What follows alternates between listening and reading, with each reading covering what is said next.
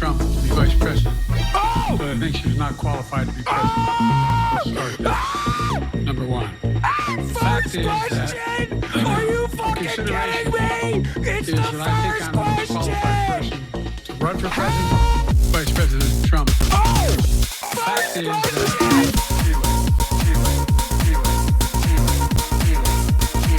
Vice President Trump.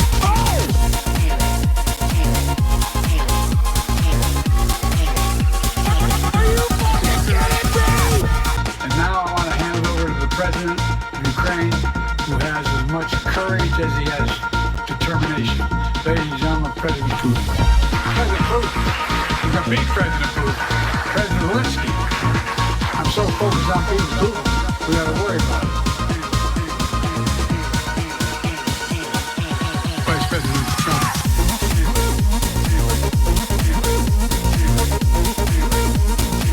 Vice President Trump.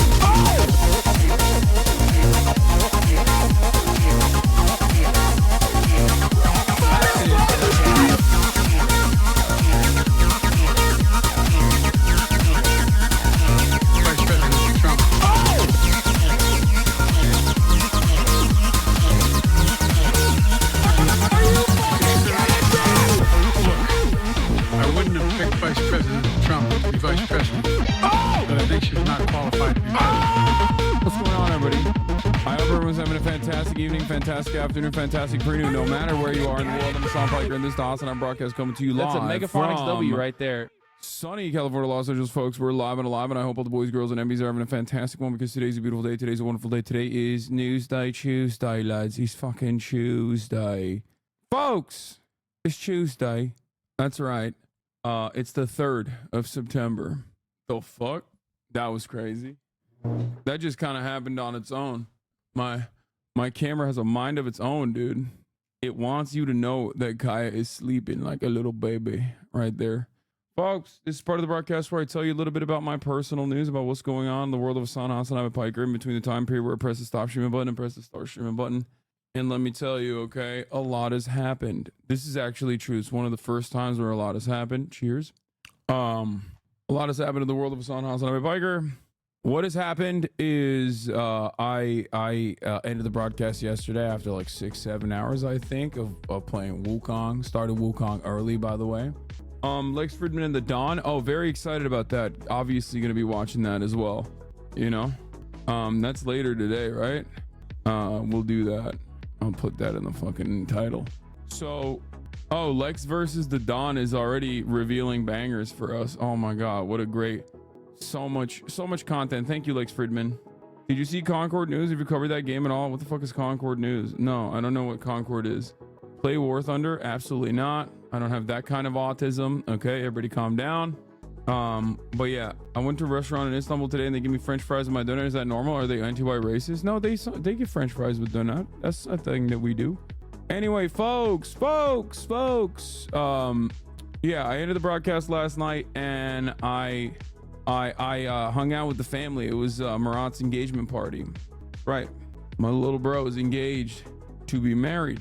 And you know, Murat's fiance's family was there, came to this house, came to my house. It was a lot of fun, you know. We just sat around and we just ate great Turkish food. I'll tell you this much, I did my diet's been out of control. Like I'm gonna go on like a multiple day big deficit coming up because honestly it's not looking too good. Since the DNC, I've been getting absolutely cooked, dude. The DNC fucked my diet up, fucked my entire life up, basically. Did your family start to BS asking you when it's your turn? Yes, but we're not gonna get into it. Is his fiance Turkish too? No, she's not. Anyway, dude, I've been eating like a madman, dude. I'm not gonna lie, it's just not good. Did you see Risk of Rain 2 controversy? No. Dude, one day ain't gonna ruin it for you. No, it's not a one day situation. It's been like weeks and weeks at this point. Like before the DNC, I had the bachelor party that where I like fucked my diet up a little bit. And then ever since then, I had the DNC for the whole week and I haven't been able to like recover and get back to my regular diet. Still look good, but I'm not losing weight. I'm gaining weight. I've like been steadily picking up weight. So I need to do my damn thing and start cutting again.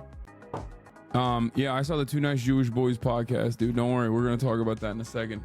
What? Did you hear Mark Robinson went to a gooning store 5 days a week? What? Mark Robinson? After he embraced Christianity in the late 1980s, the GOP candidate for governor says his behavior did not immediately reform. 6 men say Robinson frequented the Greensboro video porn shops in the 90s and early 2000s. I mean, yeah. So what? Let my man goon, you know? Fuck my diet up a bit? You mean when you were at desert lifting weights, getting your nips hard with your bros? Yeah. Saw you eating bread on stream yesterday? No, I wasn't eating bread. I was eating cookies. Yeah, I ate so many goddamn cookies. My little cousin, my like little 12-year-old cousin is baking. She's on a baking tear. And honestly, it's so fucking good. Like, she'll make cookies for the family and then I eat like 7. I can't have one. I have no control. You know what I mean? I just have no fucking control over my own goddamn body. So anyway, it's a new dawn. It's a new day. Okay. It's a new dawn. It's a new day. It's a new life. But let me tell you what I also fucked up. Okay. Guess what? I balled the fuck up. I didn't play a lot of Wukong last night. But I did actually ball the frick up this morning. I'm pretty close to dunking, chat. I'm pretty fucking close to dunking. Honestly. You want to see? Here, I posted on my Instagram. I also got the same exact keyboard, but a new one instead of cleaning it up. Here's the gooning article if you want to check it out. I don't really care. But yeah, we had like Turkish chefs come over to cook us some, whip us up a dinner. It was fire. Had some manta. Typical rich boy. You look great. It's not typical rich boy. Honestly, in my mind, it was like, here's what I thought. Okay. The keyboard that I have is $80. Okay. It's obviously a very important part of my job. Okay. Now, in my mind, it's an $80 keyboard. It's an $80 Logitech keyboard. The old one was so fucking dusty and so unclean in ways that are impossible, because I've cleaned this before, but like since the Diet Mountain Dew incident, for the love of God, get an actual good keyboard, dude. Why? This is fine. Look, do you hear it? I like it. It's tactile. Anyway, since the Diet Mountain Dew or Diet Dr. Pepper incident, you can clean it. What the fuck? It's not good for the environment. I've been using this keyboard for like 4 or 5 years at this point. Okay, it's cooked. Like, what do you mean it's not good for the environment? What do you want me to do? I fucking sprayed soda on it and it literally fucking doesn't work. Like, what an insane thing. Like, I have to sit here and justify $80 purchase for a keyboard because there's motherfuckers in here that are like, you're killing the environment. Yeah, dude, 4 years with a fucking $80 Logitech keyboard's pretty goddamn good, especially after it dies. Okay, people using keyboards for 20 years in Haiti, bro. Yeah, I think the funniest thing is that chatters probably buy more shit than I do. Like, I am annoying. Like, all my underwear have holes in them. You know what I mean? I'm annoying with like I'm a creature comfort. Okay, comfort creature. I got creature comforts. Like, I don't enjoy changing stuff up. So I'll just, like, I've been using this mouse for literally, at this point, look at this. I've been using this fucking mouse. Ew. I've been using this Shroud mouse that I got for literally, I don't know, since I got it. You guys remember, it's got a lot of wear and tear on it. Still going strong though. You know what I'm saying? Fucking wipe it once. Jesus Christ. I do. Mouse kind of sucks, but like fits your use case. So who cares? Anyway, also I hate the environment. I hate the environment and I'm trying to destroy it to the best of my ability. So when's the new house? I'm not buying a new house anytime soon. I will be buying a new car though, like, cause my lease is up.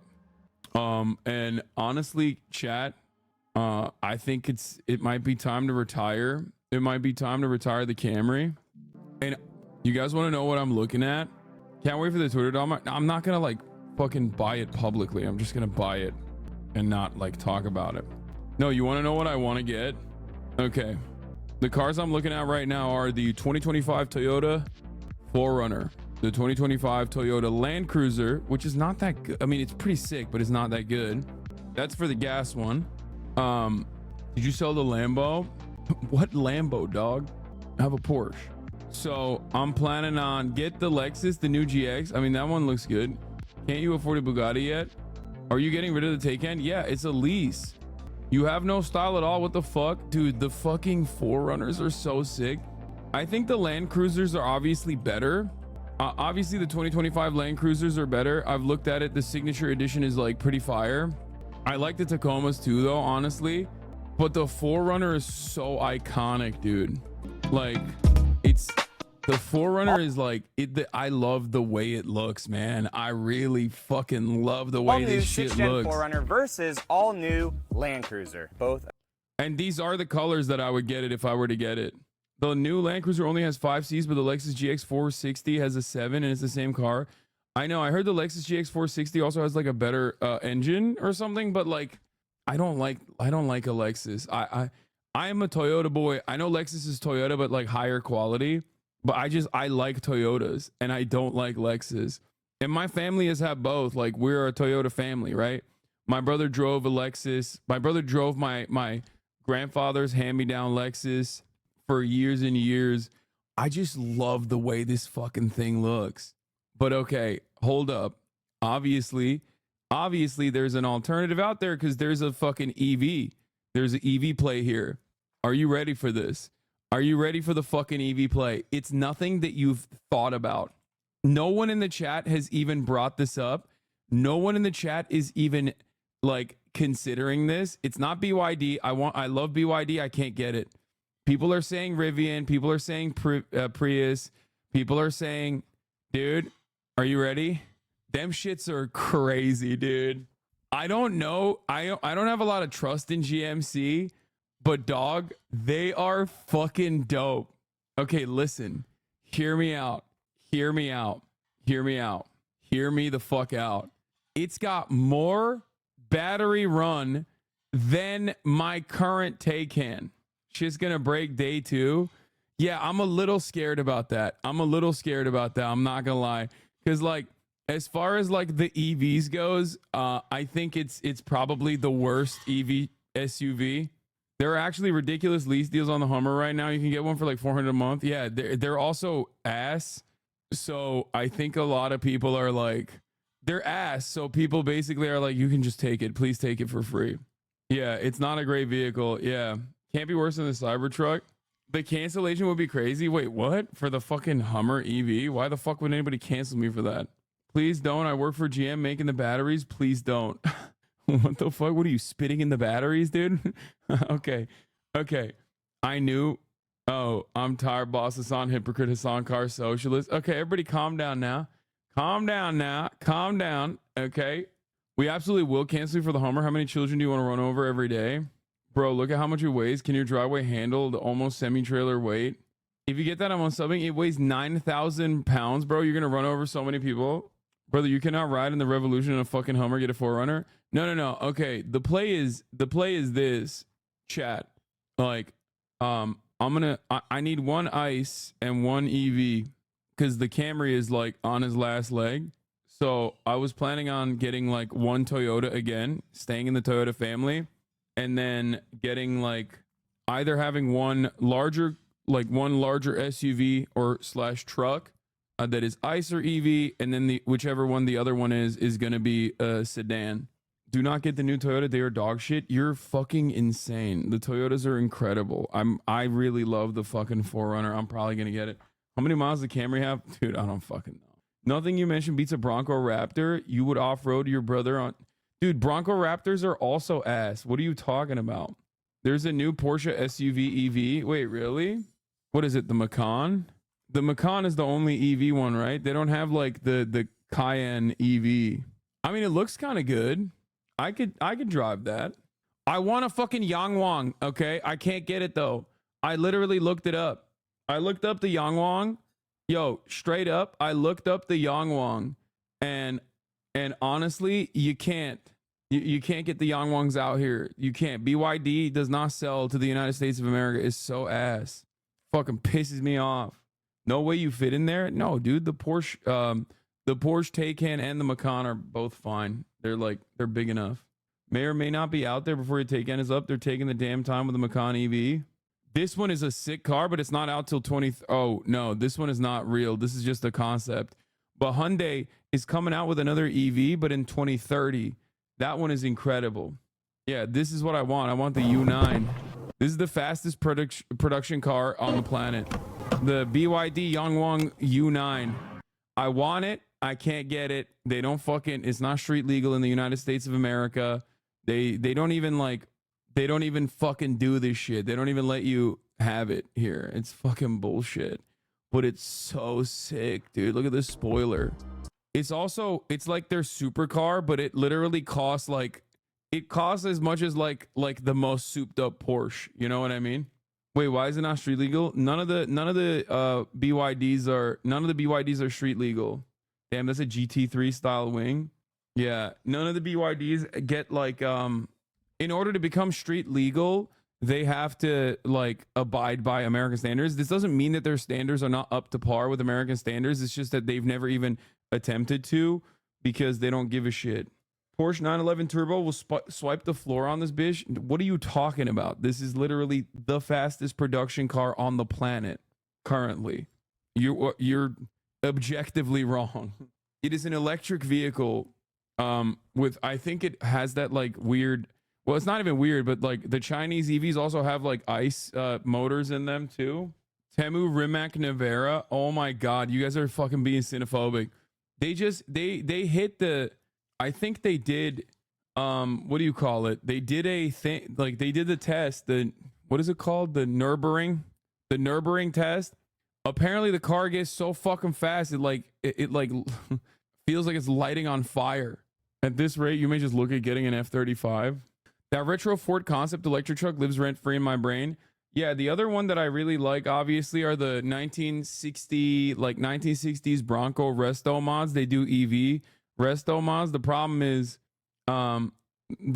with that is that, oh yeah, this is the one I was thinking of. This car is not coming out until 2030. The Envision 74 is a real car. They are going to bring it out. It's incredible. The issue, however, is that they are not going to, it's not going to be out until 2030, I believe. I looked at this as well. It's so sick. It's so sick. Hyundai's I think Hyundai is totally on it. They know exactly what the fuck is up. They know what people want. They want retro with EV. Yeah, HasanAbi is for sure hetero. Look at these car choices. Ew. You think this is an ew car choice? This is incredible. I would fuck this car, dude. Are you kidding me? Look at this insane vehicle, dude. It is an electric vehicle, and it is a modded out version of an old fucking racing car that you're wrong. You're just, I don't even know what to say. I just, other than you're fucking wrong. I also kind of like that there's not a lot of idiotic shit. There's no waste of space that a lot of EVs have with all these iPads and shit. I hate that. That's part of the reason why I still want to get a Toyota. Anyway, it's not an EV, it's a hydrogen fuel cell EV. Lol, that's why. It's not the fastest car on the market. This isn't. I never said it is. Oh, I thought this was an electric vehicle. It's half EV, half hydrogen. Dude, what the fuck's up with hydrogen? They're making big plays, dude. I don't understand it. I that's what Toyota is banking on too. I mean, they were the king of the hybrid with the Prius, and then they just really dropped the ball on EVs in general. Is it hydrogen all over California? Dude, hydrogen, there's one hydrogen station in California. It's in Santa Monica, and it's also a massive fucking, it's not all over California at all. It just sucks. I don't know the tech behind it, but as far right now, it's not something that you can have. Buy an F-150 Lightning, the lamest and cheapest EV pickup? No. They went all out for EVs. They'd lose money on the hybrids. Hydrogen is worse for the environment than EVs too. It's not good at anything. What? Please consider the safety of people outside the car/truck when selecting a new vehicle. A lot of new trucks and SUVs are designed lethally to people outside of them. Yeah, that's why I'm getting it, so I can kill people with my car. That's my goal. Wait, do you actually want to pick up or are you looking for a Marat? No, I want to get a 4Runner. I'm probably going to end up getting a 4Runner. I'm probably going to pull the trigger. I love this shit so much. It's so sick. Did you drink champagne at the engagement party? Yes. I took a sip. I'm not like, I don't really drink, as you guys know. Anyway, but that's it. I played ball this morning. All right, let's fucking blast off. Let's do the dang thing. Okay. Let's talk about it. Lex Fridman X Donald Trump. 62 days, campaign mania. Bro was talking about cars like we live in Mad Max. I mean, they're not wrong. American cabs are so fucking massive that it's like, yeah, they literally, their clearance is so insane that like, yeah, you can't see children in front of you. Like it is designed like a goddamn tank. It makes no goddamn sense whatsoever, but you know, still sick. Yeah, look up pedestrian deaths year over year. Yeah. I don't give a fuck about your keyboard, but Toyota's the most anti-environment automaker. If you want a cool off-roader, get a Rivian. They're universally loved. Get an Ioniq 5. Yeah, would you get the Trail Hunter Edition or TRD Pro? Whatever the most maxed out version is. Get a working class Lambo, Lamborghini tractors. Hell yeah.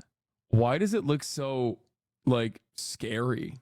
Why not the BMW EV? The 7 Series Beamer EVs are actually kind of sick. I just don't like BMWs as a whole. I'm not like a BMW fan. The only other thing I thought about was potentially the G-Wagon EV, but like it's just, I don't know. I just don't like Beamers and I don't like Benzes. I don't know. You need to get the trail package for the harsh roads of Beverly Hills. You think that's a joke? By the way, that ain't a joke, dog.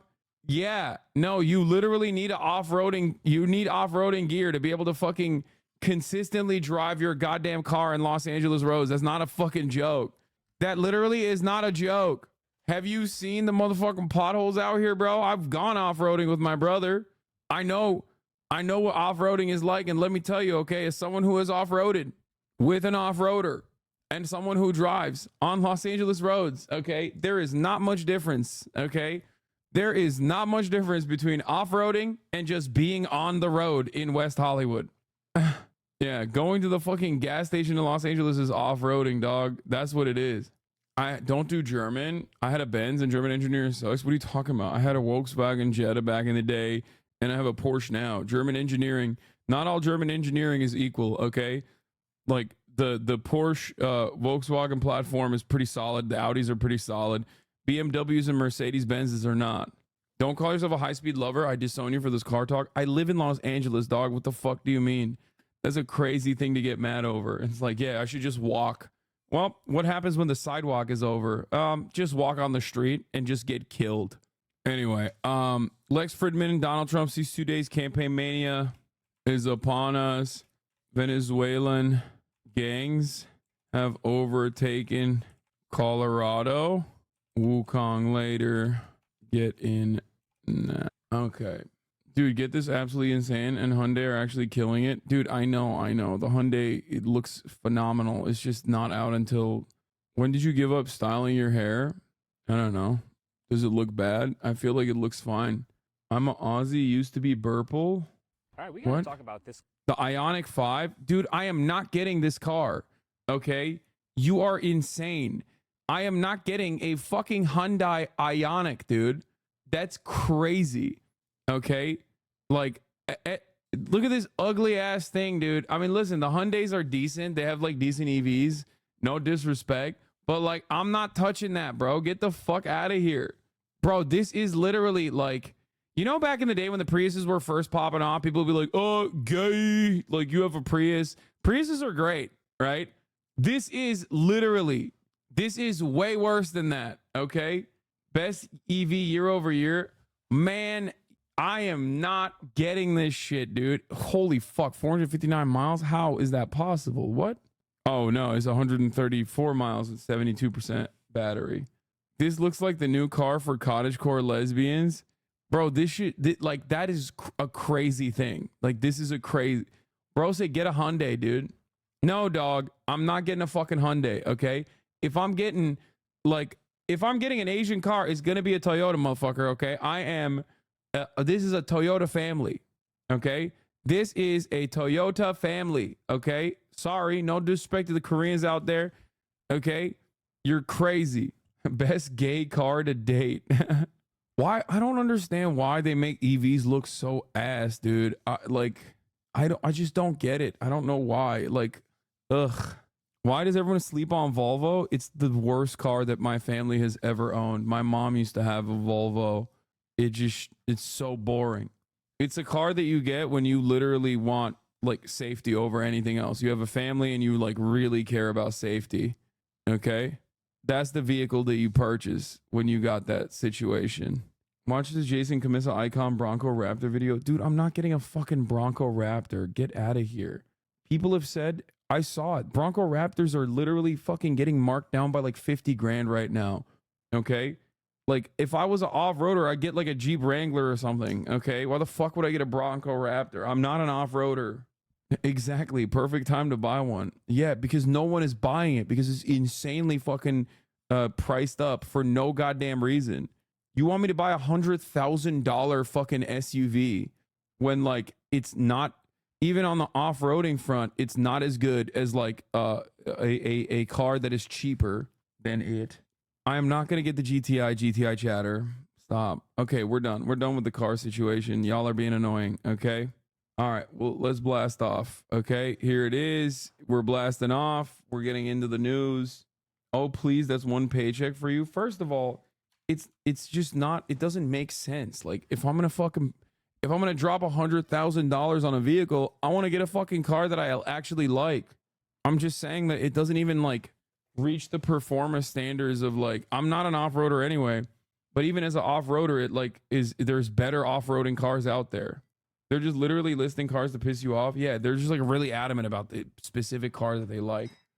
Social justice. Because of your car taste, I'm convinced you need Jesus in your life. Why? Because I said I really like the 4Runner. That's like the top contender right now.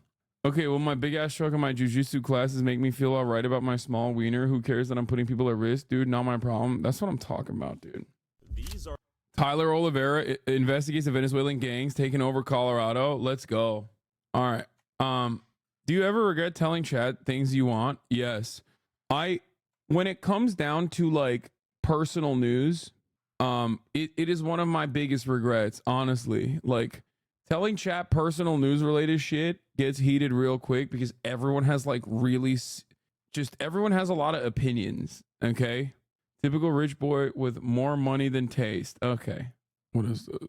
Did you guys know that the iconic, this is like neither here nor there, it's completely irrelevant, but did you guys know that the iconic Shelby was designed by a North Korean man?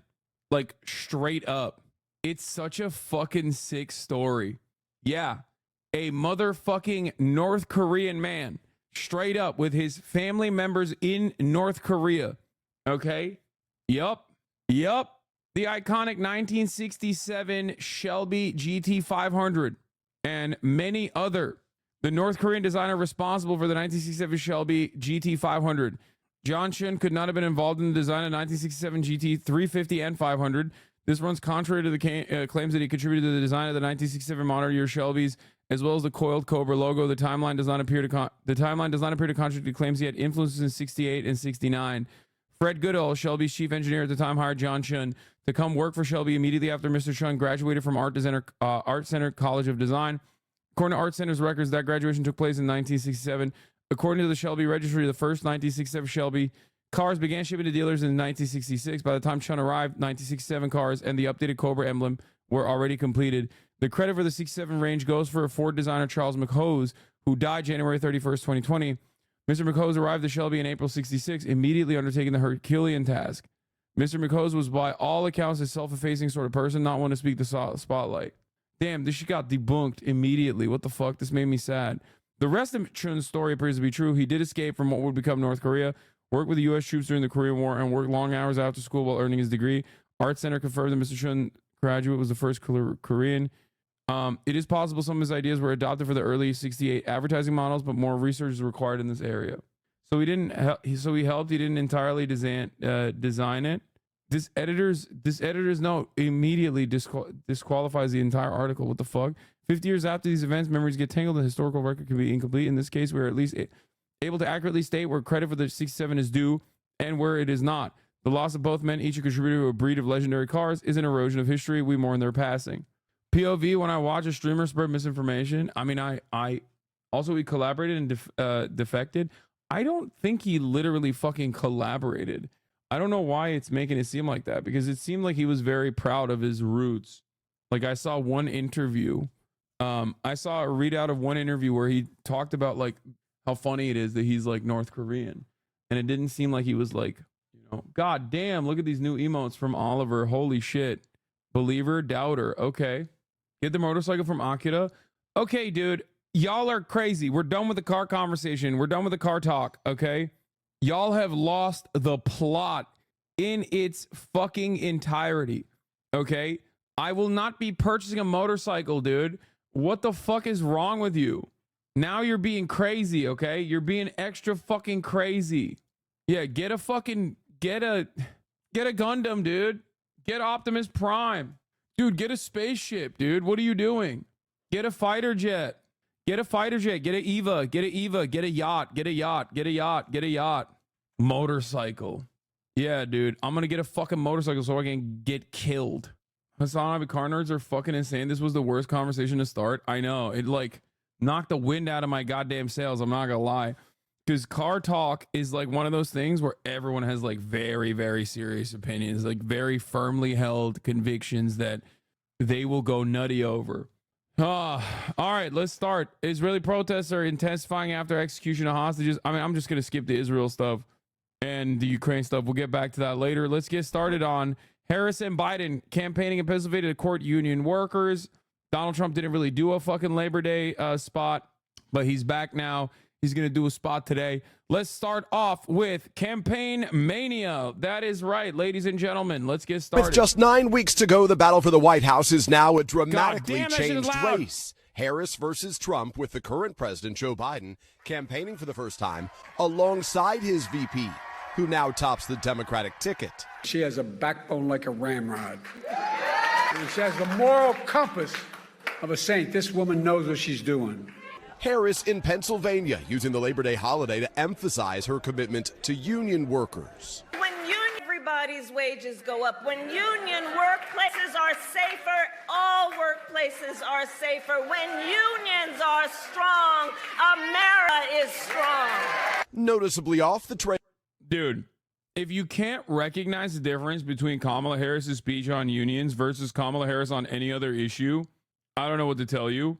If you can't recognize the difference between Kamala Harris on unions versus the Hillary Clinton Labor Day speech that we watched, you are probably so oblivious you don't realize this September, and at the top of the hour there's a 3-minute ad break, and that if you subscribe for $6 or for free, I don't know what the September benefits are, I still haven't figured that out, you will be able to avoid said ads. Okay, like I was genuinely surprised at how dynamic she was when talking about unions.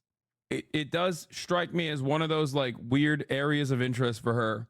Surprisingly, this is definitely a Biden era change for the Democratic Party, where they actively communicate to unions, say labor unions, don't just talk about like workers, don't just talk about the middle class. I think it's good. It's a good change. We'll see if this change also means that they will, do things that make it easier to organize. But I think more casual people don't notice the differences. Seem mostly glossed over by who's doing the speaking. Still, it's a welcome change of attitude and a welcome change of pace in general. Did you watch the Lex interview? Dog, I just started. It hasn't even been an hour yet. I ran the first 3-minute ad break just now. Not disputing Biden admin, especially NLRB, wasn't good for unions, but didn't unionization percentage fall under Biden? Yes. The issue, of course, is that these are historic trends. The existing unions also happen to get like pretty solid contracts under Biden, though, like historic contracts under Biden. But yes, the unionization percentages is at an all-time low. Trail this Labor Day, Mr. Trump, but attacking Harris on his social media platform, writing all Americans are suffering during this holiday weekend. Also over the weekend, the former president sparking new controversy by insisting he had every right to interfere with the 2020 election, while repeating his false claim that criminal election interference cases against him are politically motivated. Whoever heard you get indicted for interfering with a presidential election where you have every right to do it? You get indicted and your poll numbers go up. The next major moment in this race, the presidential debate, now just 1 week away. Multiple sources familiar with Harris's preparations tell NBC News she's held a series of work sessions. This sucks ass, by the way. Kamala expected to unveil second key economic policy plank for New Hampshire speech Wednesday, focus on small biz and startups, likely mix, including tax credit grants, technical assistance. Why does that suck ass? Because that right there is precisely what the Democrats always do. That is old school Democratic Party nonsense. Okay, here we go. Okay, ain't nobody out there is ever going to get excited for fucking tax credits for small business and startups. It is boring as fuck. It literally sucks. It sucks. It's means tested garbo. I hate it. I think it's bad policy. I think it's bad politics. Okay, straight the fuck up. The issue, however, is that it appeals to the absolute worst, most annoying motherfuckers out there. So we'll be hearing a lot of people, we'll be hearing a lot from people, the exact worst type of people in society, Redditors and the like, who love this type of shit, even if they don't have a small business, but they get really fucking annoying and technical about how like great this actually is. I think it sucks. It is poison. It is the exact opposite of like broad sweeping changes in the legislative agenda. For example, you know what helps small businesses? The way that Tim Walz talks about this is phenomenal. Paid family leave. Why does that help small businesses? Because now small businesses don't have to fucking compete against Walmart or other massive, ginormous corporations that can offer paid family leave. Okay, that's how you help small businesses. Push for broad sweeping legislative changes for all Americans and then angle it from the perspective of small businesses. Don't try to directly target startups and small businesses. It is unnecessarily divisive and it is also fucking boring. Lol, at Walmart offering, no, it's not. Sure, Walmart doesn't fucking offer it. I know, but you know what I mean? Like there are large chains that are more competitive, that can offer better, that can sometimes offer better amenities to their workers in comparison to a fucking small business. Okay. Yeah. This was really funny. This is a classic old school Kamala Harris one. This is a banger. We made fun of this a lot in 2019. Yesterday, I announced that as president, I'll establish a student loan debt forgiveness program for Pell Grant recipients who start a business that operates for 3 years in disadvantaged communities. As opposed to just doing student loan debt forgiveness. What the fuck? Why can't you just say student loan debt forgiveness? Like this was in 2019 when she was running in the primary. Terrible instincts in general. What a laughable fucking notion. I want to thank everyone for your feedback and clarify some confusion. We have an opportunity gap in our country, and one thing we need to do is support black entrepreneurs. I have a plan to do that on multiple fronts. It's also unnecessarily identity politics focused as well, which is annoying because like, dude, like this is not helping black people. This is helping like 8 black people. Okay. And you have unnecessarily tied like student loan debt relief to helping out like 8 black people that might leave might leave a fucking college and then go back to a community that is underserved and start a fucking podcast or some shit. Like it sucks. Yeah, so stupid. Student loan relief for Pell Grant recipients is just one component of our plan to reduce the opportunity gap for black entrepreneurs. Along with $12 billion in direct capital, we can ensure black entrepreneurs have a real shot at starting small businesses. Ben Norton, Bernie Sanders, we should forgive all student debt and make public universities free by taxing Wall Street. Neoliberal cop Kamala Harris, we should offer to forgive only up to $20,000 in student debt if someone opens up a business and runs it for 3 years. Like, what an incredibly bad idea. Anyway, this was like an old one. This was a like a old, terrible, means tested, like classic old school Democratic Party bad idea. Okay. Matt Brunig is also saying what I've been kind of pointing to for a while now, which is, you know, tax credits. Everything's a tax credit. Respect to TPC for the Tax Policy Center for spending most of this piece on the administrative problems of this proposal. We need way more of that in the discourse in general. All these problems are solvable if you stop implementing this shit as tax credits, though weirdly, that's never on the table. It's not weird. It's because Americans are geared towards tax cuts. Americans and the Democrats are terrified of presenting anything as like spending money on Americans, and only can angle any sort of political movement in the direction of less taxes. That's it. Okay? That's it. And it's very frustrating. It's fucking so frustrating. I mean, I've talked about this as well. It's just like everything's a tax cut. Everything's a tax cut. Everything's a tax credit. You really don't have to talk about how to best mitigate all the problems caused by having the IRS run a welfare program. You really can just decide not to have any of those problems if by designing it as a normal Social Security Administration program. I mean, don't get me wrong. Whom among us does not like the intellectual challenge of how to do things in ways that don't make sense? I'd love to see a paper on how the Mine Health Safety Administration could run child allowance. But when it comes to doing actual policy, yeah, it doesn't make sense. Okay? It does make sense if you think about it from the framework of like, I am terrified of ever fucking running a campaign that is going to just straight up give people money because I'm worried they're going to say I'm a communist. And I'm worried that they're going to say, you know, how do we pay for it? How do we pay for it? How do we pay for it over and over again? And I don't want to, I don't want to ever personally fucking deal with that messaging problem. So everything's a tax cut. Everything's a tax cut. Everything's a tax cut. Anyway, there's more. Advisors have weighed, including parts of the care economy, such as paid leave and childcare patients and tax plans, e.g. billionaire tax hike in the upcoming push this week. But I'm not sure whether they'll make it in. Oh, so they're fucking not admitting, they're not putting in the good shit. I was surprised to learn that 62 million U.S. workers are employed by a firm with fewer than 500 employees. Oh my Lord. This is the good part. This is the good shit. The care economy, focusing on the care economy, paid leave, childcare plans, tax plans, including billionaire tax hike. That's the good shit.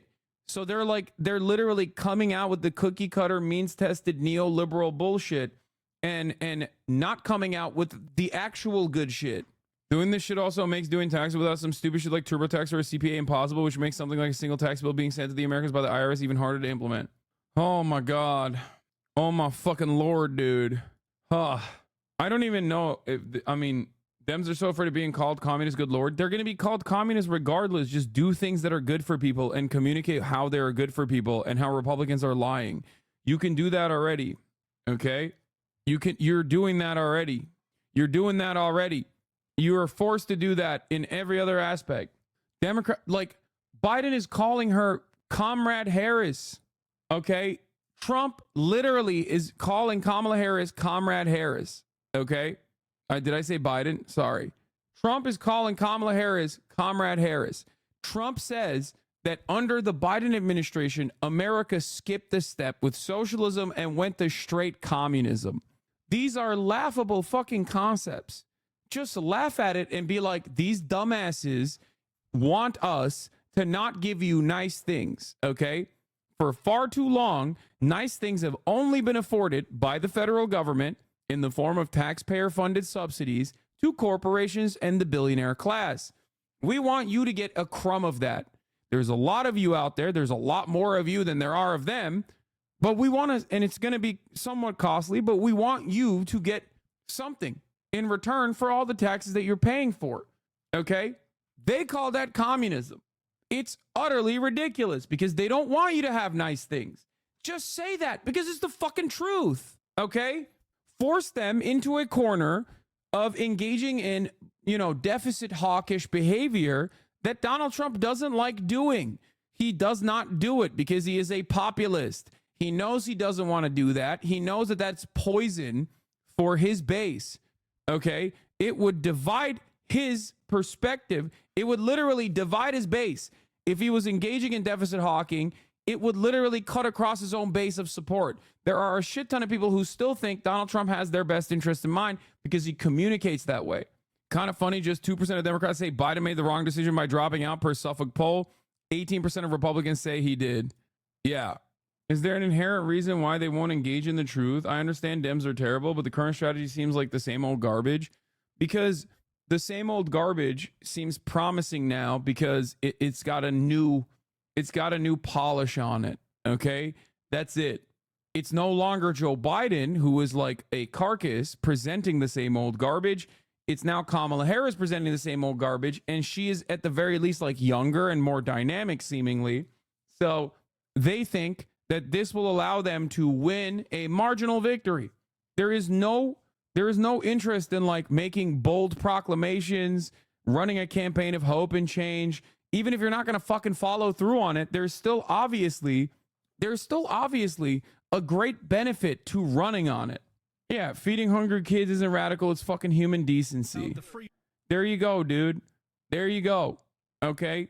It's almost as if a lot of those liberals who are diehard loyalists of the Democratic Party will literally defend these policies on principle, but also they'll reflexively defend these policies because it's the Democratic Party running with them.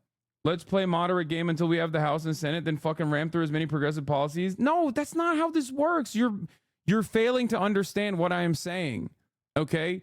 You're failing to understand what I'm saying. First of all, they're not going to fucking ram through progressive policies. That's not going to happen. Okay? And also, not only is that not going to happen, running with a progressive agenda is not unpopular. This is a lie that has been fucking told by the Democratic Party to their base, okay? Absolutely zero people are like, oh man, I really would appreciate a fucking tax credit if like I worked in an underserved community for 3 years as a small business owner, as a Pell Grant recipient. That is unnecessarily complex. You're adding, that is the Elizabeth Warren to the Bernie Sanders. Bernie Sanders comes out and he's like, everyone needs health care. Y'all are ridiculous. Everyone deserves health care. We got to make this shit free. It would literally cost less to the government. It would cost less to the average American. Okay? At the end of the day, right? That's it. Boom. Universality. It's simple. It works. It's great. Elizabeth Warren's like, well, you know, here's how we're going to actually do this. We're going to means test this proposal. We're going to make the military more green, yada, yada, yada. It's not simple. It's complicated. It's nerdy. It's unnecessary. Okay? Warren made Rube Goldberg ass policy. Exactly. There's no reason to do any of those things, especially when whether you are offering like some tax credits to key constituencies that you have identified are going to help you win like maybe a marginal victory. You are losing out on the message regardless, and they're going to call you a fucking socialist or a communist anyway. You know? Fuck it. Put them on, like, fight for once. Democrats, fight for once in your goddamn lives. Put the Republicans on defense. You already did that, and that's why you had so much juice and so much momentum, and now you're cutting all of that juice and momentum by running the most, like, boring-ass, neoliberal, Hillary Clinton-ass fucking campaign. Oh, I keep telling you guys, this shit is not effective, okay? It's not. But nobody wants to listen to me. Everyone's like, whoa, shut up. Look at the polls. They're super fucking, they're golden. Polls look great. Polls are great. There's 62 fucking days remaining. There's still no fucking policies. There's still no policy proposal page. There's the first debate coming up in like 10 days. And they have cut away at like a lot of the early messaging that worked that gave them a massive fucking boost. People in the Democratic Party, from progressives all the way to moderates, want the Democrats to fight. They want the Democrats to win, okay? But if you run scared and you refuse to fucking fight against the Republican Party, and then you also capitulate to their framing on key issues like immigration, you're gonna fucking barely win or maybe even lose. How are you still harping about zero policies when they stated like half a dozen? Oh my God, dude. They don't have a fucking policy page. They don't have policy papers that you need to give to door knockers and canvassers. What the fuck are you talking about? Okay? You need you need policies on paper, okay? That's how you engage in door knocking. That's what you give to your canvassers. This is just bad campaigning in general. Please stop. Don't worry, bro. They're definitely running the campaign of the century. What is this? Yeah, Biden knows better than anyone that Scoop Jackson's belligerent foreign policy, including the commitment to giving Israel a virtual blank check of America's support, has been losing ground in the Democratic Party for decades. According to Benjamin Netanyahu in 2021, Biden emphasized to him in a private conversation that domestic pressures were making it difficult for Biden to be as pro-Israel as he wanted. Biden reportedly said, Bibi, I got to tell you, I'm coming under a lot of pressure back here. This is not Scoop Jackson's Democratic Party. That's awesome. Scoop Jackson died in 1983, okay? He died in 1983. He was born in 1912, okay? 1912. This ain't Scoop Jackson's Democratic Party, Jack.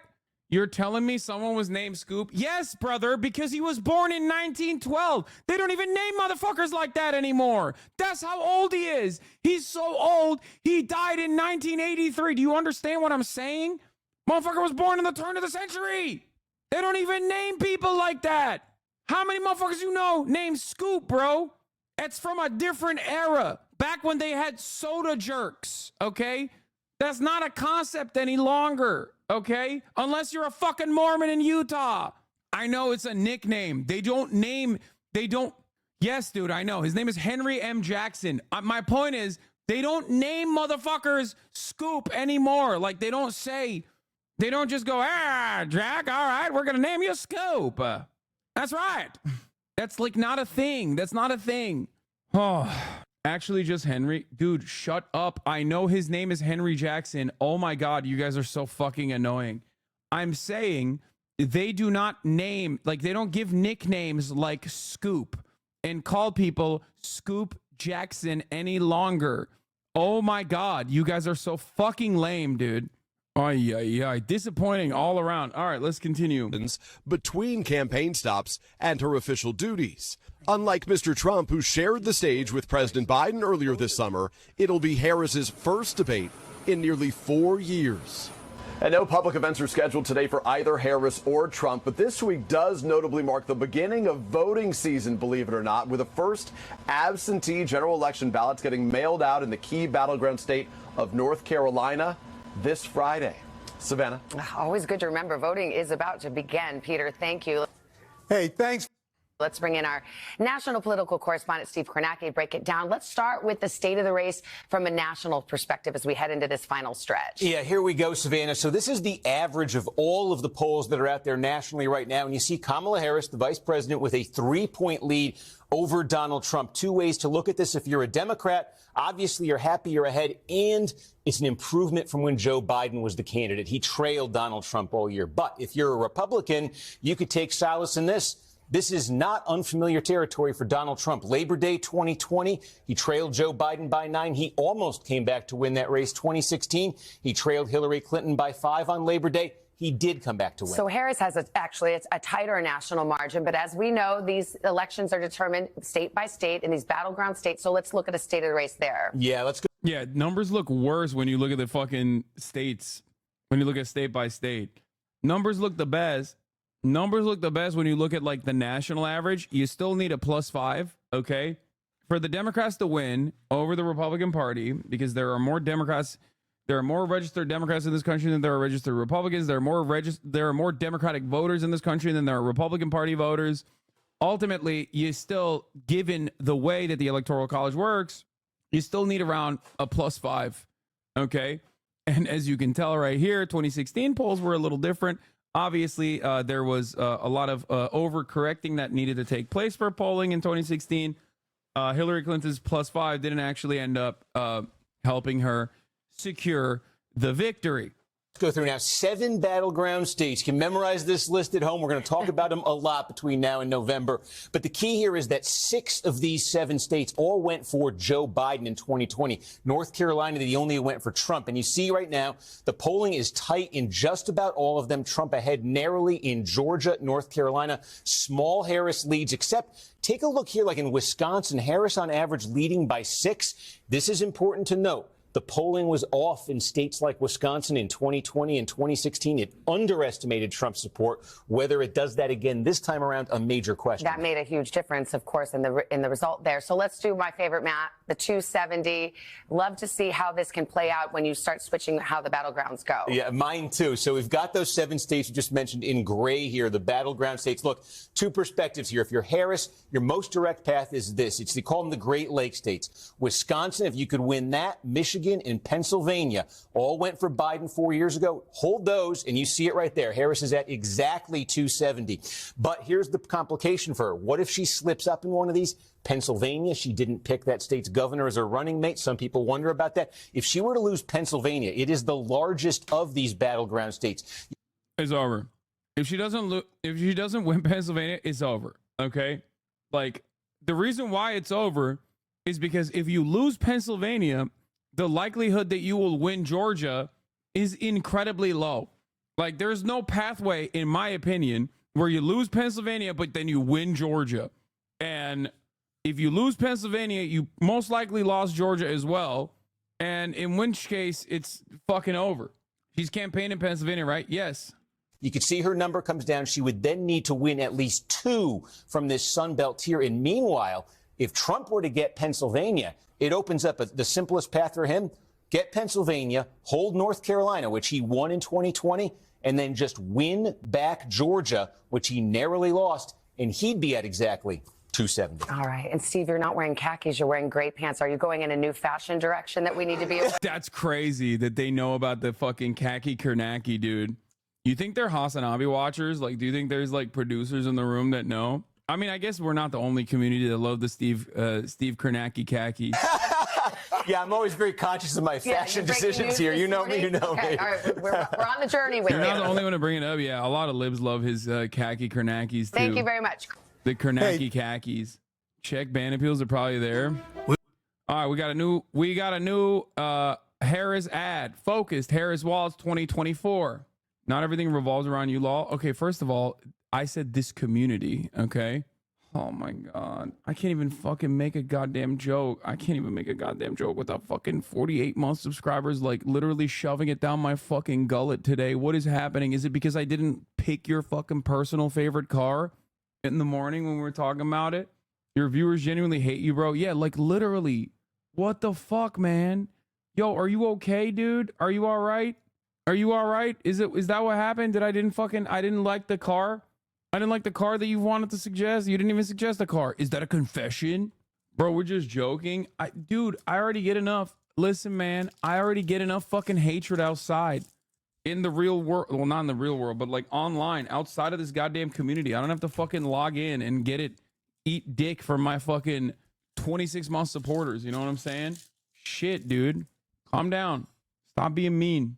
Literally, Russia hates you. I know. I got the goddamn government of Russia making fun of me, saying I'm gay. Any protein bars you recommend? Quest. Bruv. That's why we're here. On my end, I have a hard time coping because you called my car pick ass. Yes, I don't like the Bronco Raptor. I do like Broncos though. But if I were to get a Bronco, I'd probably get a resto mod. There's like EV resto mods that are pretty sick. The problem is they are, 1, incredibly expensive, 2, incredibly unreliable. But the old ones are so sick. All right, let's look at this new Kamala Harris. We all know costs are too high. But while corporations are gouging families, Trump is focused on giving them tax cuts. But Kamala Harris is focused on you. Building up the middle class will be a defining goal of my presidency. She'll make groceries more affordable by cracking down on price gouging. And she'll cut housing costs by taking on corporate speculators. Middle-class families build America. We need a leader who has their back. I'm Kamala Harris, and I approve this message. A troubling incident, this one out. Yeah, the U.S. Marines, we'll talk about that. But what is this? The Russians are not the only ones using your ads. What? Using your likeness in ads, it seems? Okay, dude. So looking at the poll stuff, do you think she's going to win? You made it sound like it's a little dire. Right now, if the election is tomorrow, she has a decent pathway to victory. It's just, wait, what the fuck? Hold on 1 second. I had to do something. Stop reading the orange comments, you fatty. Suck my dick. Have we heard anything else about the U.S. needing to have the most lethal army? I hope she pushes that more. It's really important. Bro, I would be lawyering up you about the cash out. Oh, tell me why Snopes bothered covering this because everyone is just in clown world, dude. That's what it is. Whatever happened to that discourse that the war chest wasn't going to Kamala? Oh yeah, remember that? Another thing that they were fucking wrong about. Liberals always running scared and always being wrong, incredibly consistent. Yeah, what I'm trying to say is this, okay? Right now, the polls do show Kamala Harris up, and I do still think that Kamala Harris has a pathway to victory. The issue, however, is that there is no reason for, I found out on TikTok that Shane Gillis knows who you are. Sadly, it's not good. That's not surprising. He's like fucking homies with Sam Hyde and them. I don't think he likes me that much. I don't care. I'm still, you know, I give him props for being funny. He was on that pod with the one neo-Nazi with the glasses. Yeah, exactly. Do you think the uncommitted movement will cost Kamala Michigan? Well, I don't know. We'll see. All right. Chad, did he beat the Tiger yesterday? I did beat the Tiger's ass. What was I talking about? God damn it. In terms of Kamala Harris's pathway to victory, okay, there is a likelihood that she will still win. The problem, however, is it's not supposed to be this close. It should not be this close, especially because Donald Trump is ass. He's running an ass campaign. People have already made up their minds on Donald Trump. Okay. And not only have people made up their minds on Donald Trump, he's very clearly panicking and trying to literally secure non-voters once again, like inactive people that are eligible to vote that have not voted either ever before or have not voted for a Republican before. Okay. That's why he has the RFK pick. That's why he's going on fucking podcasts. That's why he's trying to go out for younger male voters. Okay. People that normally don't vote. This kind of movement will not be reflected in the polls. Okay. So he's trying to pull another 2016 upset, basically. Now, do I think he's capable of doing that? Do I think there are enough people out there that will go, you know, I hadn't made up my mind about Donald Trump, but I really do think he's an outsider, independent voice who's, going to destroy the deep state or whatever the fuck. No, I don't think so. I think there are far more normal people out there who are just like, yeah, Donald Trump is chaotic. I don't really like him. I don't want to think about fucking politics. It's lame. But the issue is Kamala Harris needs to communicate for those people. Kamala Harris needs to win those people over. Okay? There are plenty of still inactive voters. Okay? I know that there were dual haters with the Biden-Trump rematch, but there are still a shit ton of people that you could win over. That's a lie. I've spoken directly to Shane's podcast producer about you. They don't dislike you. I don't care about this. Okay? I feel like the Venezuela slumlord story out of Aurora is a plant. What do you think? Anyway, we're gonna do the Lex Fridman pod. I don't know if it's in here. Is it out yet? It is. It's only an hour. I don't know if you know this. And we'll dive into this now. Lex Fridman, after doing 4 hours with Jank, Uncle Chunk Weigert did an hour with Donalde, okay, the Don. It's not going to be a fucking hour-long experience. What is this? Socialist Hassan Piker is reportedly selling his new Lamborghini in a recent Twitch stream. He stated, I just can't own the same car for more than like a month, you know? Okay, guys, come on, please. Please stop doing this. People take this seriously. Like, we know that this is a thing that people literally don't care about. I think we've realized that people don't care about the truth, right? People don't care about the truth when they've made up their minds. So people will unironically deadass look at a fucking photo of me standing in front of a Porsche and be like, oh, he has a Lamborghini and he's selling it. Like, they don't care. Okay? But some people call you a fascist. Yeah, they do. So I figure it's all right to call them a communist. Yeah, they call me a lot worse than I call them. A lot of people listening to this, myself included, that doesn't think that Kamala is a communist. I believe you have to fight fire with fire. Politics is a dirty game. It is a dirty game. Oh, wow. Brilliant analysis, Lex. Thank you. It's certainly true. How do you win at that game? They suffer from massive Trump derangement syndrome, TDS, and I don't know if it's curable from their standpoint. I think we would probably have a better world if everybody in Congress took some mushrooms, perhaps. First of all, what the fuck is this Joe Rogan ass convo, bro? What is happening? Are these cuts? Like, is Donald Trump stoned? What is happening? Why is he so fucking low energy? What the hell's going on with this convo, dude? Medical marijuana has I been gotta pee. Hold on. amazing. It's been, I've had friends and I've had others and doctors telling me that it's been absolutely amazing. The list of clients that went to the island has not been made public. Yeah, it's very interesting, isn't it? The following is a conversation with Donald Trump on this, the Lex Friedman podcast. They're getting smaller and smaller. They're getting smaller. Right? I mean, people do respect you more when you have a big camera for some reason. No, it's cool. And about 20 guys that you pay a fortune to, right? All right. Okay. You said that you love winning, and you have won a lot in life, in real estate, in business, in TV, in politics. So let me start with a mindset, a psychology question. What drives you more, the love of winning or the hate of losing? Maybe equally, maybe both. I don't like losing, and I do like winning. I've never thought of it as to which is more of a driving force. You've been close with a lot of the greats in sport. You think about Tiger Woods, Muhammad Ali. You have people like Michael Jordan, who I think hate losing more than anybody. So what do you learn from those guys? Well, they do have something different. You know, the great champions have something very different, like the sports champions. And, you know, you have champions in other fields, but you see it more readily in sports. You see it over a weekend or you see it during a game. And you see that certain people stand out and they keep standing out. But it's there for you. It doesn't take a lifetime to find out that somebody was a winner or a loser. And so the sports thing is... I'm going to warn you that this interview is going to infuriate you a lot. I mean, it already has pissed me off. It started off with a bunch of fucking silly-ass takes, so... It's very interesting, but, you know, I play golf with different people, and there's a different mindset among champions. There's really a very different mindset. There's a different thought process. You know, talent-wise, sometimes you can't tell the difference in talent, but at the end of a weekend, they seem to win. And it's very interesting.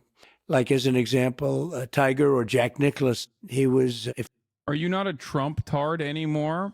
Yeah, I'm going to ban you. 6-month subscriber. You can fucking suck my dick, dude. Like, the level of liberalism that you're demonstrating right there means that you are no longer welcome in this fucking community. Okay? Sorry. It's just like, I don't want you in here. You're such a fucking annoying, whiny, little smarmy liberal, the absolute worst type of fucking liberal out there. Okay?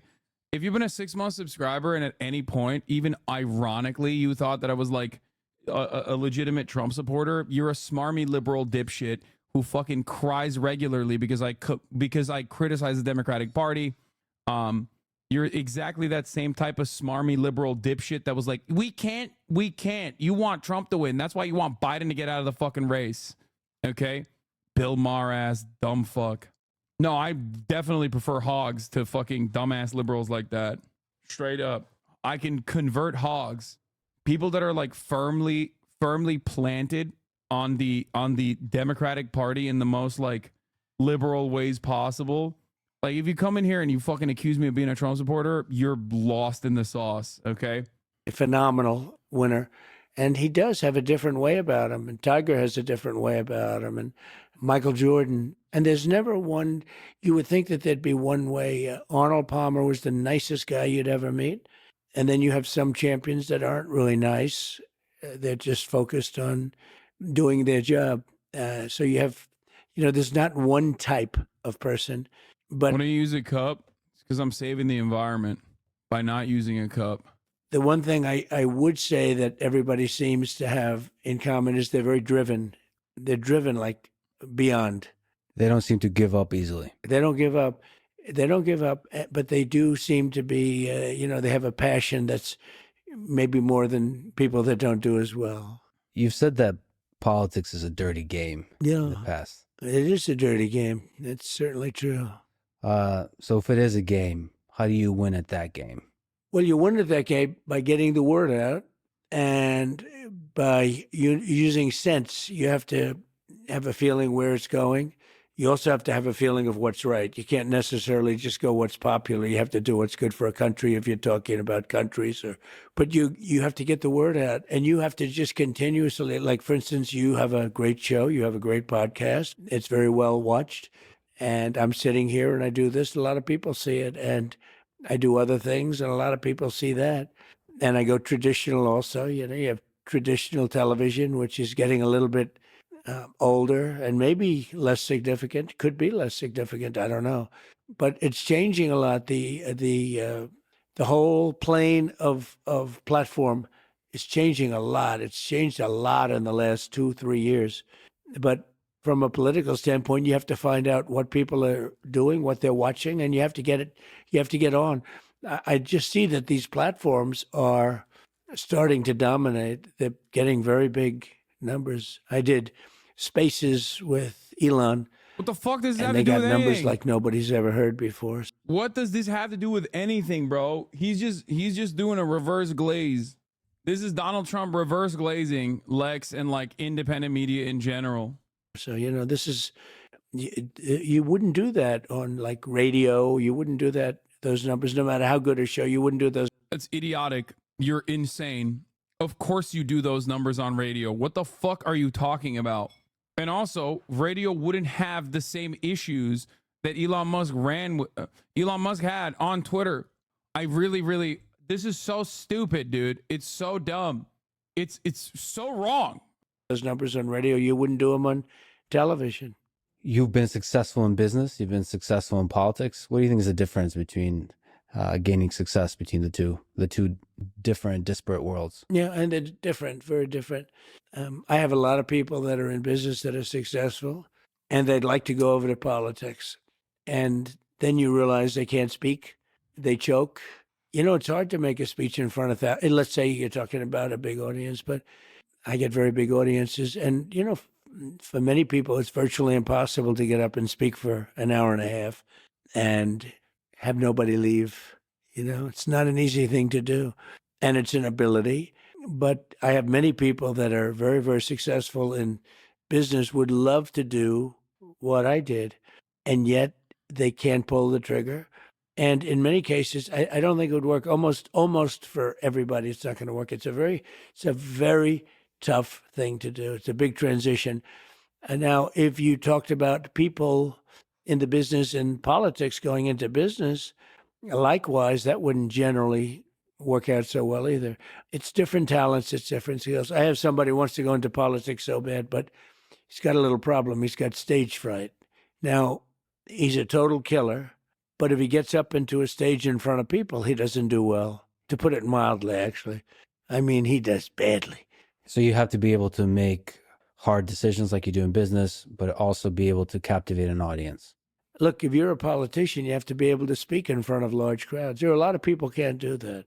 I've seen it. They can't even think about doing it, and they don't. There are many people in business right now. I could name them, but I don't want to embarrass anybody.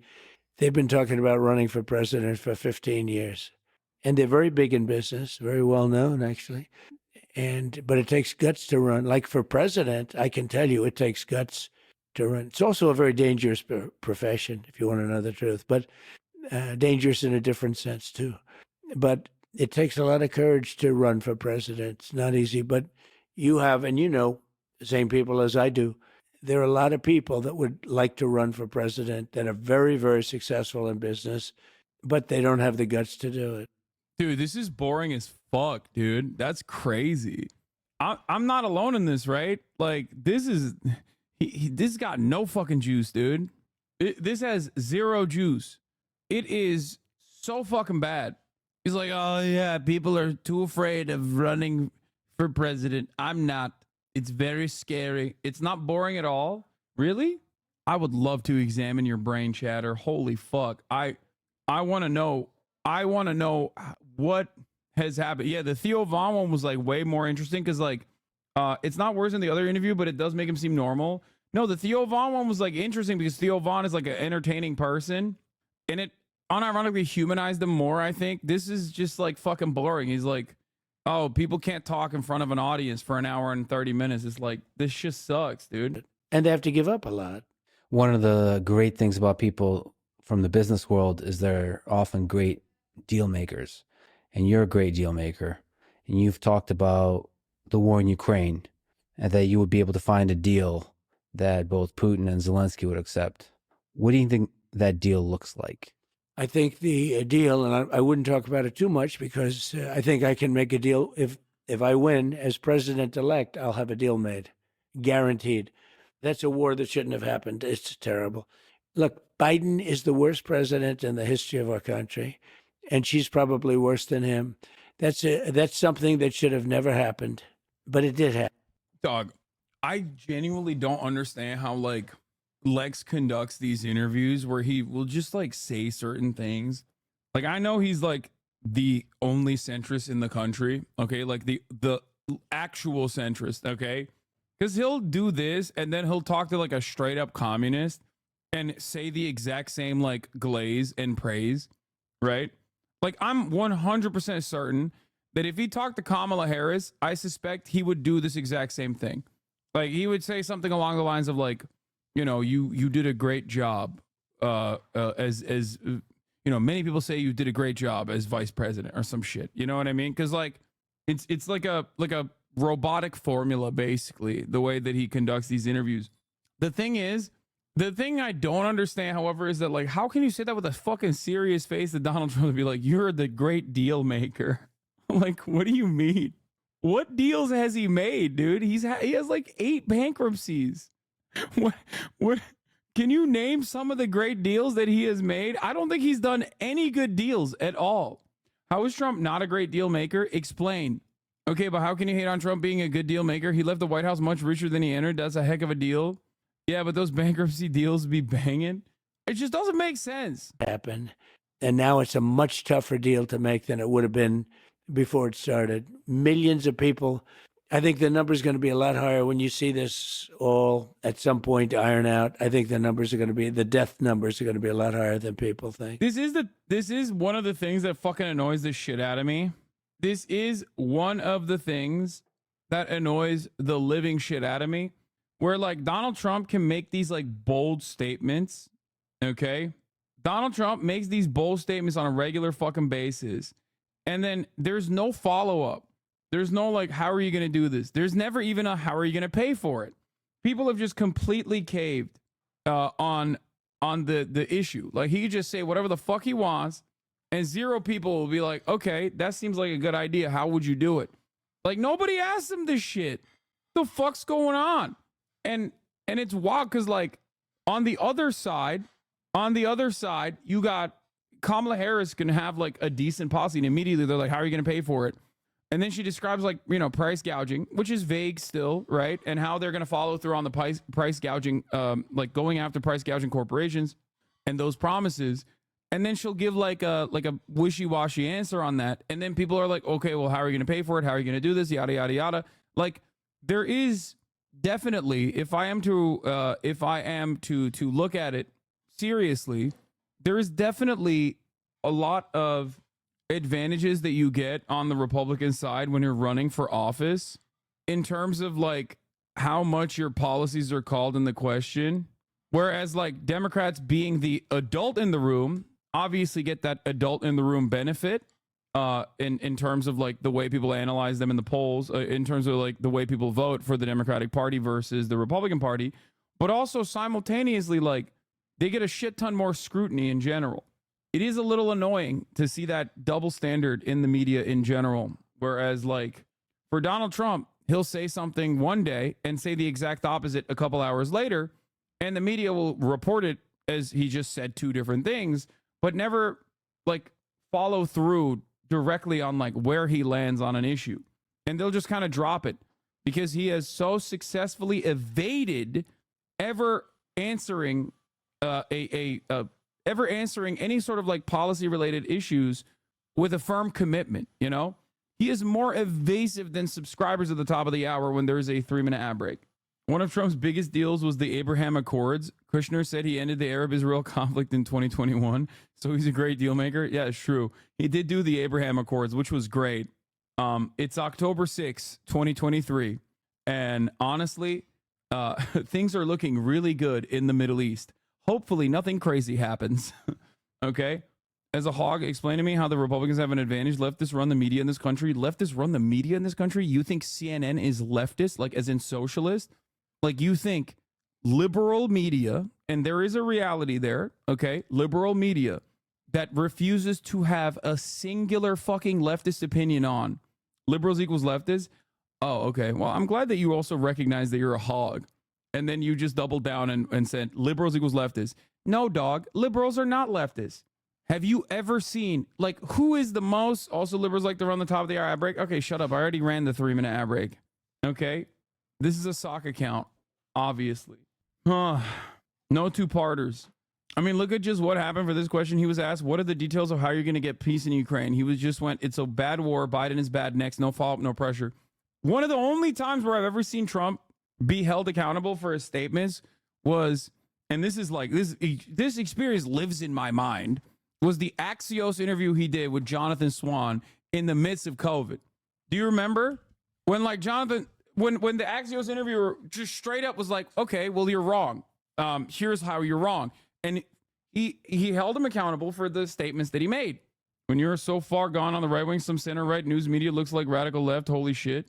It ends up making good content in general too. So I think that like liberal media should probably do that a little bit more. And Axios is obviously center right, by the way. Axios is a center right publication. That's why Donald Trump gave them the interview, which was a mistake for him at the end of the day because he actually was held accountable. When you take a look at the destruction and the buildings coming down all over the place in Ukraine, I think those numbers are going to be a lot higher. They lie about the numbers. They try and keep them low. They knock down a building that's 2 blocks long. These are big buildings. And they say one person was mildly injured. No. A lot of people were killed. And there are people in those buildings, and they have no chance. Once they start coming down, there's no chance. So he's not talking about Gaza. He's talking about Ukraine. So that's a war that absolutely has to get done. And then you have Eduardo 32, Israel, thank you for and the then you have 5 a lot gifted of other subs. places that are talking war. The world is a rough place right now. And a lot of it's because of the fact that America has no leadership. And I believe that she'll be probably worse than Biden. I watched the interview the other night. I mean, it was just a softball interview. So you would like to see her do more interviews, challenged more? I don't know. I can't believe the whole thing is happening. We had a man in there that should have never been in there. They kept him in a basement. They used COVID. They cheated, but they used COVID to cheat. They cheated without COVID too. But you had somebody in there, and now we have a woman that is not, I mean, she couldn't do an interview. This was a really soft interview. This is an interview where they're given a multiple choice questions, multiple guess. I call it multiple guess. And I don't think she did well. I think she did very poorly. How do you think you'll do in the debate coming up? It's in a few days. So I've done a lot of debating, only as a politician. I never debated. My first debate was the Rosie O'Donnell debate, right? The famous Rosie O'Donnell debate, the answer. But I've done well with debates. I mean, I became president. And then the second time, I got millions more votes than I got the first time. So I was told if I got 63 million, which is what I got the first time, you would win. You can't not win. And I got millions of more votes than that and lost by. Damn, man. If only. Oh, shit. He's admitting he lost. If only there was like I don't know, like a crazy world-changing global event that occurred that also caused the American government to open up the way that people vote, you know, universal ballot registration, universal access, mail-in ballots across the board, which allowed a lot more people to vote for the Republican Party, but also a lot more people to vote for the Democratic Party. By a whisker, and look what happened to the world with all of the wars and all of the problems, and look what happened with inflation, because inflation's just eating up our country, eating it up. So it's too bad, but there are a lot of things that could happen. We have to get those wars settled. We have to get, I'll tell you, you have to get Ukraine done. That could end up in a third world war. So could the Middle East. So maybe let's talk about what it takes to negotiate with somebody like Putin or Zelensky. Do you think Putin would be willing to give up any of the regions they already captured? I don't know. I can tell you that all of this would have never happened, and it would have been very easy because you don't have, like, that question wouldn't be asked. That's a tougher question. Once that starts happening, because he has taken over a lot of territory. Now, I guess they're insurgents now too, right? So, it's a little bit interesting that that's happening and that it can happen. And it's interesting that Putin has allowed that to happen. Look, that's one that should have never started. We have to get it stopped. Ukraine is being demolished. They're destroying a great culture that's largely destroyed. What do you think works better in those kinds of negotiations? Leverage of, let's say, friendship, the carrot or the stick? Friendship, or sort of the threat of using the economic and military power? So it depends on who the person is. Everyone's different. Negotiation's interesting because it depends on who the person is. And then you have to guess or know through certain knowledge which is, more important, the carrot or the stick. And with some people, it's the stick, and with some people, it's the carrot. I think the stick probably is generally more successful in that, we're talking about war. But the kind of destruction that we're witnessing now, nobody's ever seen. I mean, it's a terrible thing. And we're witnessing it all over. We're witnessing it in all parts of the world. And a lot of things are going to get started. Look what's going on. He says the most basic things, talks like a child. How do people take him seriously? I don't get it. I don't think you understand. Like, one, a lot of people are just fucking stupid. Like, and he communicates to stupid people very well. The basic advantage that he has in this situation is that, yes, a lot of wars have happened under the Biden regime. Some are directly the fault and responsibility of Biden in terms of its continuation. Others aren't necessarily all his fault, but he 100% can take advantage of that. Just like Joseph Robinette Biden was able to take advantage of the fact that COVID happened under Donald Trump. Okay? Holy fuck, this stream is an echo chamber. I love people coming in with like that. This is my favorite type of chatter. Okay? This is what we need more of. I love this kind of guy significantly more than the annoying liberals. Okay? Until he just, chirps about some fucking weird racist shit. But like, it's great. Love that. We want this to not be an echo chamber chatter, so we welcome you in here, okay? We welcome your unique perspective, your unique framework. Anyway, having said that, however, getting back to what Donald Trump is saying, I think he does a pretty solid job. I think he does a pretty solid job of communicating that, like, yeah, I'm going to be the peace candidate. Is that true? Of course not. But does it matter? No. In terms of like winning the narrative on key issues, he does a great job in comparison to the Democratic Party, which has completely lost the we are the peace party narrative. It's very odd. Detroit, Michigan judge rules Robert F. Kennedy Jr. must remain on the ballot in battleground state. Biden should remain as well. Yeah, that's not how that works, big dog. He was running for president. Biden was not. The DNC needed to happen for the confirmation to occur. You can't just like put someone on the fucking ballot before the party confirms who their candidate is. Anyway, Trump is quiet quitting. Trump does not have a single campaign event this week, according to his website. His next scheduled public appearance is Saturday in Wisconsin. Do those Zins ever give you mad anxiety? Nope. On with China. Look at Japan. They're starting to rearm now. They're starting to rearm because China's getting, taking over certain islands. And there's a lot of danger in the war right now in the world. There's a great possibility of World War III. And we better get this thing done fast because 5 months with people like her and him, he's checked out. He just goes to the beach and thinks he looks good in a bathing suit, which he doesn't. He sort of checked out. Hey, look, you can't blame him. That was a coup. They took it over. They took over the presidential deal. The whole presidential thing was taken over in a coup. He had 14 million votes. She had no votes, not one. And nobody thought it was going to be her. Nobody wanted it to be her. She was a joke until 6 weeks ago when they said we're going to have to, politically, they felt they had to pick her. And if they didn't pick her, they thought there'd be a problem. I don't know if that's right or not. I actually don't think it's right, but they thought it was right. And now immediately the press comes to their aid. If we can go back to China on negotiation, how do we avoid war with China in the 21st century? Well, there are ways now. Here's the problem. If I tell you how, and I'd love to do it, but if I give you a plan, like I have a very exacting plan how to stop Ukraine and Russia, and I have a certain idea, maybe not a plan, but an idea for China, because we're in a lot of trouble. They'll be in a lot of trouble too, but we're in a lot of trouble. But I can't give you those plans because if I give you those plans, I'm not going to be able to use them. They'll be very unsuccessful. Part of it's surprise, right? Right. But they won't be able to help us much. So you have a plan of what to say to Putin. Yeah, I know. When you take exactly. office. No, I had a very good relationship with him, and I had a good relationship with Zelensky too. But I had a very good relationship with Putin. Tough topic, but important. You said lost by a whisker. I'm an independent. I have a lot of friends who are independent, many of whom like your policies, Wow.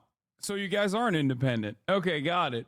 I love Americans and their belief that, like, dude, so many Americans just say they're independent and then turn around and be like, but I really like your policies. Like, what policies then?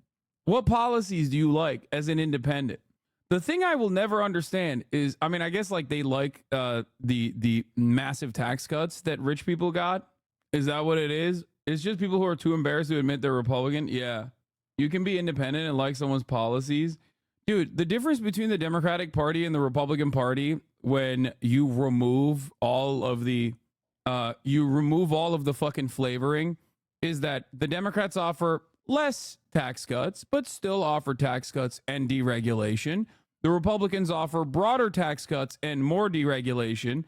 But the major difference between the Democratic Party and the Republican Party is that the Republicans will consistently say it's black and brown people that are causing your life to be shit, and we're going to put harm on them.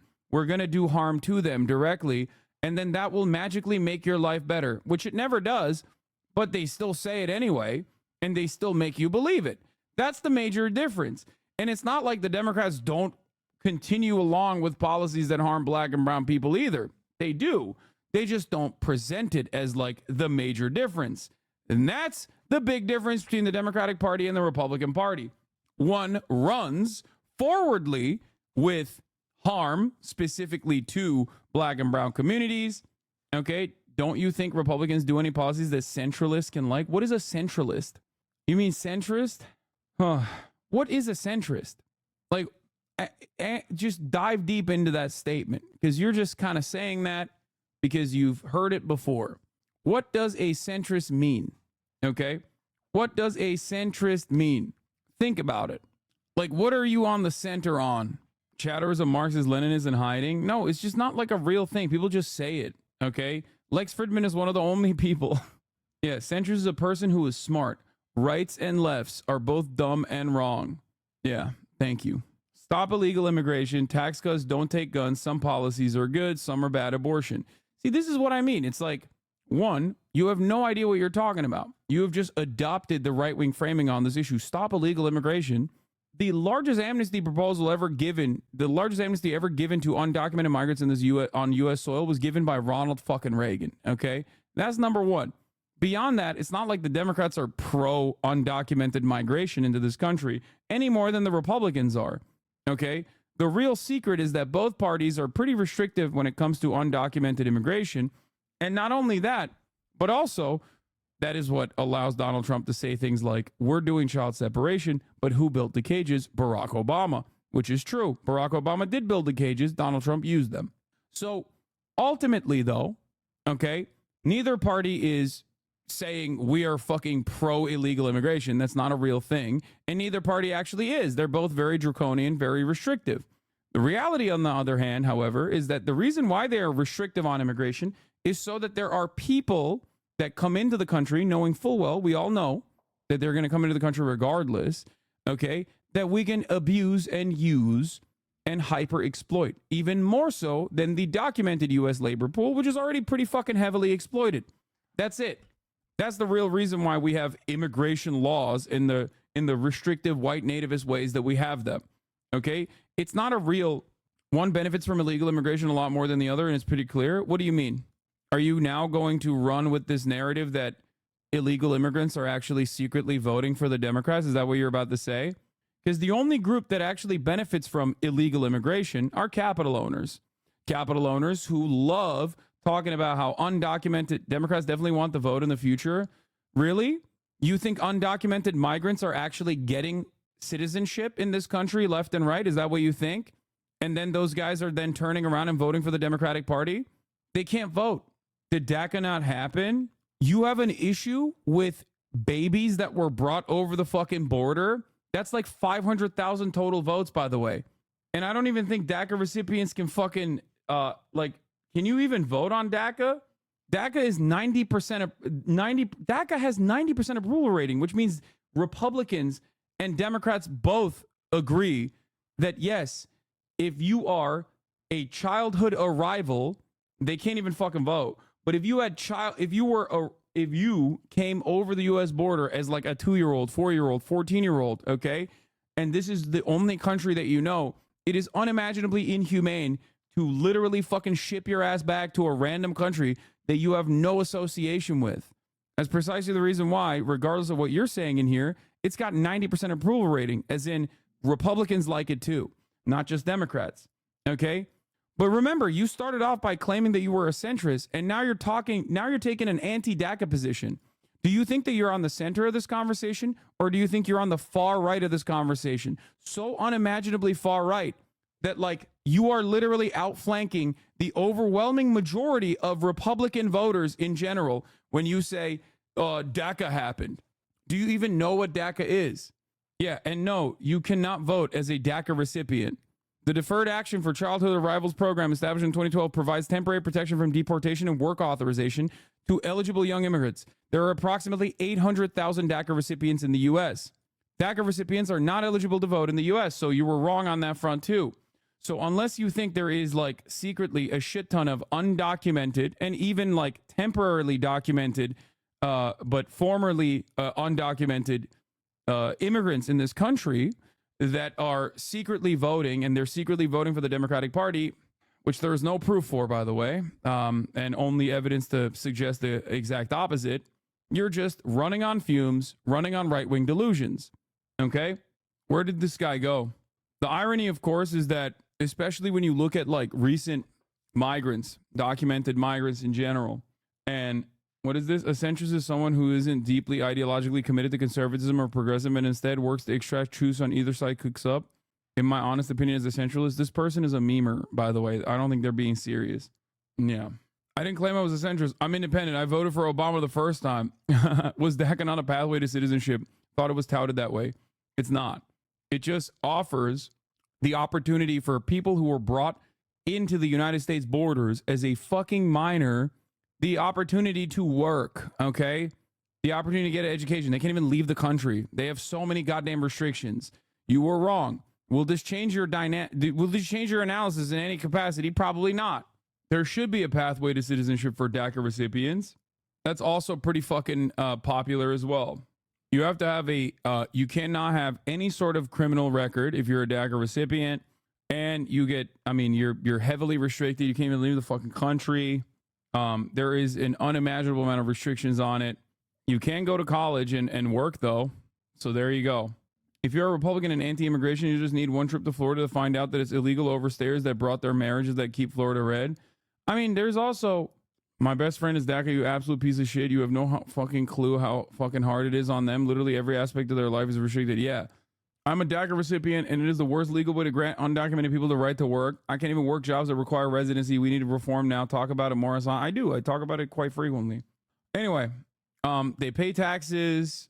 They have an endless amount of restrictions. It's complete fucking hell. They can't leave the goddamn country. They can't even have a smidge on their goddamn criminal record. Okay? Still, harder on immigration, tax cuts, no gun control. Yeah, bro. Your harder on immigration narrative falls apart the moment that you learn what the things you're talking about are. You're harder on immigration. Why? And you haven't even presented how Democrats are not hard on immigration. They are unimaginably hard on immigration. The real question to ask you is, why do you think immigrants that are coming into this country are actually harming the United States of America? Because they're not. There's no evidence to suggest that they do. As a matter of fact, they literally are the reason why we have been able to overcome the problem that many developed nations inevitably run into, which is birth rates. Okay? They keep the country young. The Democrats ran on Trump being scary for immigrants in 2020. What the fuck reality is this? The Democrats ran on Trump doing unimaginably cruel things to immigrants, which he did. The Democrats should continue running on that because he wants to do mass deportation. That means fucking SWAT teams doing dragnets in brown neighborhoods, okay?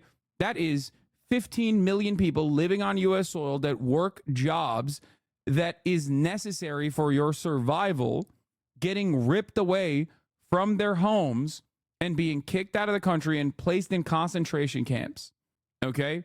The real solution to the undocumented immigration problem, when there is no real problem, is to offer them citizenship and document them and process them so they can participate in the labor force in the exact same ways that documented U.S. labor participates in the labor force. And also, you know, allow them to unionize alongside everyone else. Another fun fact about this, if undocumented immigrants were given legal status, tax contributions could increase by 2.1 million, and the national tax rate average would increase by 9 million. 15 million, no problem, turn them into citizens. Why do you think that there's a problem with that?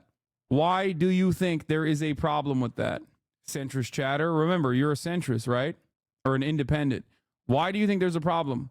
Tell me exactly why there is an issue with documenting and processing all of those people. 15 million is a big problem, is a big number. How is it not a problem? I have no concept of it. Okay, stop LARPing as a centrist, Papa Chachu, or whatever the fuck your name is. Okay, you're annoying me. I'm already dealing with a real one. Why do I think there's a problem with 15 million people coming here illegally and given a blank slate? What do you mean a blank slate? How do you think processing works? And what is the blank slate? Do you think that automatically all 15 million people that have actually come into the United States of America are like, you know, engaging in criminal activity? And don't say they crossed the border. That is a crime. Okay, so was fucking jaywalking. Suck my dick.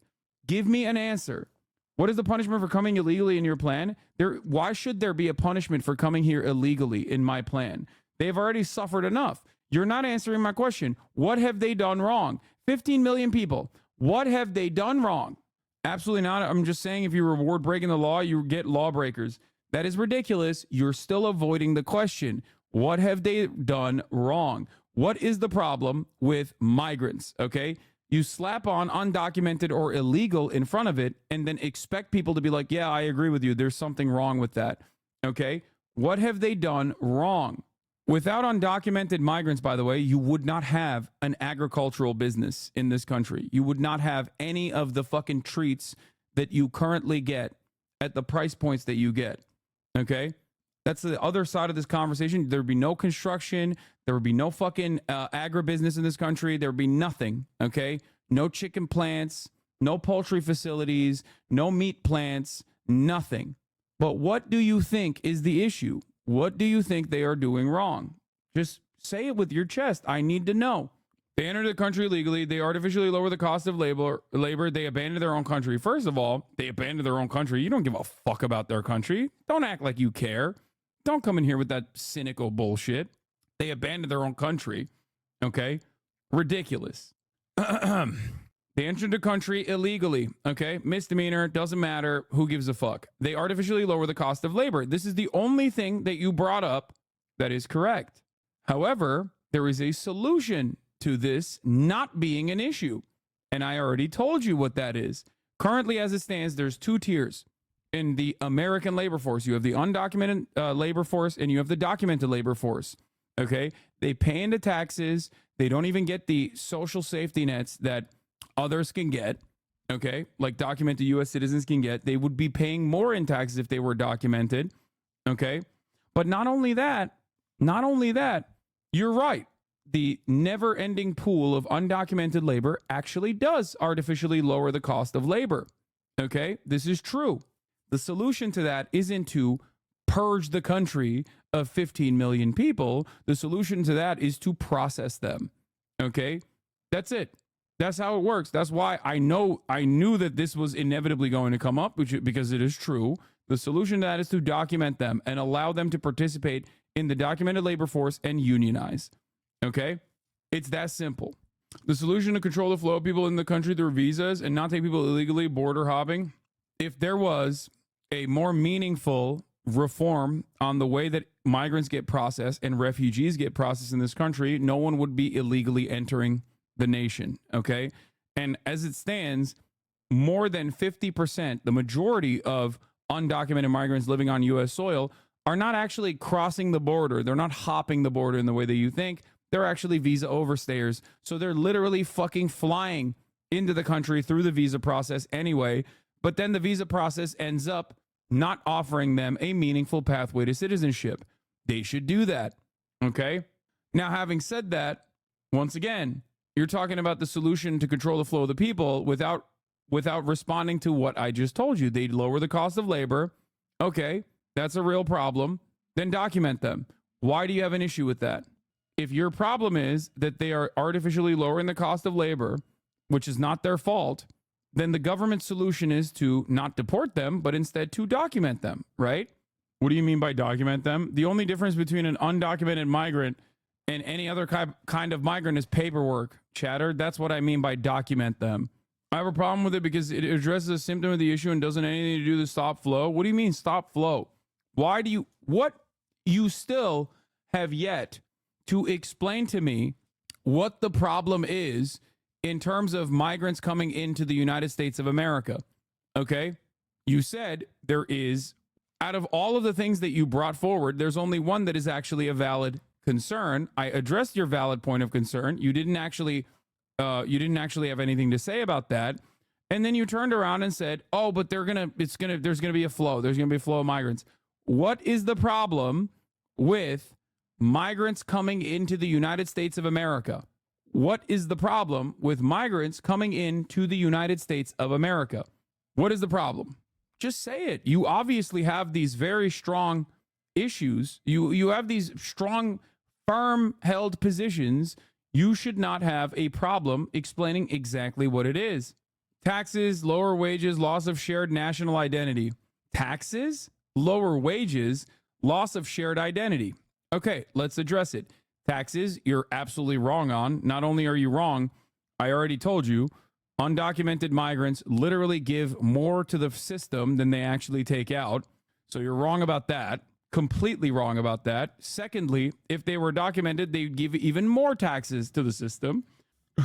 As far as lower wages goes, we already addressed it. The problem there in terms of lower wages actually stems from the government not really allowing people to unionize and take a higher percentage of the profits that they are generating for corporations. Okay? It's the same principle for documented migrants, the same principle for undocumented migrants. It's the same principle for natural-born U.S. citizens, okay? Every single person, regardless of where they were born, has the exact same issue. Now, as far as loss of shared national identity goes, that is fucking hokum, okay? There are studies conducted on this as well. By second generation, every single migrant group that has come into this country has almost entirely assimilated to American culture. And by the third generation, there is virtually no distinction between any migrant population. At that point, they're also like American citizens as well, obviously. The United States is a land of migrants. It's comprised entirely of migrants in general, okay, from all different parts of this planet. As far as like loss of national shared identity, that's ridiculous. That's not a real thing. It's a completely made up notion, okay? And you literally know people like this in your life because this is a land comprised of immigrants, okay? How many people do you think you know that have parents that are first generation? How many people do you think you know that you talk to on a daily basis that have parents that are first generation immigrants? You are currently talking to someone who came to this fucking country. I'm a natural born U.S. citizen because I'm an anchor baby, but I came to this country at the age of 18. I am virtually indistinguishable from the average American. But beyond that, about 10 of my friends. Exactly. Would you say that they are not Americanized?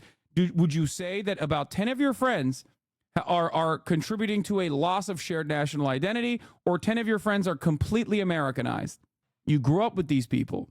You literally live this on a daily basis, but people in the media tell you that it's actually not the case. So who are you going to trust? Your own personal anecdotal evidence, your own personal experience with people that you know? Okay? I would say the conditions they grew up in are a lot different than the communities being established today. No, dog. You are just being taught to believe that the conditions are different today. Okay? Yes, dog. Dude, don't be annoying. I'm treating you with respect and dignity. Don't fucking turn around and be like, yes, dog. Like, you genuinely do not have a fundamental premise that you're operating off of that is born out of the reality. You are literally experiencing reality, and then people are telling you something that is not corresponding to what your experience is, and now you're trying to make up for that contradiction by just continuing along with the falsehood. Your own personal experiences literally destroy this argument that you are currently presenting. Okay? Don't be fucking bad faith. Conditions are different. No, they're not. There is no difference in term. And by the way, there's evidence for this. There's studies on this. Okay? There are studies on this. By the third generation, with educational attainment, with job retention, and every other kind of experience, by the third generation, there is virtually no difference between a migrant, someone who is 2 generations removed from like coming into the United States than anybody else. Okay. As a matter of fact, you probably are 2 or 3, maybe 4 generations removed from being a migrant. That's it. So many Americans are quite literally, so many white Americans are quite literally 4, 5, 6 generations removed from being a migrant. Nah, I've been here since Jesus. What the fuck does that even mean? Are you Native American? Like, what are you talking about? Or, oh my God, are you Mormon? I'm a white guy. My grandparents were immigrants. I'm definitely 100% American. Yep. Anyway, there's a concern for animosity between ethnic groups in America, but that's stoked by insecurity and capital owners pitting groups against each other. Yeah, but ultimately, that animosity is like blown out of proportion too. It's ridiculous. Think about it. When you have these sorts of conversations, with people, they come at it with these like vague generalizations and silly attitudes, and it completely falls apart. Truth is the greatest anecdote in this circumstance. It's actually significantly easier to have this conversation with people than you think. Just don't immediately call them racist or whatever, and just work through all of these issues that they supposedly have. In so many circumstances, the truth will reveal itself. Like, the actual position that they have will reveal itself, or they'll agree with you at the end of it. That's how it works. Like the fact that you're a deal maker, like the fact that you can end wars, but they are troubled by the fact that you can end wars is crazy. What happened in the 2020 election, and statements about widespread fraud and this kind of stuff, fake electoral scheme. What can you say to those independent voters to help them decide who to vote for? Right. I think the fraud was on the other side. I think the election was a fraud. Bro, you just said you lost, dog. What do you mean? You said earlier you lost. You can't now turn around and be like, oh, the election was a fraud. And many people felt it was that, and they wanted answers. And when you can't challenge an election, you have to be able to challenge it. Otherwise, it's going to get worse, not better. And there are lots of ways to solve this problem. Go to paper ballots, do it the easy way. I mean, the paper ballots, and you have voter ID, and you have same-day voting, and you have proof of citizenship, which is very important, because we have people voting that are not citizens. They just came in, and they're loading up the paper. I live in a large immigrant town. There are a lot of new and old immigrants that refuse to adapt. Refuse to learn or adapt or even learn English. I wonder about these communities. I'm Brazilian. I see this a lot in my communities. They even brought our material realities here with foods and brands from Brazil. How do you assimilate with these people in the communities? Can you unite? Bro, it's like talking about Chinatown. You know what I mean?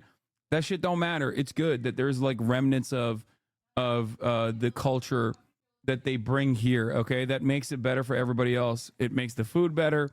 It makes American culture better. The idea that they're not going to assimilate to American culture is silly. It doesn't work that way. Even if they live in a cultural enclave, even if someone lives in a cultural enclave, the integration is a reality. It just doesn't matter if people are like, oh, I'm not going to learn. It doesn't matter. They still do. Okay.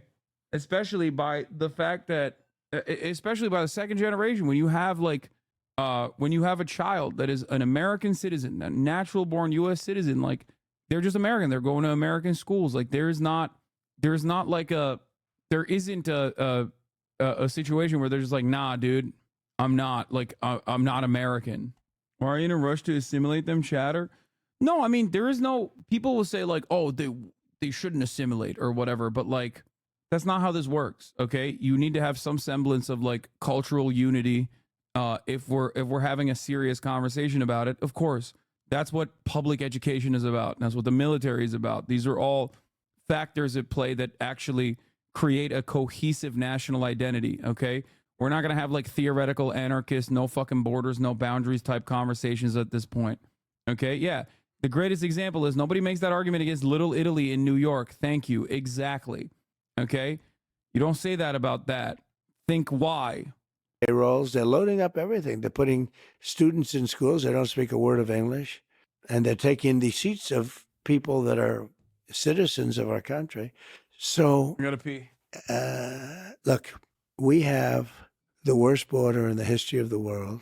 We have coming into our country right now millions and millions of people at levels that nobody's ever seen. I don't believe any country's ever seen it. And they would use sticks and stones not to make it happen, not to let it happen. We don't do anything. And we have a person who was the border czar, who now said she wasn't really the border czar, but she was. She was the border czar, but she was in charge of the border. And we have her, and she's saying very strongly, oh, I did such a good job. She was horrible, horrible. The harm she's done. But we have people coming in from other countries all over the world, not just South America. And they're coming in from prisons and jails. They're coming in from mental institutions and insane asylums. And they're street criminals. Right off the street, they take them. And they're being given to our country. Drug dealers, human traffickers. We're destroying our country. This is a sin, what's been allowed to take place over the last 4 years. We're destroying our country. And we'll see how that all works out. But it's not even believable. And now you saw in Aurora, Colorado, a group of very tough young thugs from Venezuela taking over big areas, including buildings. They're taking over buildings. They have their big rifles, but they're taking over buildings. We're not going to let this happen. We're not going to let them destroy our country. And in those countries, crime is... I wonder if Lex Friedman will go, is this true? Will there be a fact check on this? Nah. I live in Colorado. This is such a bullshit talking point. It's not happening. Yeah, good luck explaining that to people. You could be living in those housing units, okay? And people will still be like, nah, this is the problem. They put the ring cam pics on screen yet. I saw the ring camera footage, okay? We were going to talk about this in a second. I tried to talk about this with Jank as well last night, and he legitimately believes it. He's like, nah, no, it's real. Like, crime tourism is a real thing that's happening in America, and that it's real. He cannot be reasoned with on this issue. Like, he just straight up said it.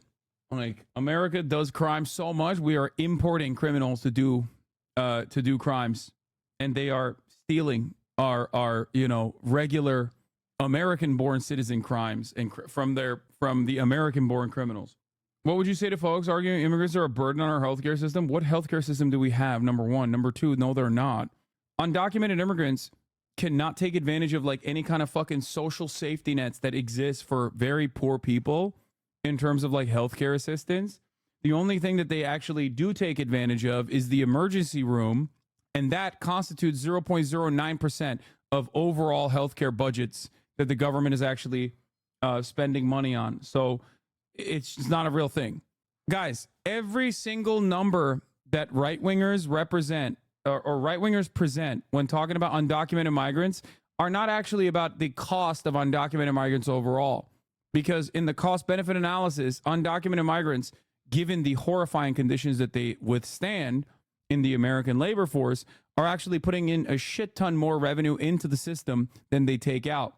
They actually will cynically do this thing that is disgustingly racist, but is rarely ever called out. They factor in the children of undocumented migrants who are American citizens, born on U.S. soil. They are American citizens. They will say, oh, undocumented migrants cost like $3 billion a year of taxpayer-funded like education and all this stuff. And you're like, hold on.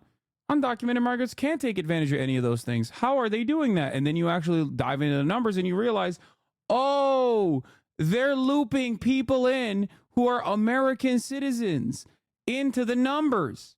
Okay? So remember, if you hear like a massive number, look at the data. Okay? Look at the data.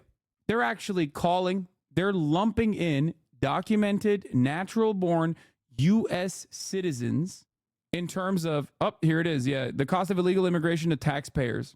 Immigration Integrity Security Enforcement Subcommittee of the House Judiciary hearing entitled The Impact of Illegal Immigration and Social Services. Illegal immigrants are a net fiscal drain, meaning they receive more in government services than they pay in taxes. This is a result not due to laziness or fraud.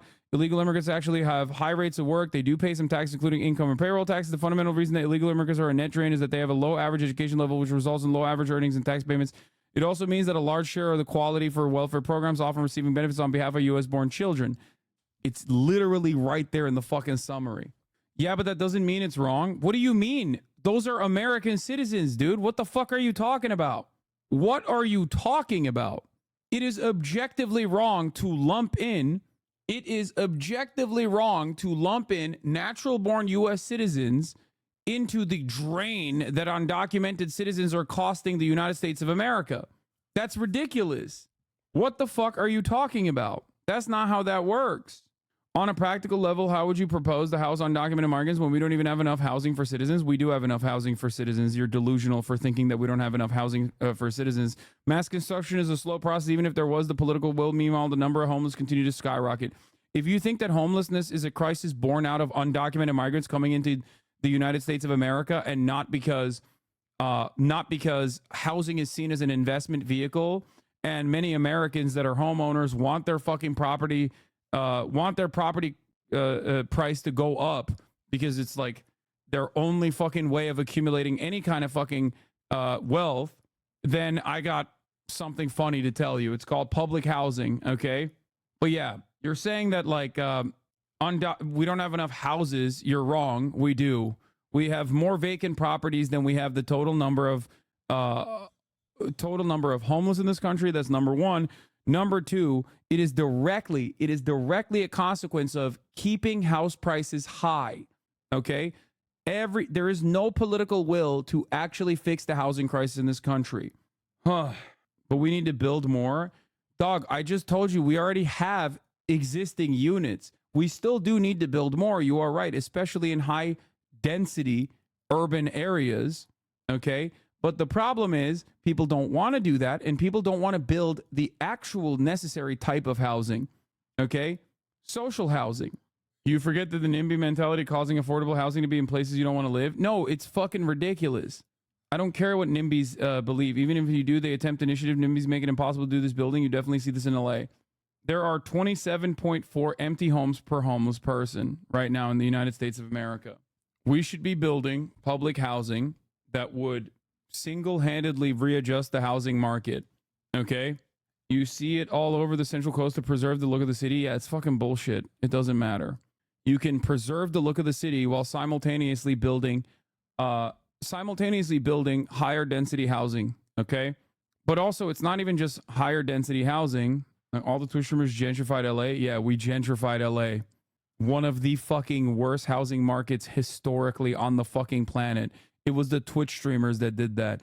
Take the horse blinders off for a brief moment and be for fucking real, dude. Anyway, undocumented migrants do not actually factor into the conversation about housing at all. It's ridiculous. What about the issue of people having mortgages? How to deal with the fact that a lot of people are hooked to their banks and it's a sudden drop in housing prices. People are literally bankrupt. Of course, people are wanting to profit and such, but it doesn't matter. But but normal folk barely paying their mortgages will take the blow too, isn't it? I think that needs to be a readjustment that someone smarter than me will actually factor in. But overall, it's a fucking investment, dog. What are we talking about? People talk about their housing investment as both their shelter and also like the most significant piece of investment of all time. It's fucking ridiculous. This is what is really frustrating about homeowners in this goddamn country.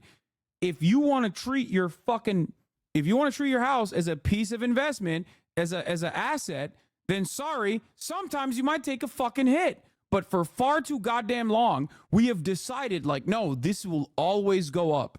And now the inevitable consequences of this attitude, because there is a finite amount of fucking land and people are not making better use of said land, people go, whoa, whoa, whoa, whoa, what about my investment? Sucks to suck, dude. What the fuck do you mean, what about my investment? Ultimately, that land is finite. So your housing prices will go up again, okay? Fear not. You just have to sit in the house for a little bit longer. It's so frustrating, dude. A first house is a liability, a second home will be an asset? No. People still treat their first house as a fucking asset. That's the major problem here. Because people, even if they see their only home that they own as like shelter, in their minds they associate it with a second mortgage that they could potentially take out of it or have taken out of it.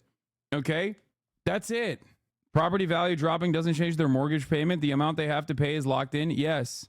Well, that's not true, actually. They can restructure it, but that would be costly as well. Obviously, you can restructure your loan payments.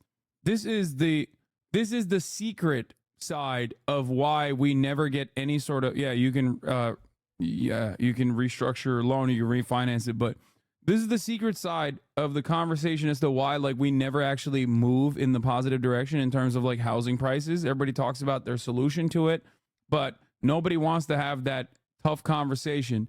Homeowners fucking vote. Okay, if you own a home, you have assets, you're way more likely to fucking vote. Okay, not so secret. No, it is because we never have the tough talk that like, for example, in California, 44% of the California population owns their home. That means 44% of likely voters, like which with a much higher likelihood of voting, straight up think, oh, this always has to go up.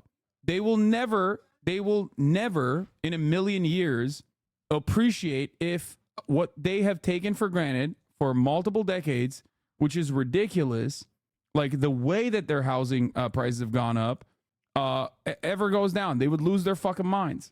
Did we finish the Lex interview or not? No, we haven't, because he started lying about Venezuelans overtaking Aurora, Colorado, and it fucking annoys me to no end. But even before I could address that, there were chatters in here that were chirping about like how fixing the housing crisis is by purging the lands of the barbaric, brutal force of Latin American migrants, as though that's going to fucking work. It's an unimaginably costly endeavor that is insanely fucking cruel, would rip the economy to shreds, and it wouldn't even fix your fucking housing problem because it has nothing to do with undocumented migrants, dumbass. There is no lump sum of labor, okay? That's number one. And number two, more undocumented migrants becoming documented. What do you think they're going to fucking do? They're going to build new housing units. It's way down. They're taking them out of their prisons, which is good because good for them. I do the same thing. By the way, if I ran one of those countries, any country in the world, I would make sure that America has every one of our prisoners. Every one of our criminals would be here. I can't believe they're going so slowly, but some aren't. But they all are doing it. And we can't let that happen. They're emptying out their prisons and their mental institutions into the United States of America. We can't let that happen. So a lot of people believe that there was some shady stuff that went on with the election, whether it's media bias or big tech, but still Bro, there's no difference between like a lot of people believe the earth is flat. Why are you having this convo? The claim of widespread fraud is the thing that bothers people. Well, I don't focus on the past. I focus on the future. I mean, I talk about how bad the economy is, how bad inflation is, how bad things like, which is important. Afghanistan was, in my opinion, the most embarrassing thing that's ever happened to our country. And because of that, I think Putin went in. When he saw how stupid we were, Putin went in. But it was the most embarrassing moment in the history of our country. I really believe that. Why is the voice of progressive telling me to vote for the blue war machine Lamau? I still like you, brother, and anyone who's disillusioned by Uncle Sam and him betraying the working class. But even in the simplest way, Jill Stein, Howie Hawkins, and the Green Party would never drop the bombs, let alone supply them. Yeah, they would never drop the bombs, let alone supply them, because they're never going to fucking be president, okay? Biden and the Democrats genocided them. Why would you ever vote for that, let alone his VP?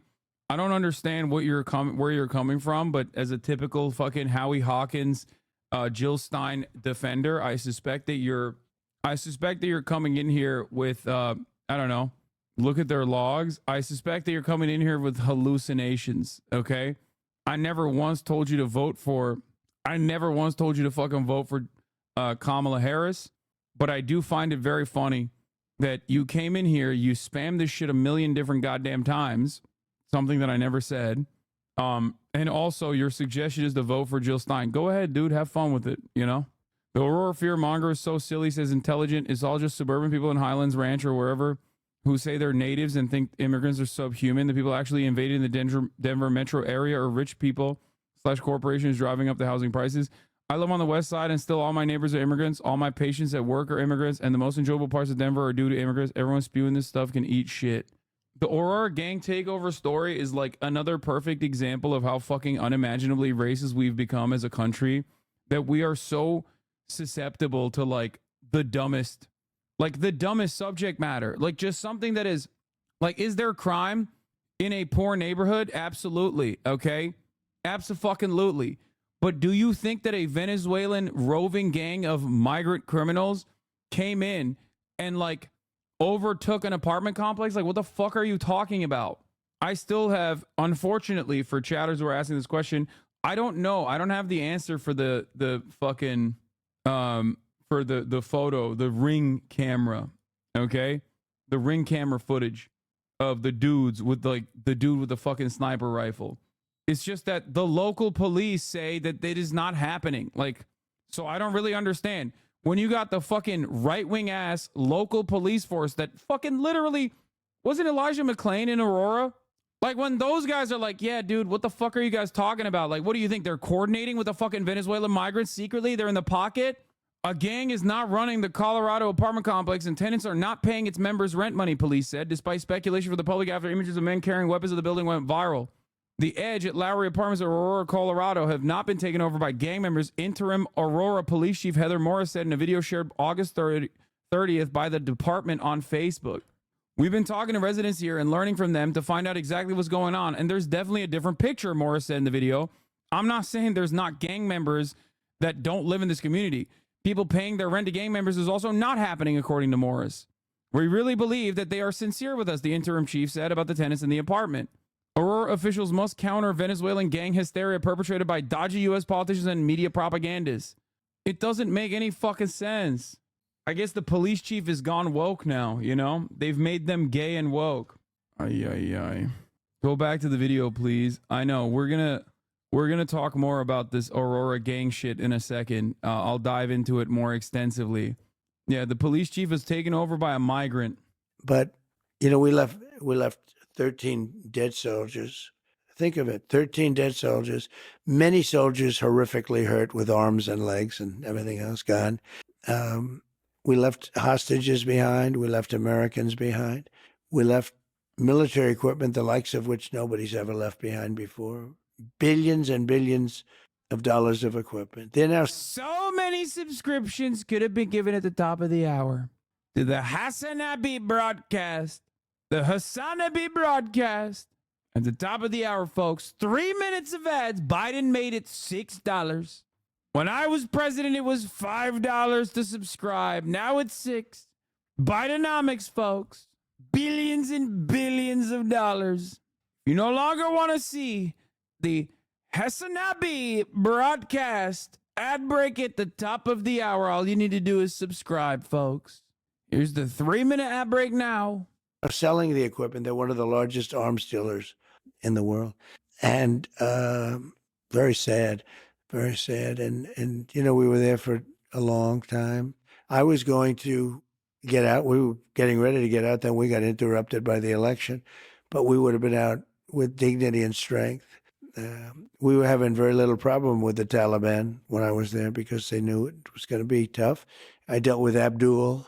Abdul was the leader, and we got along fine. He understood. But, you know, they were killing a lot of our people before I came down. And when I got there, I spoke to him. I said, can't do it. Don't do it anymore. We went 18 months before this happened, this horrible day happened. We went 18 months and nobody was shot at or killed. What do you think that was, the carrot or the stick in that case in Afghanistan? The stick, definitely so the stick. The threat of military force. That was the stick, yeah. It doesn't have to be, but that was the stick. Well, let me just linger on the election a little bit more. For this election, it might be a close one. What can we do to avoid the insanity and division of the previous election, whether you win or lose?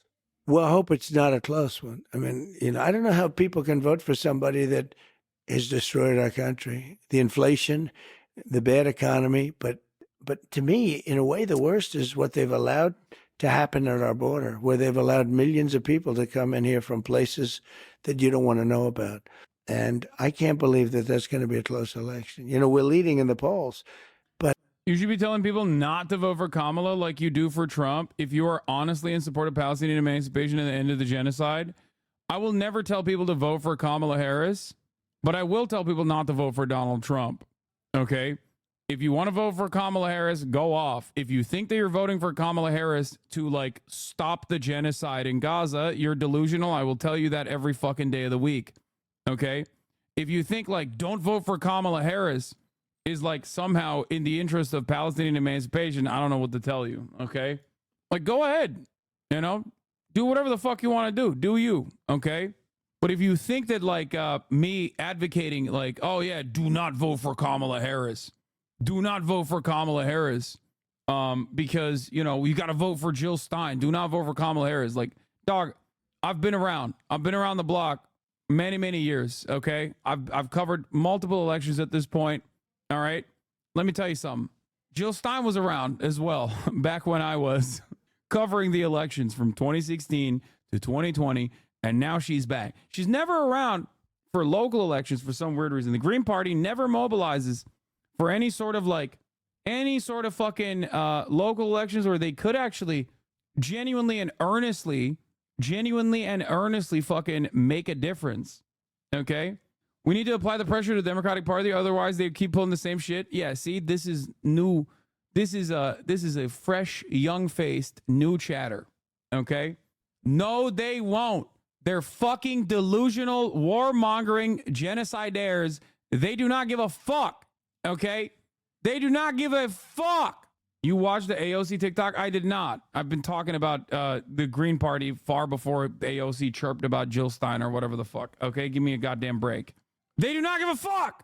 If they did, they would have literally given a fuck after the 2016 election. They didn't. They were like, oh, no, it's a Russia conspiracy. It's a Russia conspiracy. They stayed the course. The only thing that I have actually ever seen, fucking seen, Mark Lamont Hill, a Green Party member, said the same thing, yet nobody got mad at him. What do you mean? What did he say? I'm older than you. The issue is every anti-two-party movement vote is fractured. If every anti-genocide voter who wrote in the same message would be reported on far more consequentially by CNN and everyone else. Yeah. The funny thing is, AOC helped with what was probably one of the most successful Green Party runs, Jabari's 29% against incumbent Lori Cumbo in 2017. Then he ran as a Dem 3 years later and won in a landslide, so we could actually accomplish things. Green Party's L are mostly Democrat attacks? Wait, what? So let's focus on building a third party. At least they don't sell out, as if Americans are easy to organize. Oh my God. Oh my God. I'm writing in Biden, okay? I'm writing in Biden. Oh, I just sneezed so hard. I got a fucking ab cramp. I'm writing in Biden. Don't talk to me. I'm staying the course. I'm writing in Biden. Joseph, Robinette Biden. His name will be at the top of my fucking ticket, okay? He's the only one. He's the only one bold enough and brave enough to defend America, okay? It can be true that Jill Stein is a grift and that Democrats are supporting a genocidal policy in Gaza. Not only can it be true, it is true. If this makes you despair, I only have one thing to say for you. Grow up. No one ever said change is easy. He's right. I'm a Biden dead ender. At least with PSL, they are active at the and at the forefront of protests historically and forever. Okay? They're very good at organizing. They're very good at community mobilization. The Green Party doesn't even do that shit. Shut the fuck up. Okay? I have a lot of respect for PSL in terms of all of the activism that they engage in. Shut the fuck up about the Green Party. They don't even do that shit. They don't even do that. Fuck. Day Tuesday. Them steal my sign. Day Tuesday. Moment I bring up PSL. Day Tuesday's in here. Ready to rip. Ready to let it rip. As soon as I fucking... Speaking of irrelevant parties, do you think the libertarians just like to be contrarians? I don't want to have this conversation about the Green Party. Please stop. Okay? Please. Please stop. I can't believe we're having this conversation. Oh, my Lord. Okay? I don't know what AOC said about the Green Party. I don't care what AOC said about Jill Stein or the Green Party. I don't care. I don't care about the Green Party. Just explain to them why it's a grift. I already did. At least PSL is at the forefront of activism and community organizing in this goddamn country, okay? They have active chapters. There are literally people that are making those fucking placards, okay? They're going to fucking protests. They're organizing protests. They're at the forefront of every fucking civil rights movement in this country right now, okay? Now, in terms of local elections, they're not great either. They don't have a phenomenal track record on that front either. Those are the places where you can actually fucking make a difference. What's up? Ooch. Like, there are examples of this. Yeah, you have the Working Families Party in New York City. You have the DSA. Like, there are other political organizations that work within the existing structure. Okay, there are also people that are pushing the country in the correct direction. Okay, pushing the country in the progressive direction.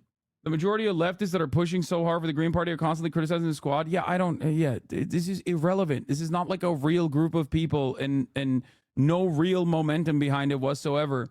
The irony is, I regularly shit on the Democratic Party because they constantly take people's votes for granted. And the people that want the Green Party to magically win or something, even though they are comprised of like 0.01% of the fucking vote overall that never actually end up voting regardless, they're all on Twitter. They're constantly chirping. They come in here and they chirp at me as well. And it's so fucking funny because it's like, dude, you're doing the same like vote for her and she will win ass bullshit, okay? If you vote for her, she'll win. No, that's not how this fucking works. They're not like Republicans or whatever, okay? There are plenty of well-intentioned people who end up going out and fucking voting for the Green Party or whatever, or for PSL. They're wonderful people, okay? But overall, it is not a serious political party in this country. I'm sorry, okay? These political parties and movement organizers, and people will shit on them too. They'll be like, oh, they work within the confines of the Democratic Party. They're fucking captive. But it's like, no, they do. They actively do try to get their fucking, their policies across, okay? And it's a failure inevitably, but at least they're fucking getting more movement than the fucking Green Party is. I'm sorry. Oh, I think your take here is a mistake. My Palestinian wife literally Googled, who should I vote for if I'm anti-genocide? Seeing their growth in this community is missing the bigger problem that exists within progressive being able to use a Democrat any longer as a vehicle when it's been so disrespectful to Arab Muslim people. Yeah, if I was a fucking Democratic Party loyalist, you'd be right, okay? I'm not. And I'm not telling you to fucking vote for the Democrats either. Vote for whoever the fuck you want. But if you're going to come in here and be like, well, give the Green Party a real shot. Like, if you think I'm going to, like, the very same criticisms that I have for the Democratic Party, I hold every fucking outsider group to the same fucking criticisms. Okay, we're going to talk about electoralism. We have to talk about it like adults, okay? Like in a serious way, and not in this like fabulous, hypothetical, exaggerated, utopian fucking worldview that you have, that you're magically going to get your will across to the, broad majority of Americans, okay? Grow up! Mike is right. It's just like, it's really, really I don't know. It's just really weird. Like, if I'm holding the Democratic Party accountable, of course I'm going to do the same thing to the Republican Party, okay, which many people don't, like Glenn Greenwald, for example. Glenn Greenwald exclusively shits on the Democratic Party and then literally defends the Republican Party on a regular fucking basis because he's a grifter, okay? That's why you will never hear me not shit on the fucking Republicans, okay? Like, when people ask me to fucking offer unconditional support to the Green Party, you're asking me to fucking let go of, like, my critical perspective on an active political party, which is, you know, that's the biggest boost they're going to get. I'm calling them an active political party. Glenn Greenwald isn't a grifter. He's a mark. There's a difference. No, I think he's a grifter. 73% of elections in 2024 went uncontested. If the Green Party was serious, it would behave like the British Greens after 2016. Yeah, that's what I'm saying. There's a shit ton. Straw manning? I'm not. You should always pressure politicians due to establishment pressure. I agree. When have I not done that? If you think I haven't done that, ironically, you're straw manning, by the way. My position. I think people can casually abandon the Palestinians because they don't have an actual connection with the oppressed people. It's all a game and not a matter of survival. Oh my God. Okay, dude, you're right. Jill Stein went to Palestinian protests, so she actually is there.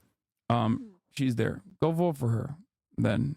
But just don't come in here and chirp at me. I have not abandoned the Palestinians, okay? Oh, let's get back to the Lex Fridman interview. And it looks close, but I think in the end it's not going to be a close election.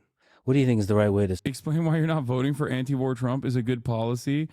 If you think Donald Trump is anti-war, you are literally the biggest baby of all time, okay? Donald Trump, wait, what? Glenn Greenwald is not a grifter, Lamau. Are you pro-establishment or anti? You are a Trump supporter who thinks Donald Trump, who was the president for 4 fucking years, is anti-establishment. I don't know how I can have a conversation with you, okay? I don't know how I can have a conversation with you. Of course you don't think Glenn Greenwald is not a grifter. Or of course you don't think Glenn Greenwald is a grifter. Donald Trump is a fucking billionaire real estate developer born with a silver spoon who quite literally was the president for 4 fucking years. Are you stupid? Do you have fucking brain damage? Do you know how many fucking war crimes he's single-handedly responsible for as the goddamn president? Every American president is a war criminal. Donald Trump also greatly accelerated drone warfare, so he's responsible for even more drone strikes than Drone King Barack Obama. One of his first acts of foreign policy was to drop the mother of all bombs, dude. What the fuck are we talking about? He assassinated Qasem Soleimani, a high-ranking general that was broadly popular in Iran, in an unjustifiable extrajudicial killing, okay? The only reason why it didn't amount to a complete fucking warfare was because of the restraint demonstrated by the Iranian government on a regular fucking basis. Iran is dangerous. Man, you can't say you're anti-war, then say Iran is dangerous. This is why I'm so fucking frustrated with the Glenn Greenwald types who are like, yeah, dude, the Republicans are the real anti-war party. Like, eat a goddamn dick. Half the Republican Party wants to take away funds from Ukraine, okay, and then put it into bombing Mexico. What the fuck are you talking about? More anti-war than the current admin? No, the fuck he's not. Shut the fuck up. By the way, I don't even fault this dumbass, okay? Let me tell you something. This is how you arrive. You arrive at this conclusion, as do many Americans. Listen, this is a learning, educational moment for every single person. You can only arrive at this fucking conclusion if you're obviously a little stupid, and many of us are, myself included, okay? But you have to understand, the only reason why Americans arrive at this conclusion is because Donald Trump at least presents an anti-war narrative, like he's a peaceful dove, like he did against Hillary Clinton, successfully, mind you, and he's doing again against the current Democratic administration. When you have Kamala fucking Harris get up there and basically Sig Heil in English by being like, we have to have the most lethal American military, of course people are going to hear that and go, oh my God, there's a genocide going on. She's in support of it. She hasn't said anything to fucking distinguish herself from Joe Biden, and then turn around and say stuff like, we're going to have the most lethal, hard-dicked military of all time. We're going to fuck all of our enemies in the ass. We're going to fucking do it all. Then, yeah, Donald Trump being like, I'm going to finish all the wars. I'm going to finish all the wars. I love peace. I'm a peaceful dove. Dumbasses obviously hear that and go, okay, I guess Donald Trump is the peaceful dove candidate. There is a reason why he says it. He's lying. Don't say at least he's saying it. He's lying. You can look at his fucking track record, dumbass. Fuck. Technically, Joe Biden actually did end a war. Afghanistan. Donald Trump literally shits on him on a regular basis for doing so, for demonstrating the courage to do so, by the way. Okay? What do you mean at least he's lying? You can't trust either of them. Oh, shut up. You obviously prefer one over the other. I don't. I don't trust either of them. I don't like either of them. I openly said I wasn't going to vote for Joe Biden and I wasn't going to vote for Donald Trump. And who knows if I vote for Kamala Harris or not? Probably won't either. So shut the fuck up. You actually have a dog in this fight. You want to vote for Donald Trump. You want to hug Trump. You want to kiss Trump. You love Donald Trump. You think he's fucking a peaceful dove, okay? You have deluded yourself into thinking that Donald Trump is a peaceful dove when he was president for 4 years. You could look at him. You could look at what he did. Investigate a little bit further and make up your own mind after, looking at the evidence. Strikes on terrorist Iran is good. Okay, so you're not a fucking dove at all, dumbass. Shut up. Strikes on terrorist Iran are good. We are the terror, okay? We are responsible for so much more terrorism globally than Iran ever could dream of, okay? What the fuck do you mean? You are a terrorist. You are a defender of terror. You are literally saying we should do more terror by calling Iran the terrorist Iran. Trump says he wants to. What do you mean he wants to what? Bomb Iran and you think that's good? How is he anti-war then, dumbass? You're not anti-war and neither is he. To solve the immigration crisis is mass. Dude, I'm being so for real with you. Like, you don't live in Lebanon, you don't live in Syria, you don't live in Iraq. If you don't live in that region, okay, and you legitimately think Iran constitutes a great danger to you, you are one of the biggest baboons of all time. Okay? Straight up. Straight the fuck up. You are literally the dumbest person I have ever encountered. Okay? What the fuck has Iran ever done to you? Okay? You try to think like, oh man, they're bad though, like, because look at their domestic policies, and then you advocate to bomb them. What do you think will happen if you bomb them? Do you think they'll be bombed into being woke? Is that what you think is going to happen? Deportation, one of the solutions you would think about? Well, you've got to get the criminals out of here fast, right? The people from mental institutions, you got to get them back into their mental institution. No country can afford this. It's just too much money. You look at what's happening in New York and Chicago and LA and lots of places, and you take a look at what's happening. There's no country can afford this. We can't afford it. And we've got to get the bad ones out immediately, and the rest have to be worked on. It's happened before. Dwight Eisenhower was sort of a moderate president, moderate type person, but he hated when he saw people pouring into the country. Dog is talking about mass deportations under Eisenhower and Operation Dry Front, but in reverse. The word I will not say because it's a slur. 1.3 million people were deported, okay? Mexican Americans were deported. Americans of Mexican descent were deported, okay? Put in concentration camps and fucking deported. You understand? He's literally talking about this as though it's a positive thing. Holy fuck, dude. And they were. Nothing like now. I probably got elected in 2016 because of the border. And I told people what was happening and they understood it. And I won the election. And I won the election, I think, because of the border. Our border is 25 times worse right now than it was in 2016. I had it fixed. I had it the last week of the famous chart that I put up was exactly that. The chart. When I looked to the right, I said, there's the chart. Bing. Bing. That was not a pleasant experience. But the chart that I put up said, and that was done by Border Patrol, that was the lowest number that we've ever had come into our country in recorded history.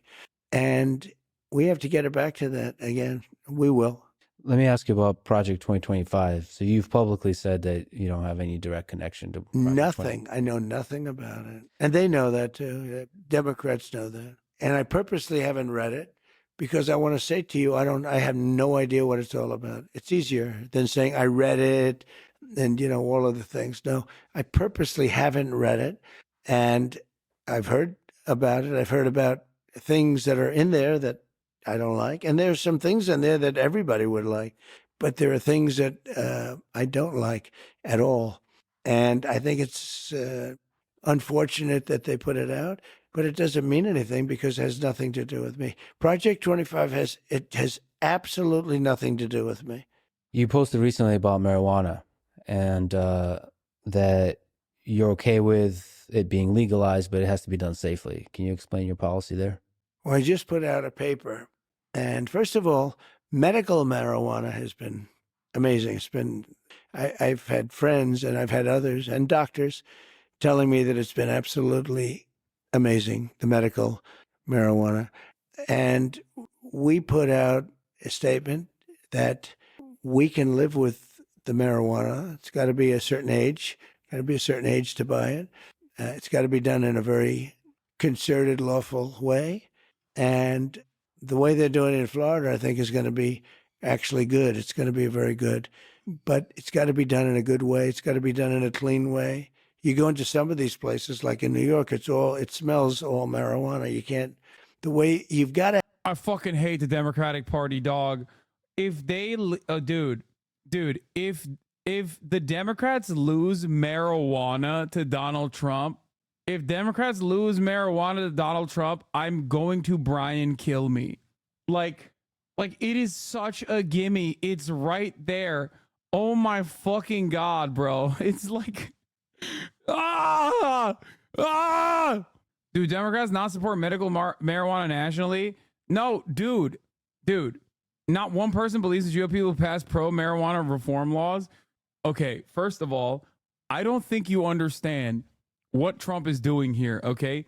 This is the RFK Jr. Joe Rogan podcast audience activation, okay? There are plenty of people who have never voted, who are the dumbest people you've ever seen, not because they've never voted, but just like in general, who only fucking consume these goddamn podcasts, who will literally go, oh, dude, I'm voting for Trump because he said he likes marijuana. He's going to make it legal. Oh my God. I'm telling you right now, it's like U.S. files charges against Hamas leadership. That's so funny. That's awesome. Remember what I told you yesterday when they said, oh, it's over. Like, this is the last deal that we have. And then I told you that they're just not going to do anything about Israel. Well, I guess that's, they're doing that. To have a system where there's control. And I think the way they've done it in Florida is very good. Do you know anything about psychedelics? So I'm not a drug guy, but I recently did ayahuasca. Yeah. And there's a lot of people that speak to sort of the health benefits. And there's already tons of people in weed culture who think Trump legalized hemp, which legalized THCA, aka normal weed, on purpose.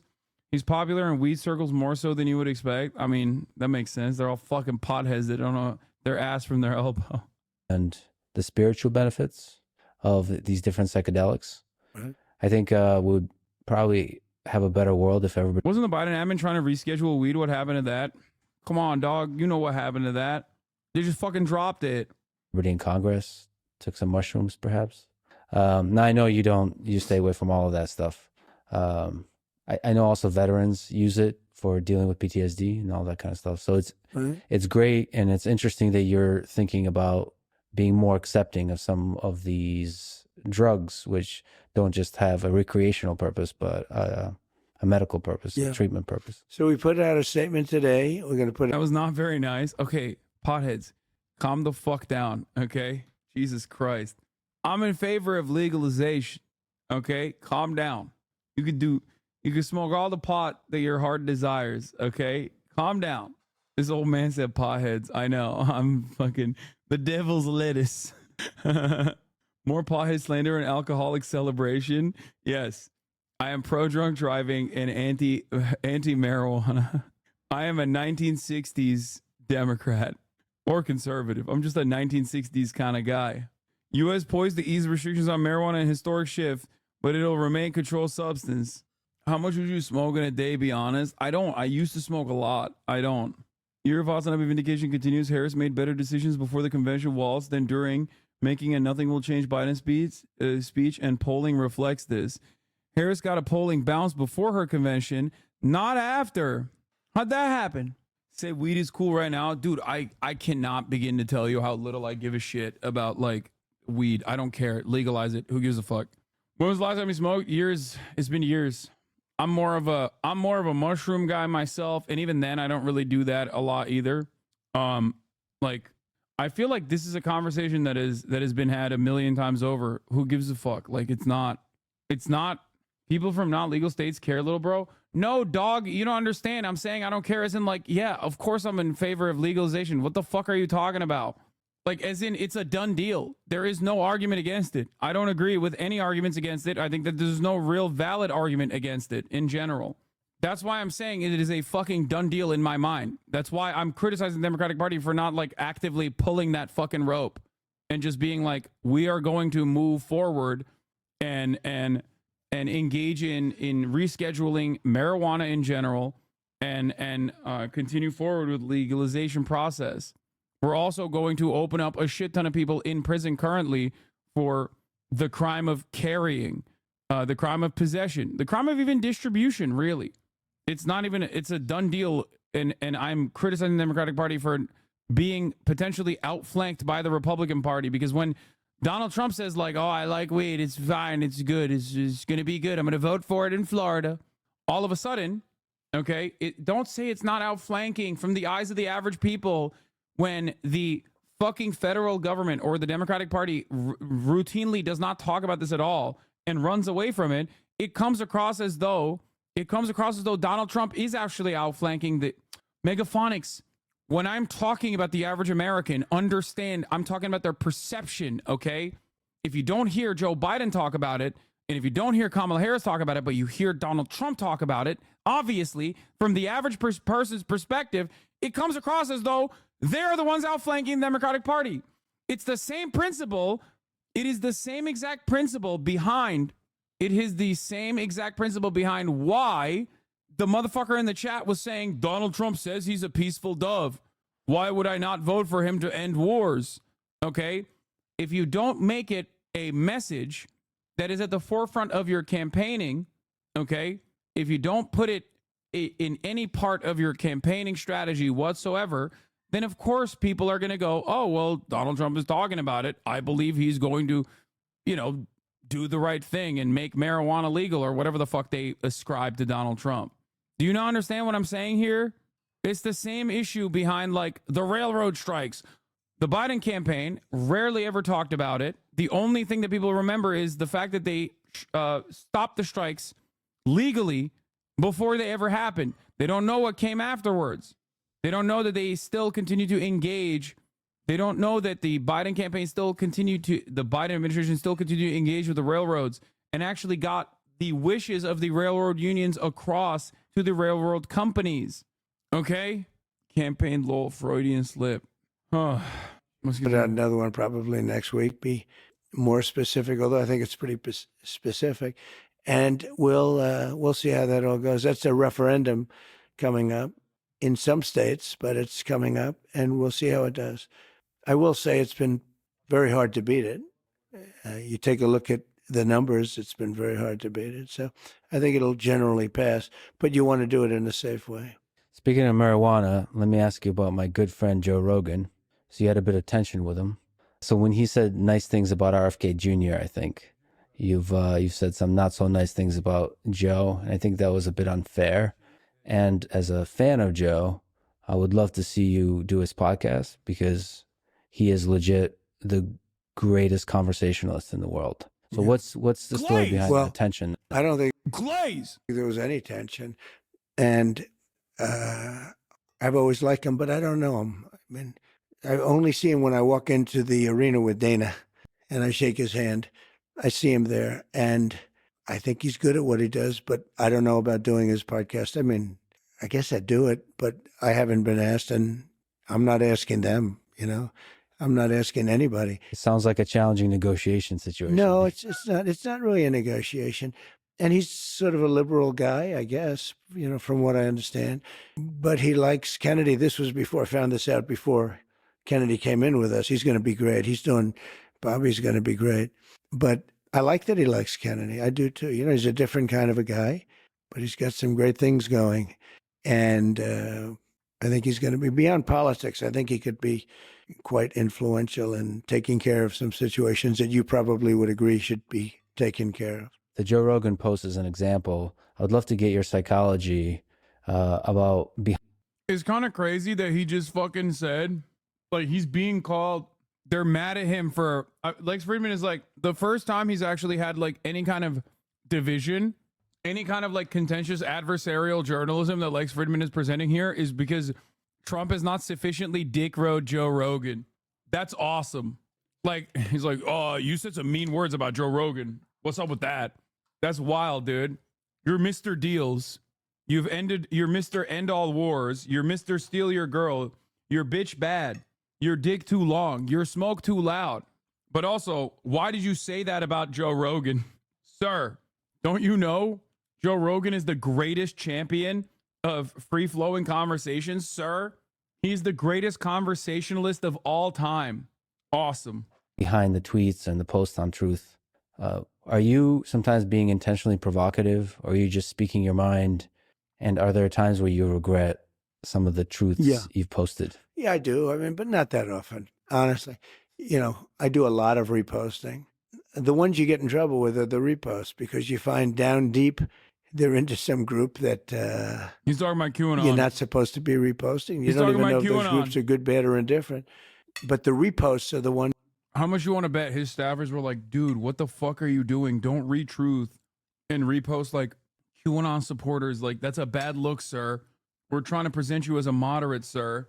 You're running a general election, sir. Ones that really get you in trouble. When you do your own words, it's sort of easier. But the reposts go very quickly. And if you're going to check every single little symbol, and I don't know, it's worked out pretty well for me. I tell you, it's Truth is very powerful. Truth, and it's my platform, and it's been very powerful, very, very powerful. Goes everywhere. I call it my typewriter. You know, that's actually my typewriter. What are you doing usually when you're composing a truth? Like, are you chilling back on a couch? Couches, beds. Okay.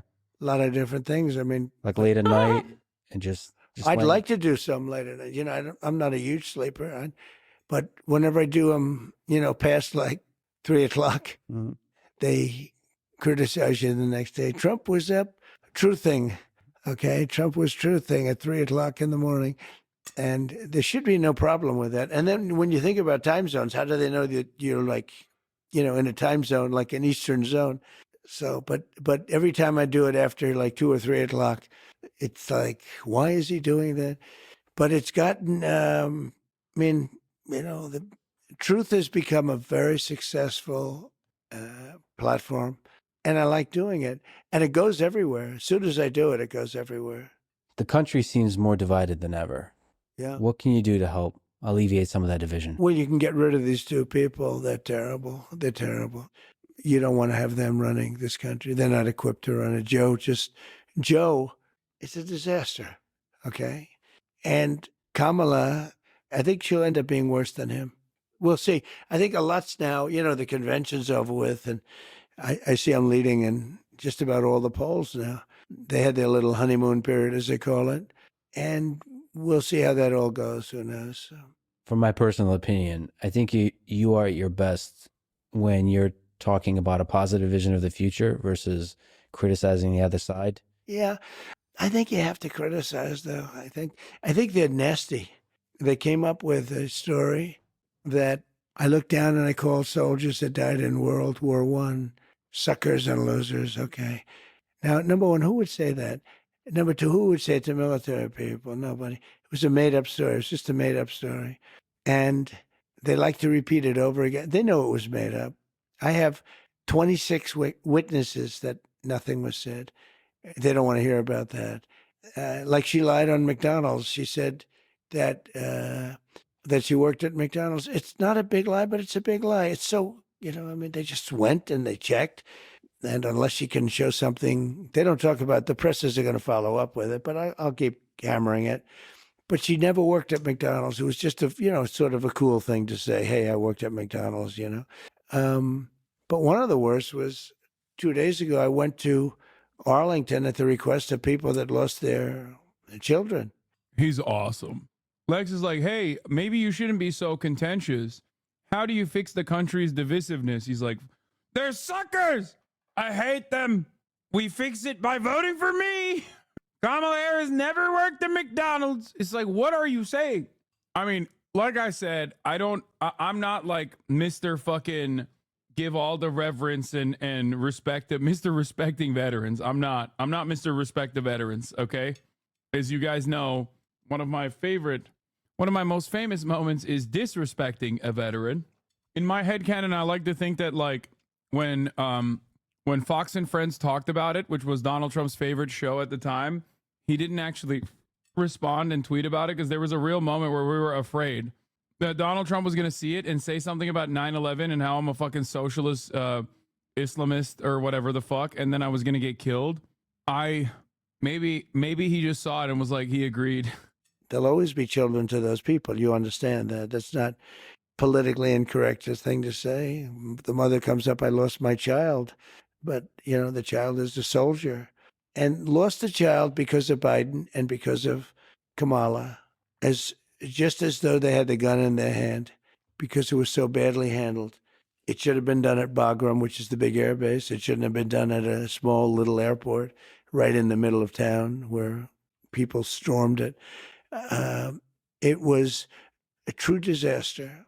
And they asked me if I'd come and celebrate with them 3 years. 3 years. They died 3 years ago.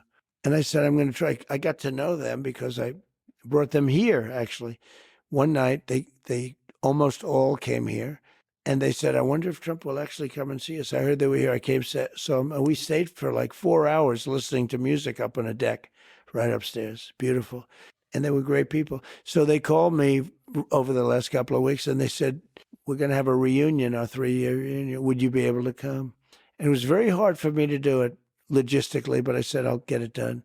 And I got there and we had a beautiful time. I didn't run away. I didn't just walk in, shake hands and walk out like people do. And I wasn't looking at my watch like Joe Biden does. And it was amazing. So I did it for them. I didn't do it for me. I don't need the publicity.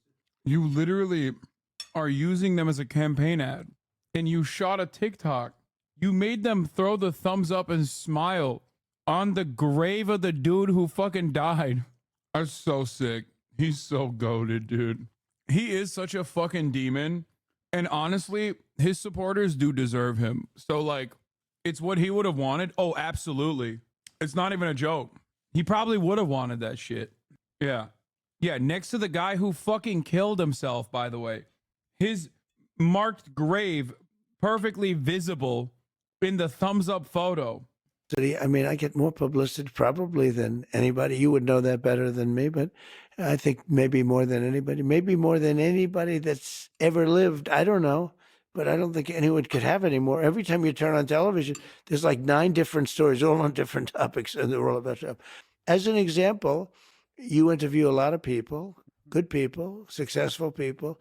Let's see how you do with this interview versus them, okay? I mean, I can tell you right now, you're going to get the highest numbers you've ever had by sometimes a factor of 10. But when a Gold Star family asks me to come in and spend time with them, and then they said, sir, we did a ceremony, and then we went down to the graves, which was quite a distance away. They said, sir, would you come to the grave? And then they said when we were there, it's very sad actually, because these people shouldn't have died. They shouldn't have died. They died because of Biden and because of Kamala. They died because, just like if they pulled the trigger, okay? Now, I don't know if that's controversial to say, but I don't think it is. Afghanistan was the most incompetently run operation I think I've ever seen, military or otherwise. They're incompetent. But the families asked me if I'd go. I did go. Then the family said, could we have a picture at the tombstone of my son? And we did. Son or daughter. There was a daughter, too. And I took numerous pictures with the families. I don't know if anybody else was in the pictures, but they were mostly families, I guess. That was it. And then I left. I spent a lot of time with them. Then I left. And I get home that night, and I get a call that the Biden administration with Kamala is accusing me of using Arlington for publicity. I was in use, just the opposite. And okay, but like, you shot a TikTok. Like, you literally did. You went there specifically because you wanted to use the Gold Star family of fucking hogs to be like, yeah, Brandon pulled out of Afghanistan incorrectly. That's why my son died. Like, fuck the commander in chief, whatever, right? But like they might be hogs who consented to it, but like you can't fucking lie. Everybody else knows what the fuck's going on. It's one of the funniest things, dude. I love it personally. I don't give a shit. Like, I cannot stress this enough. One of the coolest things that Donald Trump ever said when he was running for president in 2016 was when he said he likes his heroes not to be captured by the Viet Cong. Okay. When referencing John McCain, it is one of the coolest things that anyone ever running for president has ever said. Like, I was legitimately shocked. Okay. It was awesome. It was so fucking awesome that he said that. And it didn't even put a dent. It did not even put a dent in his approval ratings, in the way that like veterans see him and want to vote for him. Yeah, until Joe Biden said you should kill your foreman. But like, cool as maybe if you're a Republican scumbag. I guess I'm a Republican scumbag because fuck John McCain, dude. A Republican scumbag himself, by the way. Like, this is why I'm saying I don't give a fuck that he like shot a TikTok on top of some dead soldiers, because it's insanely funny. Not only is it insanely funny that he did the "don't you give up now," you know, like the fucking little early TikTok meme of like the kid dancing in front of his like dying grandfather. He basically did that. Okay. He literally, not even basically, he just straight up did that. He danced on their graves, which is already an insane thing to do and pretty funny. And people will not be upset at him for it at all. Okay. It's fucking awesome. There are more people in here at the top of the hour mad at me that I'm serving a 3-minute ad break than veterans who will be upset that Trump hit the gritty on top of like a bunch of dead soldiers' graves. Okay. Right up. Yeah. Don't you give up, I won't give up, nah, you. If Kamala did the same, you know, his dick riding voters would call her a traitor. Yeah, 100%. Except Kamala Harris does not have that level of riz. Okay. Kamala Harris would never do one of these TikToks. Okay. In the way that Donald Trump was able to, execute one of them. Don't you give up, nah, I won't give up, nah. So good. So fucking good. And actually, did you see, it just came out, the families actually put out a very strong statement defending me. They said, by the way, I hit that fucking top of the hour ad break so smooth, people didn't even realize it's coming for him. That's crazy. Anyway, here's the 3-minute ad break now. we asked him to be there. Well, politicians and the media can play those games. And you're right. Your name gets a lot of views. You're probably legit the most famous person in the world. But on the previous thing, in the spirit of unity, you used to be a Democrat. Yeah. Setting the politicians aside, what do you respect most about people who lean left, who are Democrats themselves or of that persuasion, progressives, liberals, and so on? Well, look, I respect the fact that everybody's in there. And, to a certain extent, life is what you do while you're waiting to die. So you might as well do a good job. I think Okay, Trump. I mean, I don't hate that line. Everyone is throwing up question marks just because it's Donald Trump saying it, but like, he kind of fucking popped off, dude. That was a little bit of a bar. That was his like coconut moment. That was a little bit of a fucking... And, to a certain extent, life is what you do while you're waiting to die. So you might as well do a good job. I think in terms of what's happening now, I think, we have a chance to save the country. This country's going down. And I called it with Venezuela. I called it with a lot of different countries. And this country is going down. If we don't win this election, the election coming up on November 5th is the most important election this country's had. Oh, bro, this is loser speak. I don't know what happened, but somewhere around like post 2020, the Republicans started behaving like Democrats. Okay.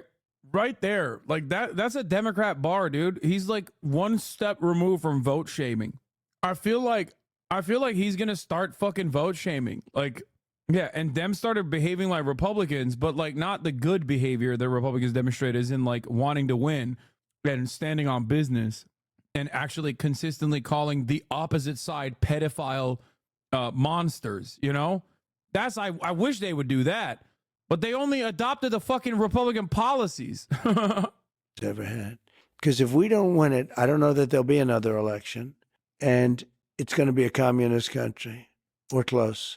And there's a lot of people listening to this, myself included. I guess he is vote shaming Jewish people, but he's doing it in the most Trumpian way possible, where he's like, if you're a Jew and you don't vote for me, you are mentally disabled. Like, oh man, he does say that a lot.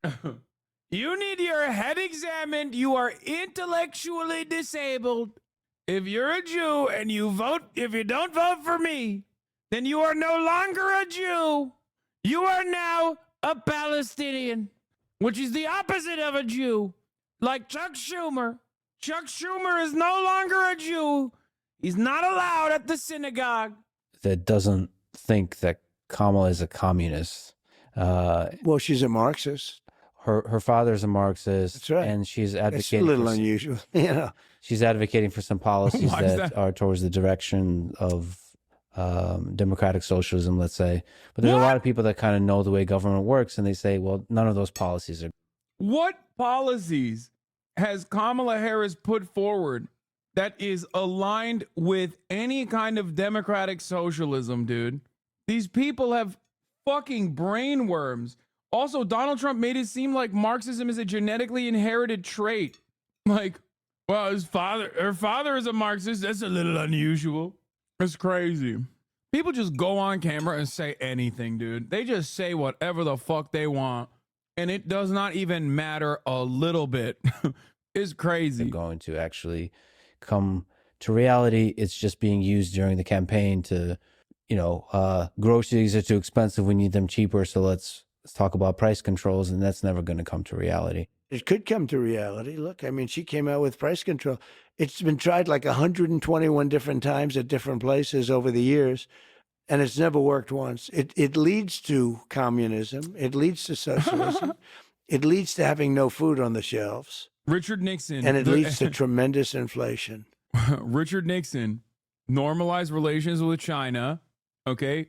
Recognizing China as like actual China, price controls.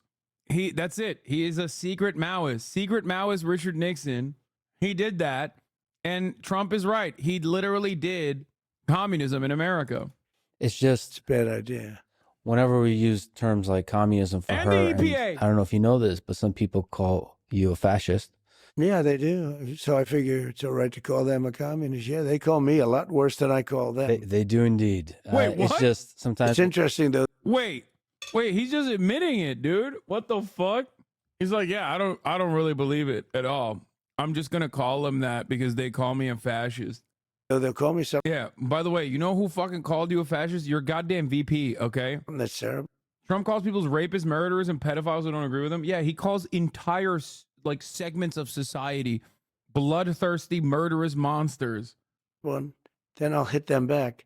And they'll say, isn't it terrible what Trump said? I said, well, wait a minute. They just called me. So I believe you have to fight fire with fire. I believe they're very evil people. These are evil people. We have an enemy from the outside and we have an enemy from within. And in my opinion, the enemy from within are radical left lunatics. And I think you have to fight back. Whenever there's a lot of fighting fire with fire, it's too easy to forget that there's a middle of America that is that's moderate and kind of sees the good in both sides and just likes one side more than the other in terms of policies. Like I said, there's a lot of people that like your policies, that like your skill in being able to negotiate and end wars, and they don't see the what war did impending Trump destruction end? of America. We had no wars when I was president. That's What a are big you thing. talking That's- about? There's never been, I think there was like a period of 7 years where America's not been engaged in war, okay? Like total, throughout its entire history, okay? Donald Trump absolutely oversaw wars. What the fuck are we talking about? What war did he end? Like, I'm telling you, man, fucking Democrats are so dumb for leaving this point on the table. Americans largely do not understand the imperialism necessary for their jalapeno poppers to be fucking $5, and they broadly consider themselves to be anti-war. Donald Trump is taking advantage of that broad sentiment by presenting himself as anti-war, where the Democrats are running towards being pro-war. There is no constituency for pro-war, or at least the constituencies for pro-war are already in the Republican Party. Since 78 years has that happened. But we had no wars when I was president. We defeated ISIS, but that was a war that was started that we weren't anywhere near defeating. But think of it, I had no wars. And Viktor Orban, the prime minister of Hungary, said the world has to have Trump back because everybody was afraid of Trump. Now, that's what he said. So I'm not using that term, but I think they respected me. But he said China was afraid, Russia was afraid, everybody was afraid. And I don't care what word they use. Probably that's even a better word if you want to know the truth. But let's use the word respect. They had respect for me. They had respect for the country. Dude, Viktor Orban is so funny because, like, he's gotten so much undeserved praise and, like, undeserved popularity because he's just, like, glazes Trump. Like, why? Who the fuck cares about Viktor Orban, bro? What are you talking about? Put the fries in the bag, Victor. Fuck you mean? Like, bro, it is so wild that, like, you got a former American president being like, Viktor Orban, he likes me. It's like, I don't care. What the fuck do you mean? Like, his opinion is as relevant as, like, whatever the leader of Estonia is. I don't fucking know. Okay? Can you imagine if Joe Biden is running around being like, the leader of Estonia, he likes me a lot, Jack. Probably she, because Estonia is majority women. Okay? It's like, I'd be like, what are you saying? Like, who gives a fuck? I don't care. Viktor Orban, every single time he's mentioned by Donald Trump or any other fucking Republican, okay, gets more out of that bargain than the person mentioning them gets. Lol, it is in fact a she. Fucking called it. See? I mean, I ended the Nord Stream 2 pipeline, the Russian pipeline. Nobody else could have done that. I ended it. It was done. Then Biden comes in and he approved it. So we're defending Germany and these other countries for peanuts compared to what it's worth. And they're paying the person we're defending them against billions and billions of dollars for energy. I'm so mad. I could do better propaganda for Trump than Trump is making. Okay? I would literally be like, they said I'm anti-NATO. I told European countries to pay up. Okay? And then they did. And then you know what Joe Biden did? He followed. If he had such an issue with my policies on NATO, he would have told the European countries, no, keep your money. He didn't do that, though, did he? Because he liked that policy. Okay? If I'm Trump, I'd be like, dude, they continued my fucking policies with NATO. Like, they keep calling me a fucking Nazi or whatever, but then they keep doing the shit that I did fucking 4 years ago. They called all of my supporters Nazis for wanting to build a fucking wall. Okay? All of my supporters, they're Nazis because they want to build a wall. Guess who wants to build the wall now? They act like they want to build the wall now, 4 years later. The fuck are we doing?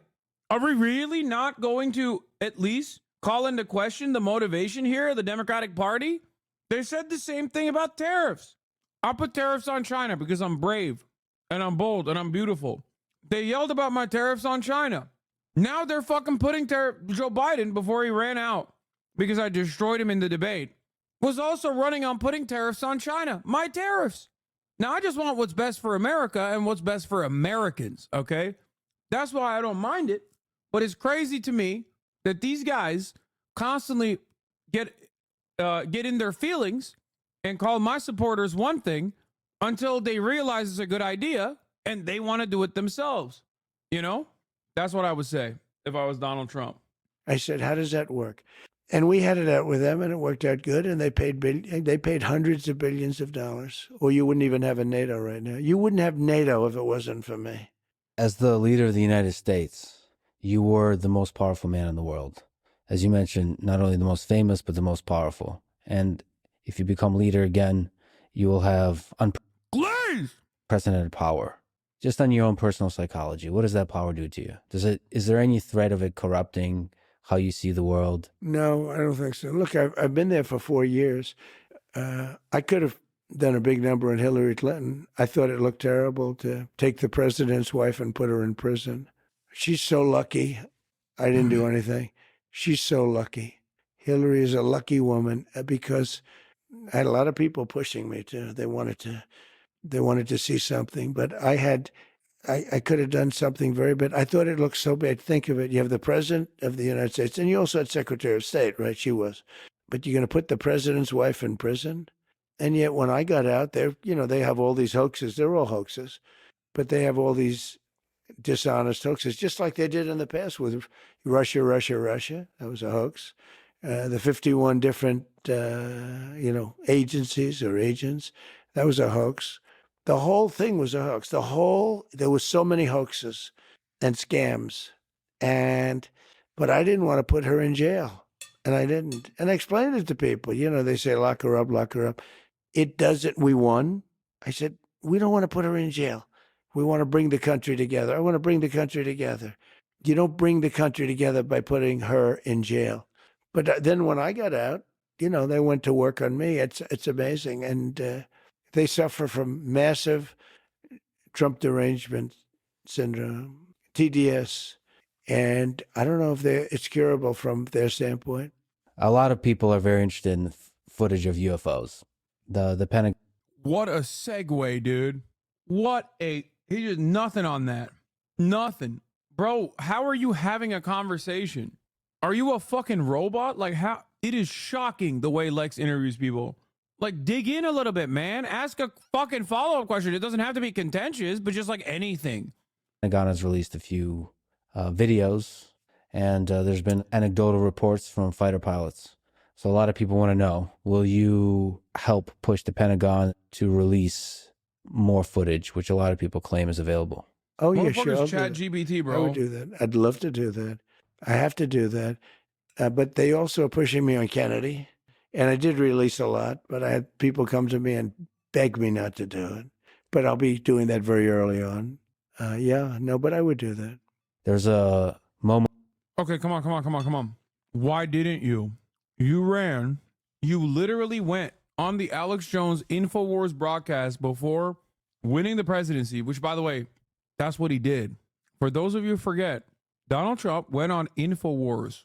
Okay, he did this exact same fucking push last time around in 2020. He didn't do it in 2020. He didn't do it in 2020. He did it in 2016 and he won.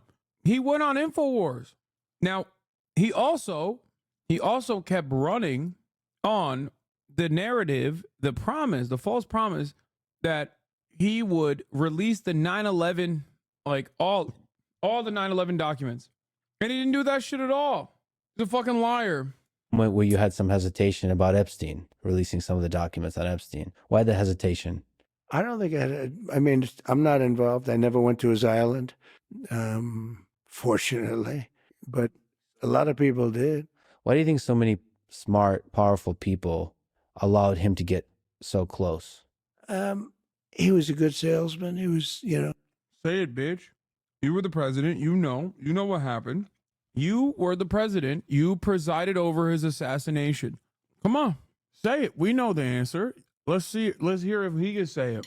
Dog, the Epstein connection between Donald Trump and Jeffrey Epstein does not simply end at Mar-a-Lago, where Jeffrey Epstein was using Mar-a-Lago as a hunting ground, if you will.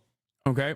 Jeffrey Epstein's first criminal prosecution in the early 2000s had also a subsequent federal prosecution. There was one case happening in the state of Florida. It was a state case, and a federal investigation was being conducted into Jeffrey Epstein's actions, because sex trafficking minors across state boundaries is a federal crime beyond the fact that it is also illegal in the state.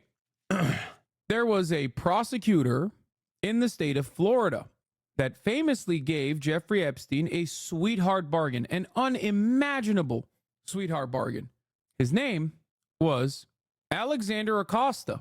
You might recognize him also as a part of the Trump administration. Jeffrey Epstein's lawyers are, of course, yes, Ken Starr and the Dersh. There's also more connections between Jeffrey Epstein and Bill Barr's father, who ended up killing, who ended up overseeing Jeffrey Epstein's assassination in prison. Okay? So when this guy fucking goes, oh, I'm not related to Jeffrey Epstein, he's lying. was a hale and hearty type of guy. He had some nice assets that he'd throw around, like islands. But a lot of big people went to that island. But fortunately, I was not one of them. It's just very strange for a lot of people that. Why do you keep saying fortunately, dog? He's literally saying like I would have been if I was invited. Luckily, I was not. I'm serious, bro. The list of clients that went to the island has not been made public. Yeah, it's very interesting, isn't it? Probably will be, by the way. Probably. So if you're able to, you'll be. Yeah, I'd certainly take a look at it. Now, Kennedy's interesting because it's so many years ago. You know, they do that for danger too, because, you know, endangers certain people, et cetera, et cetera. So Kennedy is very different from the Epstein thing. But yeah, I'd be inclined to do the Epstein. I'd have no problem. Dog, you literally wished Ghislaine Maxwell well. You said, I wish her well. You also, if I'm not mistaken, didn't he buy one of Jeffrey Epstein's planes recently? Like, when Ghislaine Maxwell was prosecuted and was going to be criminally charged, you said, I wish her well. He's campaigning on the Jeffrey Epstein jet. That's why I think it's so funny when people are like, I'm a crank, I'm anti-establishment. That's why I love Donald Trump. I'm like, dog, what are you saying? Literally, he's running alongside a fucking Kennedy who used to fly on the Epstein jet Lolita Express. I don't remember. This is an old article. Problem with it. That's great to hear. What gives you strength when you're getting attacked? You're one of the most attacked people in the world. I think you can't care that much. I know people that care so much about everything, like what people are saying. You can't care too much because you end up choking. One of the tragic things about life is that it ends. How often do you think about your death? Are you afraid of it? I have a friend who's very, very successful, and he's in his 80s, mid-80s, and he asked me that exact same question. I turned it around. I said, well, what about you? He said, I think about it every minute of every day. And then a week later, he called me to tell me something, and he starts off the conversation by going, tick, tock, tick, tock. Yeah. Bro, that's unwell. That's got to be, since Hasan is rich and likes communism, why does he not just buy communism from the communism store and make it happen? True, dude. The reason why Jill Stein only gets 1 or 2% of the vote is because Bernie moved the progressive base of the Democrats, and now they're disillusioned that they actually represent them. Good intentions, but wrong move. What the fuck? Chatter, are you Jill Stein herself? Like, what's happening? No. The Bernie wing of the base within the Democratic Party always existed, okay? Please stop with this fucking Green Party shit. Oh my God. Okay, let's just... This is a dark person, you know, in a sense, but... I love that Bernie is now doubly sexist. Sexist for running against Hillary and also sexist for running against Jill Stein. Please, dude. Bernie Sanders fucked up 2 prominent women who were definitely going to be president. Both of their campaigns, okay? Hillary Clinton and Jill Stein. What a fucking W for men, okay? What a W for Bernard. It is what it is. I mean, you know, if you're religious, you have, I think, a better feeling toward it. You know, you're supposed to go to heaven, ideally not hell, but you're supposed to go to heaven if you're good. I think our country's missing a lot of religion. Bro, this is my favorite take. Hold up. Someone said, Kamala Harris supports the genocide. Jill Stein is against the genocide. Okay, so am I. Write me in then. Write my name in for president. Because fundamentally, there is no difference between me or Jill Stein in terms of like who you're going to do in your writing candidacy, okay? I'm anti-genocide. Kamala Harris isn't. Do you understand? Well, there is a difference. I probably am more active and not only active every fucking 4 years when an election is coming up. I'm probably a little bit more active than Jill Stein in American politics and like community organizing and funding and facilitating protest movements and things of that nature than fucking Jill Stein. So yeah, you should just write my name instead. Okay? Now, I obviously have the same likelihood of being president as Jill Stein and more of the moral consistency that you are so desperate for. Of course, there is a constitutional problem with me being president. I am 33 years old. I'm not eligible. Okay? But Jill Stein might as well not be eligible either because she ain't becoming president.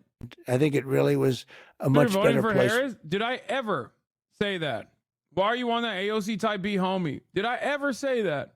a lot of you don't actually care about politics at all and shockingly consume it like it's a fucking television melodrama. Like it's a soap opera to you. You're like, oh, AOC said this about Jill Stein. Like, who fucking cares, man?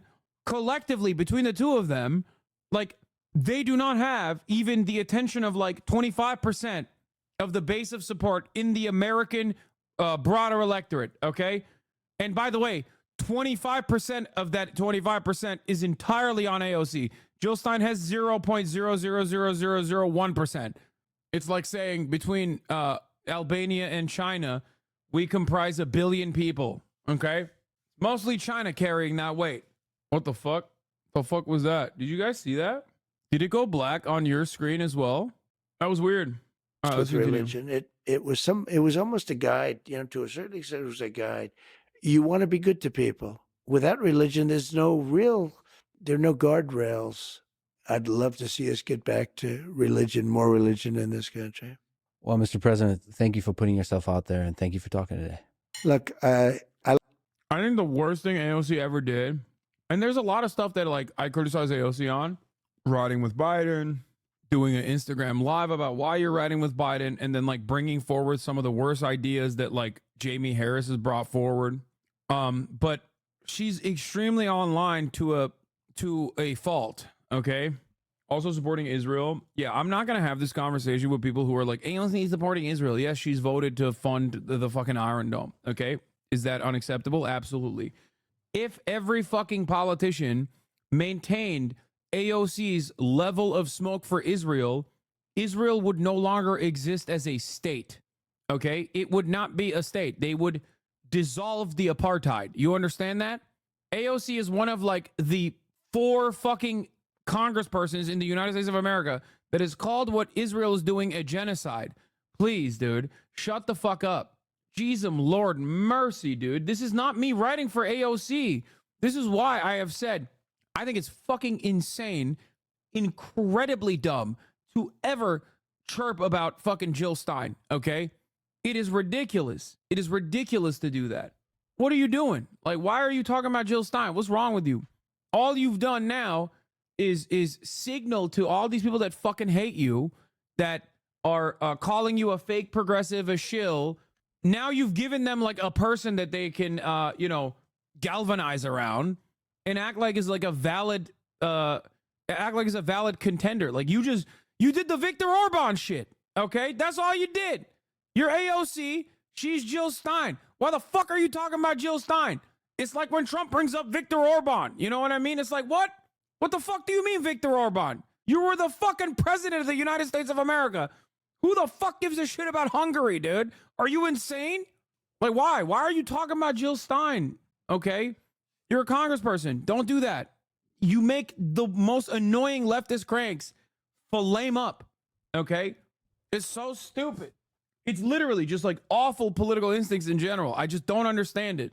I still can't believe how disconnected you are on the anti-genocide message. You think it's an elect Jill Stein message. It's not usually you're not doing this brain dead cope takes. If you don't like it, use a giant fucking megaphone to change the movement, to write in a message of choosing and stop crying and fucking moaning about it and do something then. Wait, what? Me? Are you talking about me? I'm disconnected on the anti-genocide message. You think it's an elect Jill Stein message? Dude, then don't fucking vote for Kamala Harris. Okay? What are you talking about?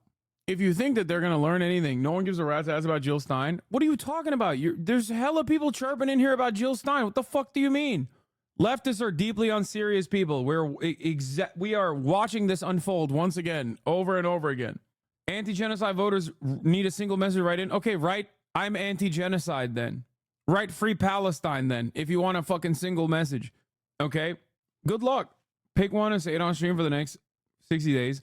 Insulin dependent, you have been following me for literally 4 fucking years. You're an active chatter in this goddamn community. Okay? You've been subscribed for 5 months, but I know your name. I recognize it. You talk to me all the fucking time in this chat. How the fuck do you overstate my personal impact on this matter? You've been in here for 2 election cycles now. This is your second one. Do you think that like my statements in either direction is going to fucking move the needle? What a ridiculous assessment, dude. People come in here and don't just talk about like, A vote for Jill Stein is a vote against genocide. They literally asked me what my opinion is on Jill Stein. And if you know anything over the course of your past 4 fucking years, okay, you know that I'm a stubborn piece of shit. And if someone is like, bro, why aren't you taking Jill Stein seriously? I'm going to fucking pop off. It's just ridiculous. It's ridiculous. Can you imagine how much shit we get if any third party actually won a state? Why am I supposed to feel like it's normal to have such disdain for any anti-capitalist party? I don't even care if Jill Stein is a grifter. I'm not punching left and she's done something that shows she's a grifter beyond not being in enough local elections. Centralized movements are stronger than diasporic ones, plain and simple. Chowder's an idiot? No, Chowder's an anarchist. If you think my argument for Jill Stein is that she's a grifter because she's not moving in local elections, and not because if you don't have any movement in local elections, you have no power, and you just basically run every 4 years. You're like, what's the thing? The groundhog that just like pops up. What was the fucking name of the groundhog? Where they're just like the one that comes out and is like, oh, it's going to be a long summer or a long winter. I don't fucking know. That's like Jill Stein. Okay. Puxatony Phil. What a fucking ridiculous name that is. Anyway, it's like that. Okay. Puxatony Phil. It's like every 4 years, it's like, hey, remember me? I'm here. It's like, yeah, if you were actually active in political movements, if you were actually active in electoralism, and you had a base of support, you probably have a better shot at fucking winning a state like that chatter is claiming she's going to. The rest of the vid is a Q&A, by the way. I love that. I love the country. I want to see the country be great. And we have a real chance of doing it, but it's our last chance. And I appreciate it very much. Thank you. Thank you. Look, as long as you're not voting for Trump, I don't give a fuck. Vote for Jill Stein. Who cares? Just don't come in here and be like, dude, you're not giving enough credit to Jill Stein for being a fucking bold voice in anti-genocide or some shit. Okay, please stop. I think the greatest thing that Jill Stein presents is like she gives the otherwise like anti-electoralist leftists, like baby leftists, an opportunity, like an outlet to feel like morally righteous as though they're doing something, in the same way that like every annoying fucking Democrat goes and votes for the Democratic Party and thinks like this is, you know, I'm doing some revolutionary activity here, okay? I voted for Kamala Harris and like we're saving the country. It's literally that, but for like fucking 12 leftists across like every state in the nation. You are giving Jill Stein as much attention compared to Trump and Harris as their poll numbers? No, that's not correct. I've given Jill Stein significantly more attention than her poll numbers deserve, okay? That's the annoying part, because her supporters are in here chirping at me. And it's like they're not even real supporters of Jill Stein. They just heard about it on TikTok. That's it. Like they literally just heard about it on TikTok. Like, yeah, go ahead. Vote for her. I'm not going to stop you. You know, I don't care. Lots of lefties on Tumblr were saying exactly that. They think a larger third party vote shows Dems that they misstepped with Palestine without really saying how. No, it doesn't matter. It literally doesn't matter. Democrats will never learn their lesson. I said this even, guys, before Kamala Harris, I was very openly 10 toes down saying I will never vote for Joe Biden. Okay. That didn't stop me from being honest with you when you asked me about Joe Biden's NLRB or some of the good things that the Biden administration did. And I was like, I'm still not going to vote for him. Now, at the time, people would be like, well, here, what should we do as a protest vote? And I would tell you, like, I don't really give a fuck. Okay. I don't give a fuck. I don't care. Do whatever the fuck you want. I'm not voting for Brandon. Now, not much has changed so far. Okay. Some things changed, but it turns out just like different color of paint, you know, it's like when the landlord comes in and just like paints over all the fucking issues. Same campaign. Nothing will fundamentally change, all that good stuff.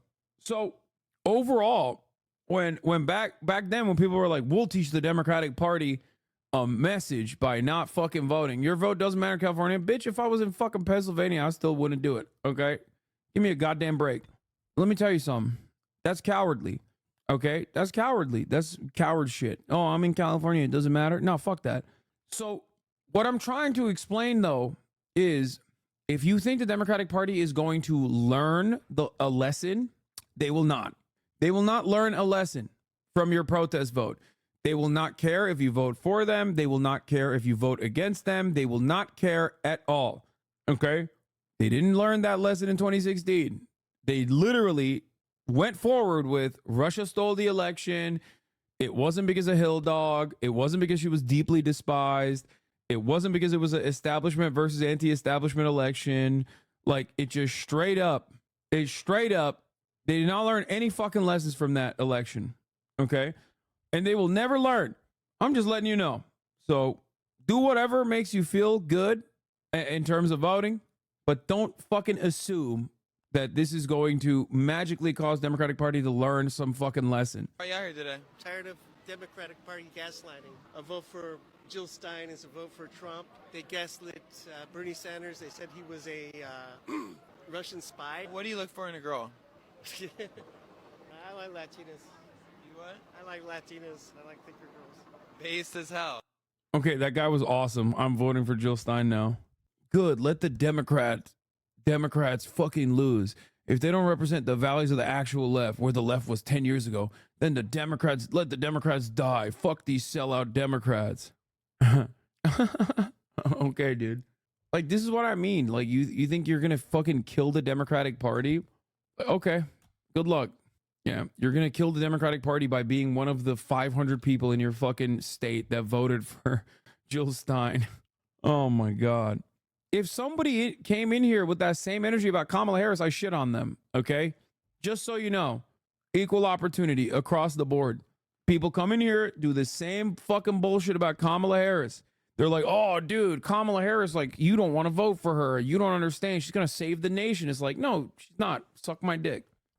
People who, wait, no, it's not stupid to fucking vote. It's good to vote. I love voting. I'm an advocate for voting. I tell you to vote all the fucking time. I'm just simply saying that you're dumb if you think that, like, your vote is actually changing the outcome of anything.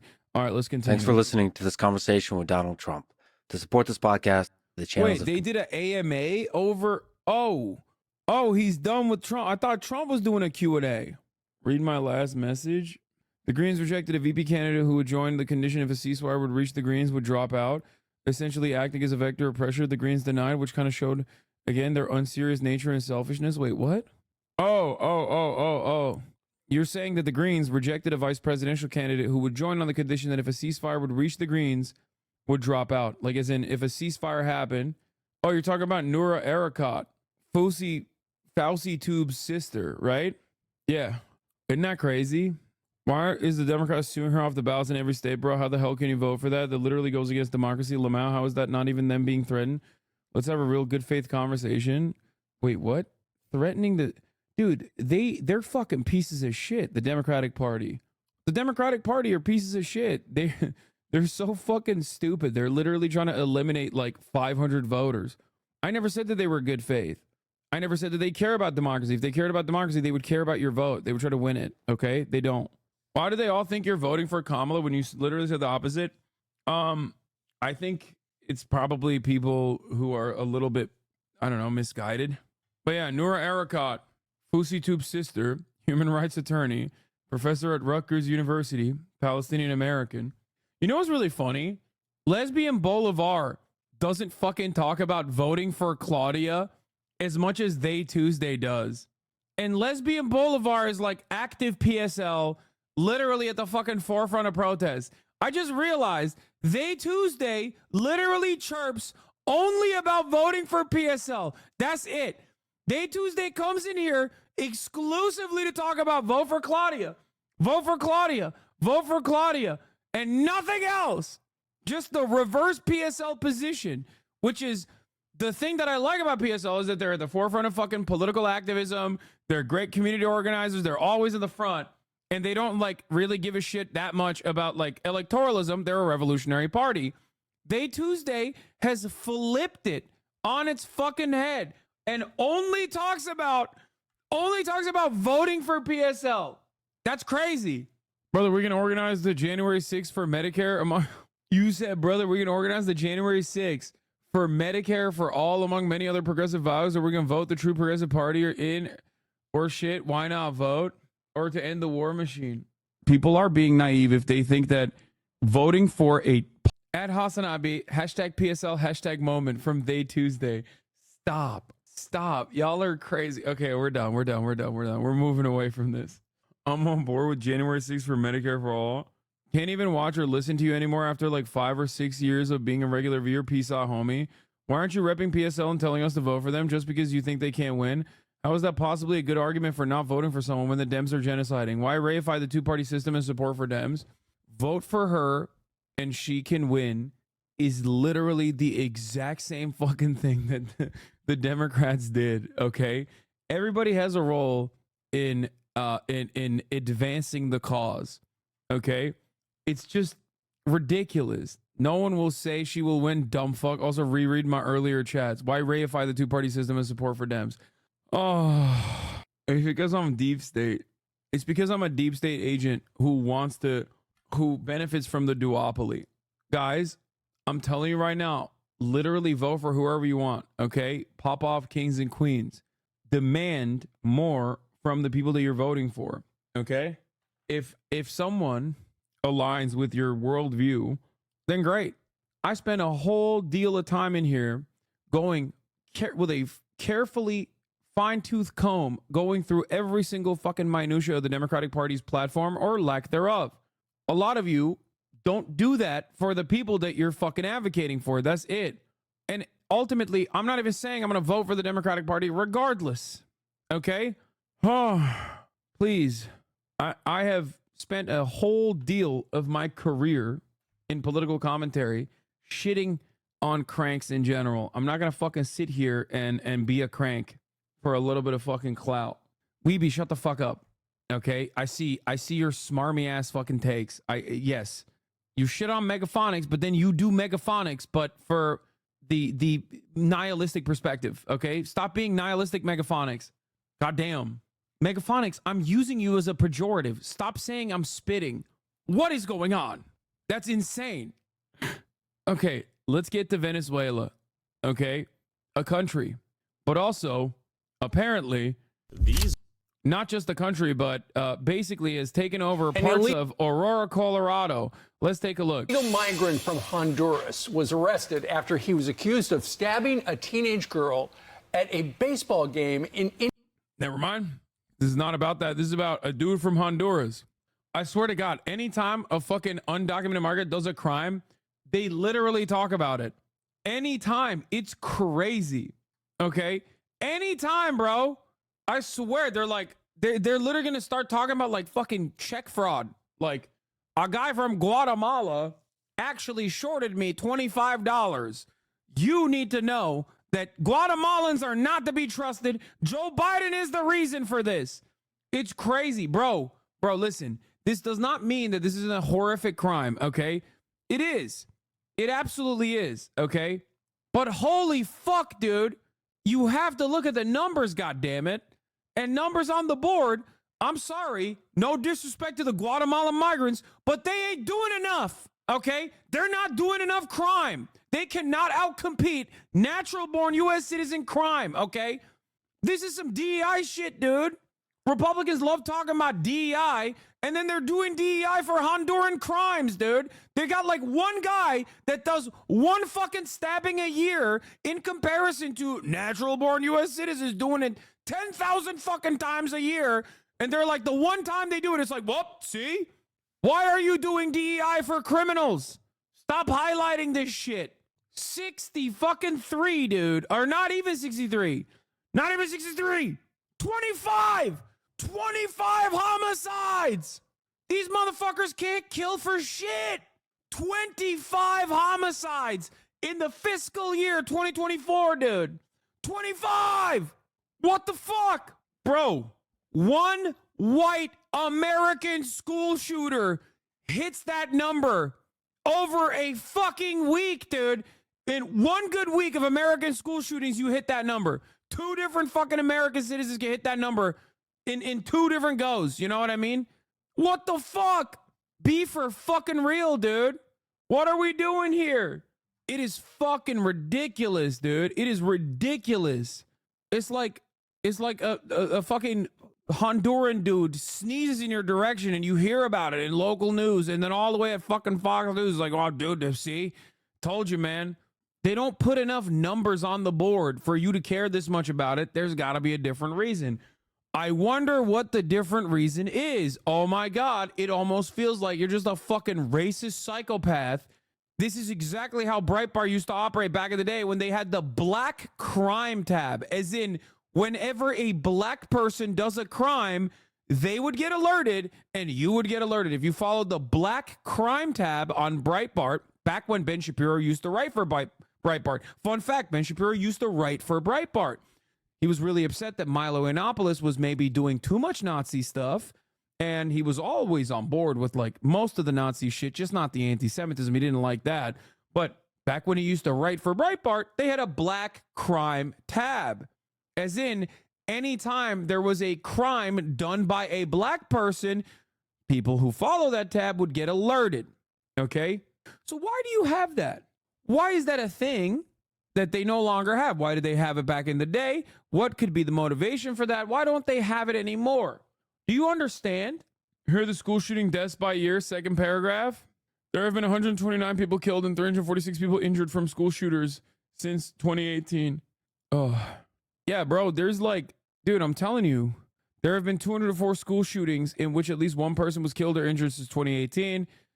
They had 22 school shootings in 2024. There's only been 7 killed in school shootings. This year's been particularly low for school shootings. Like, I think obviously 2022 was a big year for school shootings. 40 people, that's a lot. 100 people injured, 40 people killed in school shootings. I believe that was the Uvalde year. So, you know, school shootings are kind of on a downturn right now. I'm not gonna lie, I'm pretty bearish on school shootings. Like, obviously, once Donald Trump is reelected, we'll probably see a lot more gun culture, a lot less restrictions on guns. Like, we'll really bring those numbers back up, I suspect. So look for an entirely different trajectory on school shootings in the United States of America after November 5. So we still got a quarter to go. Obviously, there's one more school semester remaining. So we'll see what happens. But honestly, numbers are pretty low so far. I think one of the craziest statistics that I just found out is that in the year 2020, 3 people were killed in school shootings and 10 school shootings happened overall. How is that possible? School was not even in operation. Americans find a way to do school shootings when you don't even have school. During lockdown, Americans still did school shootings. Are you fucking kidding me? What did you do? Kill your mom?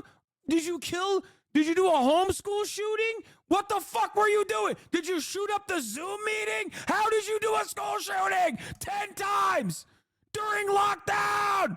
Fuck. I hate this country. Everything that the fucking British say about like, at least our schools are not a shooting gallery is true. Look at this. Oh, lockdown started in March. They had 3 months to do school shootings. Holy shit. All right, let's get to the Venezuelan gangs. All right, this one is just about like this Honduran guy, I think. Crime and again. For crimes like assault, robbery, domestic violence are migrants. In parts of Queens, they say the figure 75% of arrests in Midtown Manhattan are migrants. Oh my God, we are so racist. Bro, this is so unimaginably racist. Holy shit. I want to bring in former FBI intelligence executive Josh School. Let's just get your initial thoughts about what we saw in Aurora, what we're hearing about in Massachusetts. We know that this is all across the country, but specifically in Aurora, why would the Aurora Police Department be reluctant to say this is a typical gang activity from trained Arawak? Because they're woke.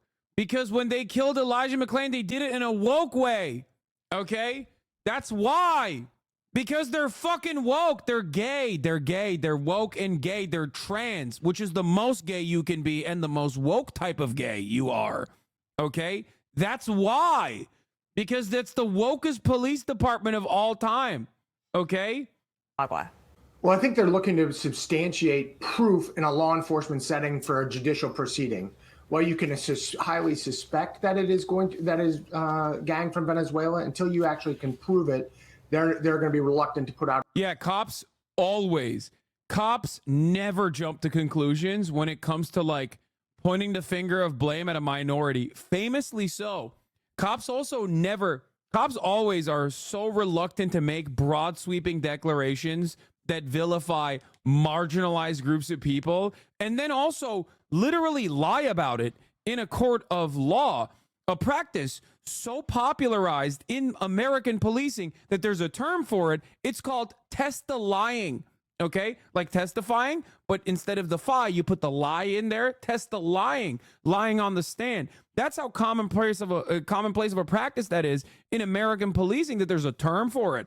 Now, having said all of that, it is wild that this fucking dipshit still is like, yeah, these cops are, you know, they're brave boys and girls in the blue. And, you know, they're doing due process. They're doing investigations. And I guess they haven't found sufficient evidence.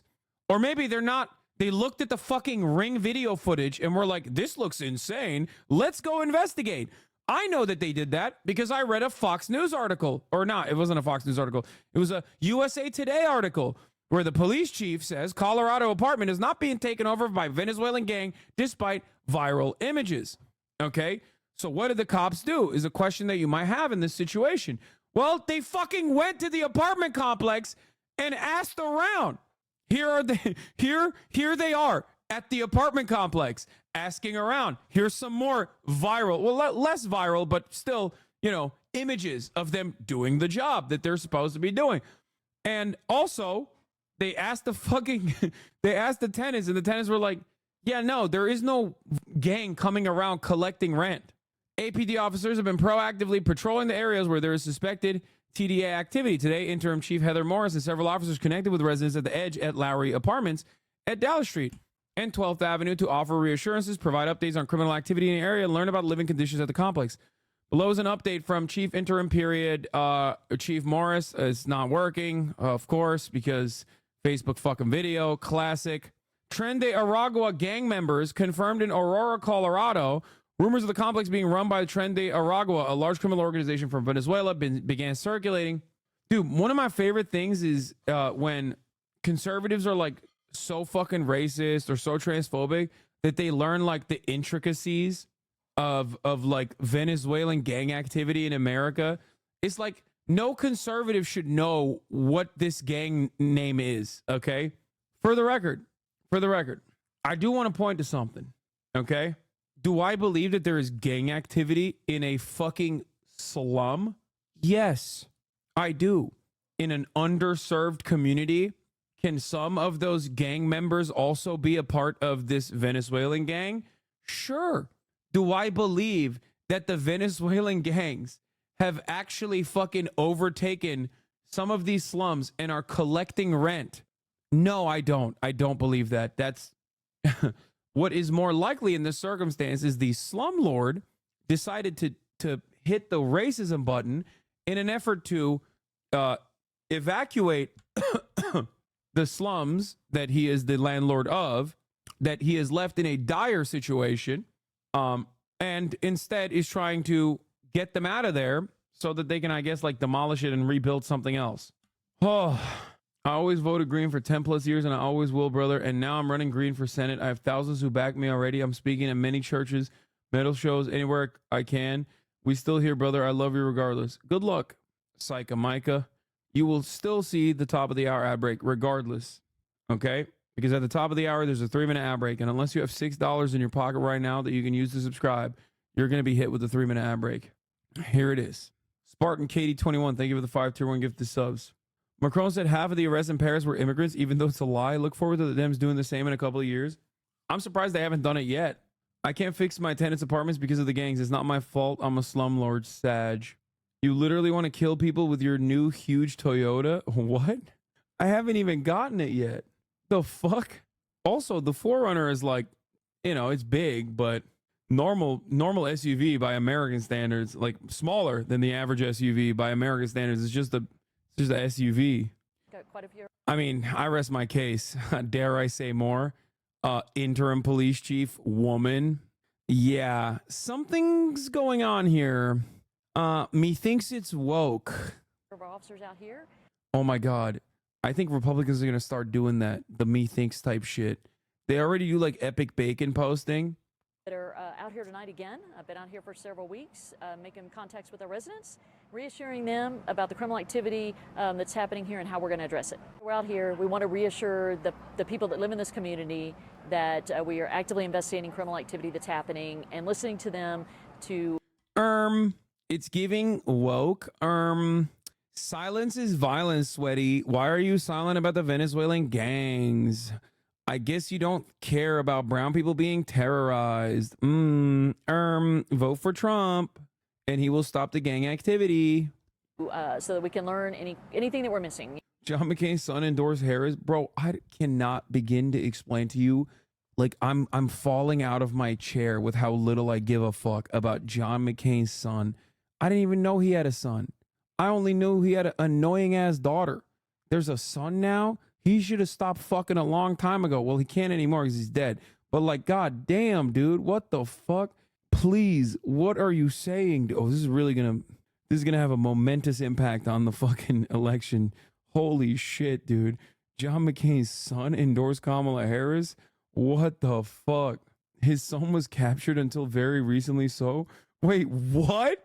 No way that both John McCain and his son were captured. No, you're lying. Shut the fuck up. Oh, you're joking. Oh, that's awesome. Oh, how far did the McCain incompetence strikes again? Something's just running the family. This is CNN.com front page news. Wow, they're really capturing the attention of what Americans care about. No, this right here, okay, this right here, chatters, is when the media is, unironically, Trump is right about this, doing liberal media shit, okay? This is when they want you to care about something that absolutely zero people will care about, and no one will remember this moment 3 months down the line, okay? But they'll still try it, you know? God bless them for trying. But no one fucking cares about this. Oh, I have a tummy ache. Out a statement. Further, we don't know whether or not there is process underway to actually disrupt conspiracies, which would then be public in court documents. I see. Okay. So how bad do you think this is? I mean, obviously we're waiting on confirmation of exact ties to the gang, but you look. Personally, I am very interested to find out what the fuck this ring footage is about. So how bad do you think this is? I mean, like, what were they doing? Obviously, we're waiting on. Like, are they playing airsoft? Like, what's going on? I still don't have an answer for this. Okay, I don't know what happened there. I do think it's pretty funny that like that's all it took for people to be like, oh, this is obviously it must mean that like there's a fucking Venezuelan gang that's running the slums now. Confirmation of exact ties to the gang, but you look at that video and wow, is there something happening in that city, in that town? I mean, Aurora, just outside of Denver there, people are terrified about what they're seeing. I mean, they're ransacking the Target stores there. Businesses feel targeted. And I've worked the phones this week trying to get people to come on to talk about it. No one there wants to talk about it. Why? Yeah, because it's not real. What the fuck? So you're literally admitting you're not doing journalism. Like, yo, I swear to God, you could convince like entire segments of the population that Wyoming is a real state. I know it's not. We all know it's not a real state here at the HasanAbi broadcast, but like people could be convinced that there is just a state called Wyoming where there are more cows than people. Like, obviously we know the truth. It's not a real state, but people can be convinced of anything, including the statehood of Wyoming. Okay? Absolutely no one would believe that. Come on. At least pick a realistic name, right? Exactly. That's what I'm saying. They fear they will be targeted by these gangs. And gangs rely on that fear to keep communities quiet. I saw that Aurora's creating a special task force. There's already task force and gang task forces. Bro, if someone's knocking on my door and I look out of the fucking keyhole and I see a dude with a fucking sniper rifle, I'm not opening that door. You know what I'm saying? That's dangerous prospect right there. That's not good. Tonight, that can be oriented with federal dollars towards these gangs and to disrupt them. This is hugely concerning when you see that the level of violence and intimidation that's going on. And if law enforcement writ large, which will be required to disrupt this gang, doesn't focus on them, they're going to continue to grow. There was a chance for the vice presidential nominee on the Republican side, J.D. Vance, to hit the Democrats nominee, Kamala Harris, on this. Watch here. Kamala Harris let in people who shouldn't be in this country to begin with. Kamala Harris opened the border, suspended deportations on day one, and stopped. Also, who does entry with a sniper rifle? Like that's just tactically a bad decision, you know? Like, who the fuck is literally knocking on the door with a sniper rifle, dog? What are you doing? Are you gonna quick scope the guy inside? Like, how? You ain't FaZe Clan. You ain't fucking phased up, dog. You can't do that. That shit doesn't work in the real world, you know? You wouldn't understand, libcug. Stopped Donald Trump's Remain in Mexico policy. When Donald Trump is president, we're going to re-implement deportations, re-implement Remain in Mexico, and tell people they got to go back where they came from and come through the proper channels. We know from polling that the economy is the #1 issue, but immigration is right below it. And is from your experience looking across the nation, you know, Colorado's not the only place dealing with this. What are you hearing from other entities? It's wild how little we give a fuck about like the actual people that we supposedly are we supposedly seem to care about in this story, like the tenants that are being brutalized by this gang. And then like when tenants are actually asked, they're like, yeah, there's no fucking gang takeover, man. What the fuck are you talking about? And it's like, there's an absentee landlord though. Okay. What is this? I've been getting stories of people too. That tell the truth. They're afraid to speak out because no one does anything. Girl, I'm a property management in an apartment complex in Aurora, and we've been getting a large number of Venezuelans moving in, and the properties never looked as dirty as it does now. We charge them trash fees, but they don't care because they have all these fees organizations paying up for a year of rent. Also, gunshots at night, and police never show up. I had a guy walking around with a knife, and police never showed up. My husband had to stand up to the man. Wow, what a source. Thank you. Hey, look at my racist-ass property manager source. Who are you going to believe?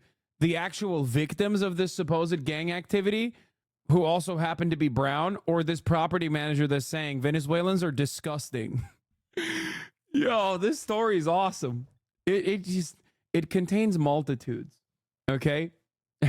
Yeah, we care about the tenants, by the way. Just, you know, not really that much because they're Venezuelan, and also dirty because they're Venezuelan. Can I repeat that the Venezuelans are dirty tenants? Holy fuck. I'm Venezuelan, and no fucking shot would I have not heard Venezuelan migrants are getting 1 year of free rent in the USA, Lamau. You've opened my eyes to the American brain rot, and it's driving me insane. Yeah, no, because of this rumor, they're like evicting the Venezuelan families that live there, by the way. Well, other entities, you're seeing violence we saw in New York, Louisiana, Miami. The most recent reporting has sex trafficking rings going all the way through Virginia and other states. So again, criminals are going to exploit the border. In order to exploit the border, they have to have relationships with Mexican cartels, which are very powerful. Venezuelan gangs operating in the United States with relationships with Mexican cartels is very concerning for U.S. law enforcement. And when they go into these smaller towns, Aurora is a relatively large, but they're not a major metropolitan city like New York. There has to be federal resources directed to, in order to disrupt this and dismantle this gang before it continues to grow in power. You know, with your experience with working with gangs and fighting against them, has anyone actually figured out where this fucking apartment ring video footage came from? Because I know it was like a lady who claimed to be in an apartment and scared of like the gang activity or whatever, and then they just like told her to get new locks on her door, and then also get ring cameras and whatever. And then she took this footage to a racist council councilwoman in Aurora, and then the councilwoman literally was like, "We're gonna move you out of there," and then they moved her to like a different apartment or something. Also, why do they cut the feed immediately once the door opens? Yeah, I have no idea what the fuck it is. I don't know where the video came from. All I know is the person who was responsible for the footage from the door camera is like relocated to a better apartment, apparently, by the very same councilwoman that like has made this a national story. You look at what's happening there in Denver, and reportedly, this gang has green-lighted their members to attack police. I mean, the worst kind of criminal is one who has no fear of repercussions, no fear of breaking the law, and no fear of police even confronting them. How do you fight this? When you're law enforcement, how do you show up and take care of these guys? Well, first of all, you work in a joint environment where you have state, local, and federal law.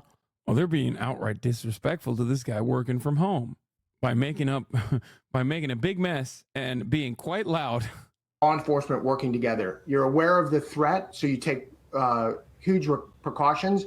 But it is concerning that an armed gang would think that they could operate the same way in our country that they did in other countries, where we have reporting of them killing law enforcement that weren't cooperating with the gang. The way you do this is you create the task force, and you operate with Safe Streets task forces to dismantle. Will anyone be called into? Will anyone be held accountable for just like making this a national news story? Of course not. Just like, remember the fucking week-long sequence of stories that came out of those like those migrant kids, like the teenagers who flipped off the cameras after they got arrested, and then like the full footage came out, and it turns out the cops were like attacking them first for no reason whatsoever, and they simply were defending themselves. And then of course they were released, but like it was far too late at that point. They had already like decided that they were gonna run with the story anyway. Oh, 13 minutes ago. Goddamn. This shit is like breaking news. Well, some families in Aurora speaking up after reports and video came out of Venezuelan gangs taking over their apartments. Well, last week, city leaders acknowledged the presence of Venezuelan gang activity in the city. Came after a resident shared surveillance video showing men with guns in a hallway at a complex near 12th and Dallas. Well, today, residents there, along with former residents of an apartment on Nome Street, that one closed last month, well, they were there talking to reporters. They blame the building owner for what's happening. Just like at Nome Street, the same landlord is here, and they're trying to push the blame on the families and the residents, but we're not going to let that happen. They are demanding the city of Aurora hold the owners of the apartment complexes accountable. You can look for more on this afternoon's rally with your reporter for Aurora, Tori Mason. She's going to join us tonight. Local level left. Jurinsky is in league with the slumlord, has been helping evict people and slowing the city from prosecuting him. Message you in Hoscourt as well. I worked with these people while I was in office. Would love to tell you what's going on. Sure. You wanna come on and talk to us? You said you were a council member, right? Or before? I think yesterday you said that, right? It's a fabricated story concocted in partnership with John Fabricatore. Okay, dude. Now that sounds fake. His name is John Fabricatore, and he's fabricating a story? Come on, dude. Come on, dude. The fuck? Yep. Ward 4 council member from 2019 to 2023. Lloyd Forger ass name. Yeah. Good one. I've been watching a little bit of, what was it, Spy Family? I've been watching a little bit of that. Oh my God, this motherfucker is literally, last name is Fabricatore, and he's got no neck. Matters worse, the lawyer says the owners of the tenants at a condemned Aurora apartment building filing a class action lawsuit against the owners. They're demanding the building owners and management group get housing for people in the 98-unit apartment building at Nome and Colfax, forced out this week by the city over deplorable conditions. Today, a judge agreed, demanding the owners provide either a comparable apartment or hotel room for the displaced tenants. A Denver civil rights attorney filed the class action suit on behalf of... How are you going to watch this and not wish that we had Chinese style, like, how are we not gonna fucking watch this news story of a fucking slumlord who has like refused to do basic shit for his tenants? Give me 2 minutes and I'll be ready. I'm gonna call you on guest star. Okay, start stream together. Is that what it is now instead of guest star? Fucking Christ, dude. Twitch is so annoying. Here, I sent you a link to stream together. I guess they removed the guest star feature and instead made it stream together. Why are you so obsessed with China? I mean, if there was a fucking landlord conducting themselves in this way, they would get executed. No armed Venezuelan migrants did not take over a Chicago apartment building. I know Denver PSL did a video about it. We covered it yesterday. This is the first time this has happened, but it was some people who were trying to break in, who broke into that apartment. But it's not just those people. We've actually had other groups, other people from this country who have tried to come to the complex, who have tried to break in, who have tried telling us that there are gangs here and have tried to get into where we live. No gangs here. No gangs. Jill Stein can fix this. Please stop. I'll throw it on with the other questions. Oh my God. When Jill Stein wins, you're going to look so dumb. I agree. Okay, where's this guy? Yo, did you Fabricatore your way? Performance issues detected. Oh, wait, he's in here. Fuck, he's been in here. Okay. Microphone. All right, you can hear me. All right, tested the microphone. Hello, can you hear me? Hello, hello, hello, hello. My bad. Can you hear me now? Yeah, I can hear you. Awesome. Can you hear me and see me? I can hear you just fine. All right, local level left. State your business. All right. Oh, wait, Hey, I've Hasan. turned. I'm gonna turn. Hold on. I'm gonna turn my camera off, and then I'm gonna try to like hide my. The fuck. I just want to show you and not my camera, but it's fucking annoying. God damn it. Let me see. What the hell is this? This is a new setting. Sorry, it's just fucking annoying. It's all good. I don't know why. It's just like, whatever. I'll just fucking put you right here. Okay. Okay. All right. Well, you're on stream. You're on screen. You're on stream. Right. Awesome, man. Well, hey, good to finally meet you. Big fan. Before I start, I just want to let you know that you're part of the reason I ran for office originally. So thank you for being an inspiration to me and a lot of other lefties all across the country and the world. But yeah, I was on city council from 2019. I got elected in December 2019 or November 2019, and ran for mayor instead of running for my council seat because we've been in the minority out here. For those of y'all who don't know, Aurora is a heavily Democratic city. It's fairly progressive as well. This was a place that Bernie Sanders just crushed in 2016 and in 2020. But unfortunately, our current state government and Democratic Party are run by our Libertarian governor, who you're familiar with. They don't really care for the left, so they consistently divest in Aurora. So we end up with these weird fascists like Daniel Jurinsky on our city council, because it's just the weirdest and most reactionary people who end up running for office that end up winning out here. So basically, last year, I worked with the East Colfax Community Collective and Unidos por una Nueva Economía, UNE, United for a New Economy, to go after slumlords in our city, because it's been a huge issue. You're probably familiar with the Nome Street property. That was the first one that kind of made national news. I actually went and toured that building last March or May, I think May actually. I got pictures and everything if you want them. Brought those photos to our city attorney and to our regulatory agency basically in the city. And they were like, yeah, this rises to like a criminal level of like neglect and disrepair, just because there's a history of going after this property in the city. It's been a nuisance for a long, long time. Basically, it's an out-of-state slumlord who owns that property and a couple of other ones, some of the other ones that are involved in this manufactured story. And he's just never done anything about it. He intentionally rents to folks who are like, you know, can barely scrape 2 pennies together, takes advantage of folks who are undocumented, but also has documented people there who are like re-entering from the criminal legal system or who just frankly can't get rent anywhere else. So a lot of like month-to-month leases, really does like a piss poor job of maintaining the property, obviously. Threatens people. I heard stories from tenants when I actually went there and knocked doors and talked to folks, where the guy who's their property manager sits in an office behind like steel bars in front of the window with a shotgun on his lap and a pistol on his hip, and walks around and intimidates people, posts notices of like, oh, we're going to, you know, fine you an extra $200 for whatever reason, just things that people aren't even responsible for, but there's no recourse because, you know, these folks either lack the legal means to protect themselves or are undocumented and don't want to get involved with the police. But the fact that, like, you know, that they're saying now this is like a gang-related issue is complete horseshit. This is 100% a slumlord who is trying to find a way to basically continue to neglect this and to come out of this looking clean. Jurinsky, who I already mentioned, she's a virulent fascist, got elected in 2021 with a couple of other dingbats, a couple of other fascists as well. They've been basically working as a caucus to undermine any consumer protections, any renter protections in the city. Some of them ran for office because we tried to raise the minimum wage and came 1 vote short, right? That's the kind of like things that spurred them to actually do this. So what's happening here is, you know, obviously we're 60 some odd days out from a presidential election. There's a guy named John Fabricatore.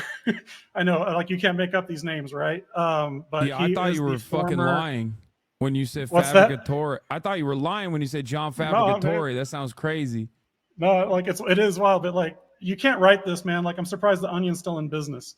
But yeah, so they fabricated this story about, you know, a Venezuelan gang taking over apartments in Aurora, when it's really just this dipshit slumlord and our dipshit council members who are basically, who blocked me and the Democrats, the other Dems on council at the time, from putting into place a strong ordinance that would actually go after these folks. And what I wanted to end up building it up to was expropriating the property and turning it into housing cooperatives. because these folks can already afford to pay rent. They just don't have someone who's willing to take care of the property. So let's just hand it over to the tenants themselves. These are hardworking people. Man, I toured their units, right? Like where they didn't have like the roof, literal the fucking roof, like caving in and letting in water. They take really good care of their living space. But it's like rodent infested. There's roaches and all this other stuff because this guy's a piece of shit slumlord has never actually done anything for his tenants. Yeah, it seemed So, like it seemed like he was not like he didn't even like pay for the trash collection because there was like a lot of trash piling up, and then it's being presented as though like the Venezuelans can't take care of themselves when it's like no, you have to have as a property manager like you like the city should be suing the property manager for not actually taking care of the trash. Yep. But instead well, it is turned. Okay, so they did. So the city did actually take action against the slumlord.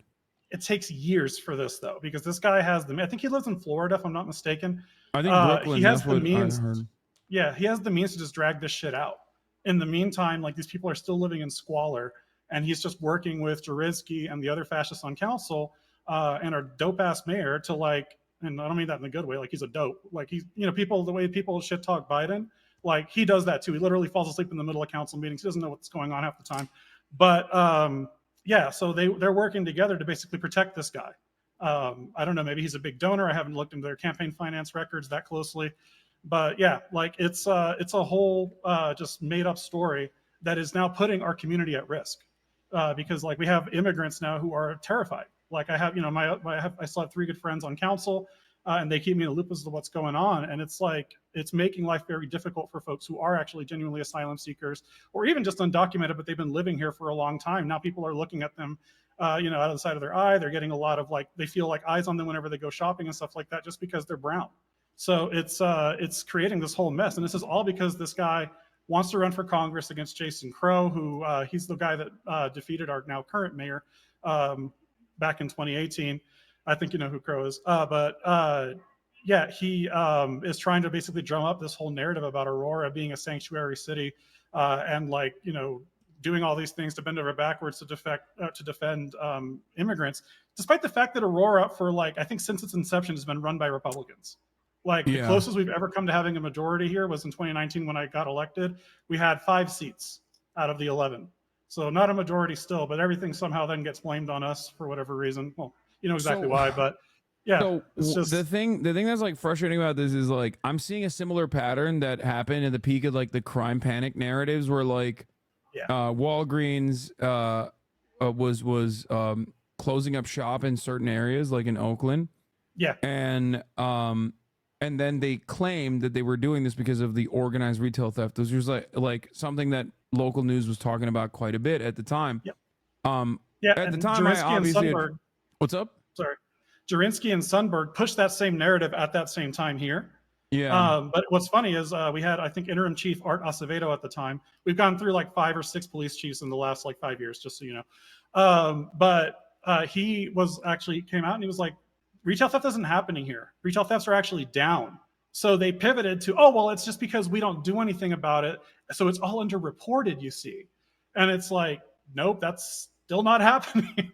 Yeah. So it's just bullshit when you confront them on their bullshit. It's completely made up. And the point I was trying to make is that like corporations always lie. It's obvious, it's normal, right? It's a normal part of the process. But it seems like nowadays corporations are also leaning on like right-wing panics in an effort to maybe make themselves, in an effort to shelter themselves from their stock portfolio taking a massive hit, for example, like because if the real issues were examined at that time, it would probably show that like they're having a hard time competing against Amazon, and like that real estate, like commercial real estate prices are far too high to justify having like 8 different Walgreens and CVS's on the same block. But if you say, oh, you're doing this because of crime, because criminals are stealing too much, then all of a sudden you're basically leaning on to the PR that already exists out there in an effort to shelter the truth, in an effort to hide what the real reasons are. And it seems like an identical situation is taking place here, where instead of this slumlord like taking ownership and recognition over the dire conditions that he's subjected his tenants to, the illegal conditions that he's subjected his tenants to, and it seems like here's a Westword.com article. Aurora judge rules gang-fearing slumlord can wait until February to resolve charges away from jury. Zev Baumgarten, who claimed the Venezuelan gangs took over his property, can now resolve outstanding code charges on February 14th. So they like delayed the trial, which he was, like you said, it takes a long time. It seems like there was already a trial in place, and he has been able to use the media-driven panic narratives of Venezuelan gangs overtaking his property in an effort to basically avoid prosecution. So it's pretty obvious what the fuck's going on here. But of course, silly people that are already invested in the narrative that immigrants are doing an unimaginable, untold amount of crimes will so easily and willingly lean into this shit. Yeah, it's confirmation bias, right? So that's why this shit just spreads like fire on Facebook and on Twitter now, because Musk has turned it into an even more of a hell site. But yeah, now we're playing catch up, trying to explain to people what's actually going on, right? Like, I fucking live here. Like, it's safe as any other place. None of this stuff is actually happening. But the people who are actually trying to organize against this slumlord are now having to deal with this extra level of scrutiny and persecution that wasn't there before. And one of the things that's really scary, Hasan, is that Aurora is a majority minority city, right? And 20% of our population isn't even born in the United States. And we do have a large population of visa overstayers, like you say, undocumented folks for one reason or another. Some of them actually do cross the southern border, but a lot of them are just folks who flew in and then just never left because they have friends and family here. And now they're all at risk of violence, extra scrutiny, persecution, etc., from these white supremacists trying to weaponize this slumlord's negligence into an immigration story where none exists. And it's it baffles my mind that this shit actually works. But man, it's something that you talk about a lot. Like, there's just no media literacy anymore. So people see something spun out of context, excuse me, something spun out of context or just fabricated, and they run with it. And it is nationwide news, while like this is the first time I think anyone who has like been trying to counter this story has gotten in front of someone with an actual following. So thank you for giving me the ability to do that. But like, it's insane. It says here on this article that according to records from the Aurora Police Department, Baumgarten is the owner of the apartment complex at Nome Street that was shut down by the city on August 13th for outstanding code violations dating back to 2020, including rat infestations, backed up sewage, and pileups of trash. Hundreds of residents were evicted in the process.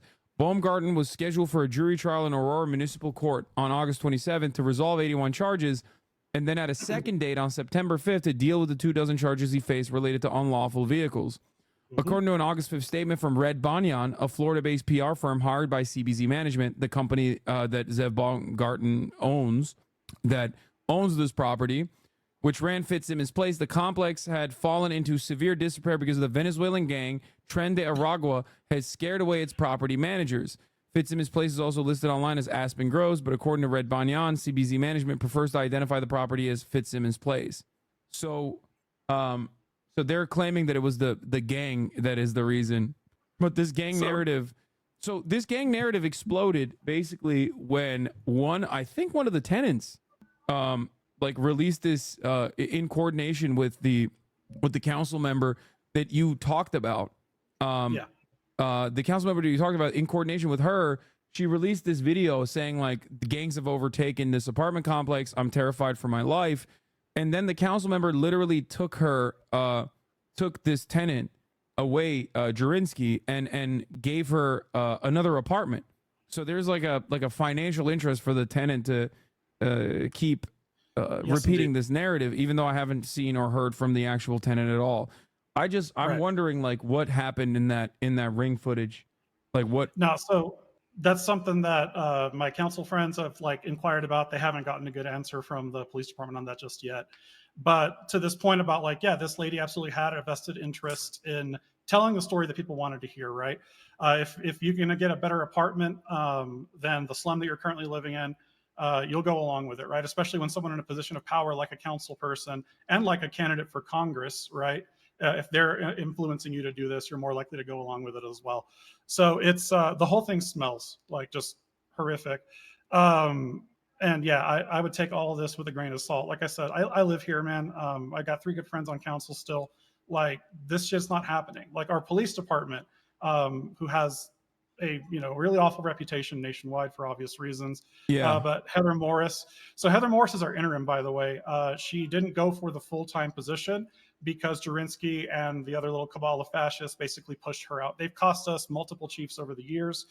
They continuously overstep their bounds in the city charter. Like, as a council member in Aurora, you are a legislator and an ombudsman for your constituent services. You don't do any HR. You don't tell officers or chiefs or anything like that what to do. The only person that we can talk to do that kind of stuff is the city manager, because he's the chief executive, right? Well, they've basically thrown the city charter into the trash. I actually tried to censure Jurinsky when she first got onto council, because immediately after getting on, she called for basically the chief to be fired, and for her, or as an act of good faith, to fire her deputy, because she was trying to get her buddy basically made chief or deputy chief in the department. There's a whole another level of corruption here that doesn't directly tie into this broader story around immigration. But like, holy shit, y'all need to be paying attention to what's going on in Aurora and at the local level, because I guarantee you this shit's happening on the LA City Council. It's happening on the New York City Council. Like, the local level is really where the action's at. Like, federal gets all the airplay and all the play and all that. But like, if y'all are talking about like good quality housing, real economic opportunity and stuff like that, that actually happens at the local level. That's where all the land use decisions are made. That's where the housing permits go through and all that stuff. So transportation, I know we got a lot of public transit enjoyers in the community. So yeah, please pay more attention to the local level, chat more generally speaking. But yeah, this shit with the Aurora City Council and the immigration stuff, it's all bullshit. Yeah, and I'm reading here, it says CBC Management, a company registered Baumgarten as a property manager for Fitzsimmons Place, along with 10 other properties across New York and Colorado, according to his website. 4 CBC Management properties in Aurora have outstanding code violations. I guess the Venezuelan gangs have also overtaken those other ones as well. Oh, brother, not only that, they were here 2 years ago, so they're time traveling Venezuelan gangs, right? Yeah. So like, TDA is that much more dangerous than the outstanding violations have been happening since 2020, not 4 years ago.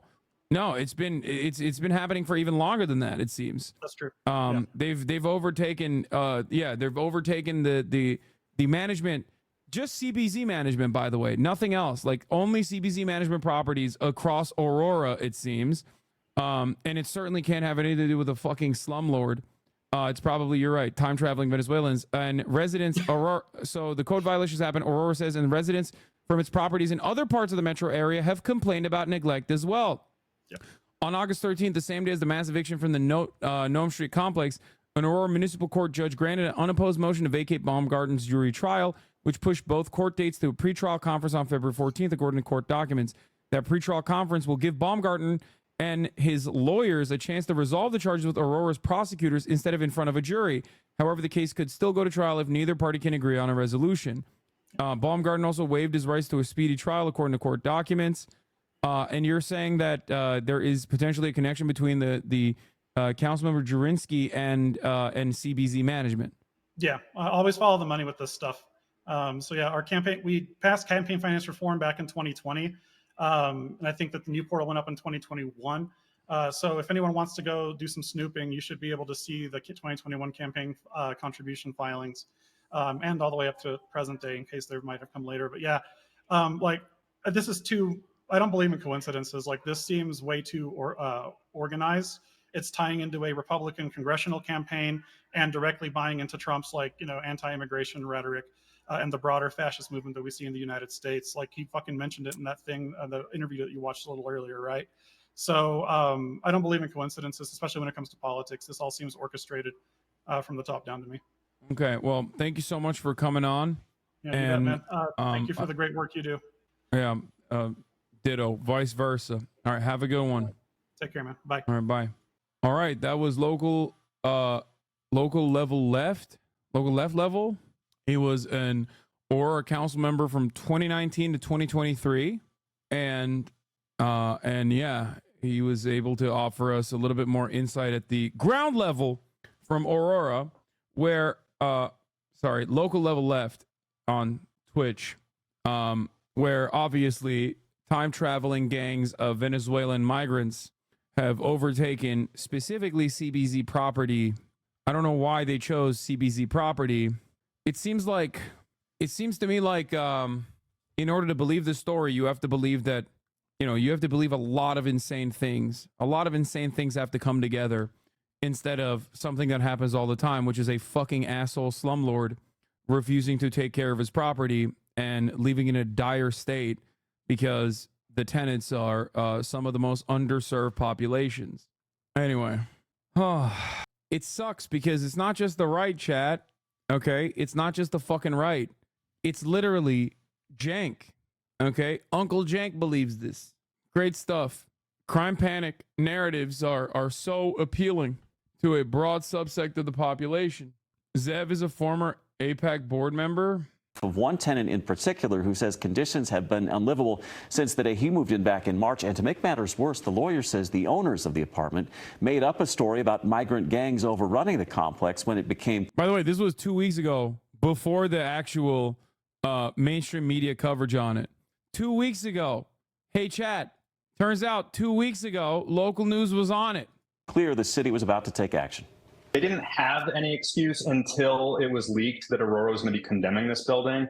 Only just about 2 weeks ago did the Baumgartens and their companies hire a public relations firm to start pushing this narrative that the building was taken over by gangs. And for that reason, they had to cease property management operations. But the reality is they had ceased operations long before this news leaked that Aurora was going to be condemning the building. Many tenants staying in hotel rooms tonight after the city and nonprofit organizations stepped in to help. Wow, dude, that's crazy.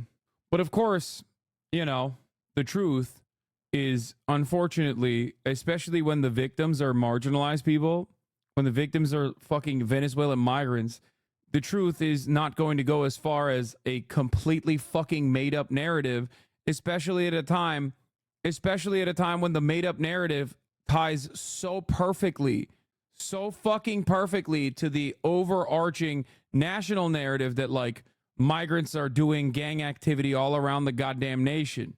A Fox affiliate reporter posts bullshit claiming Venezuelan gangs took over an apartment building and threw out the previous owners. Obviously fake, similar looking to an AI image. I don't think it's an AI image. Cenk Uygur fell for it. Post Left Watch, once again, even if, when he's on the right side of history, still end up on the wrong side somehow. I mean, I am not in disagreement with Post Left Watch for saying Cenk is ridiculous for fucking believing this bullshit. Okay. It just seems like not even the local residents think it's a race thing besides whoever released the ring footage. Yeah. Venezuelan immigrants, part of the Tren de Aragua gang, breaking into an apartment complex. Bro said Tren de Aragua gang and then literally posted a fucking stock image of like MS-13 from the prison that they have in El Salvador. Legal Venezuelan immigrants, part of the Tren de Aragua gang, breaking into an apartment complex in Aurora, Colorado. At least that's what the current narrative going viral on Twitter is right now. They're armed and ready. They'll try to wipe your windows and then come rob you. Well, I see that bullet hole in my bedroom window, huh? That's a bullet hole right there? We've been terrorized. Gunshots, the trash piling up. Every time we try to go to bed at night, we have to keep it like this so nobody can kick in the door. Besides this incident caught on camera, is Aurora in flames right now? Have Venezuelan gangsters conquered the entire city? And are the Hells Angels actually on their way to enact vigilante justice on this gang while the police sit by and do nothing? This Venezuelan gang has indeed taken over at least some of the buildings. You're saying at least 2 of the 3. I'm the political correspondent for the Idaho Rednecks at Work. Was this just a landlord thing? Yes, brother. The landlord had kept his fucking slums in such a dire situation that the city condemned the properties, and he had issues that started in 2020 for the past 4 fucking years. There's an active court case against the landlord, and then he goes, oh yeah, the reason why I can't take care of these properties is because of Venezuelan gangs that have overtaken the fucking properties. And then boom, it becomes a national story overnight, even though, and I showed you this already, there was reporting 2 weeks ago, before this became a national news story, from the actual fucking tenants who were saying the slumlord is making up a story about Venezuelan gangs because he does not want to fucking, he does not want to pick up the trash of the property. Okay? That's the real story. The real story is slumlord. Well, the real story is not a story at all. It's a fucking real dog bites man, man bites dog situation. Okay? It's literally dog bites man if you're watching another slumlord not take care of one of his fucking properties, an out-of-state slumlord not taking care of 4 of his properties in the fucking state, where a lot of low-income migrants live, okay, and being condemned by the city and having to go to fucking court, okay? It's a real man bites dogs type story if all of a sudden you believe the fucking insanely racist narrative that like Venezuelan gangs have overtaken the fucking property. Now, this doesn't mean that there is no gang activity in fucking Aurora. I'm not saying that at all. I'm not even saying that this Ring camera footage is fake. Okay, it could very well be real. I don't know what the fucking context of the footage is, but obviously the real reasons as to why these fucking properties are in a state of disrepair for the past 4 fucking years is because he's a goddamn slumlord, and not because of time traveling Venezuelan gangsters who went back in time since 2020 to stop this one property management company from actually taking care of his fucking properties.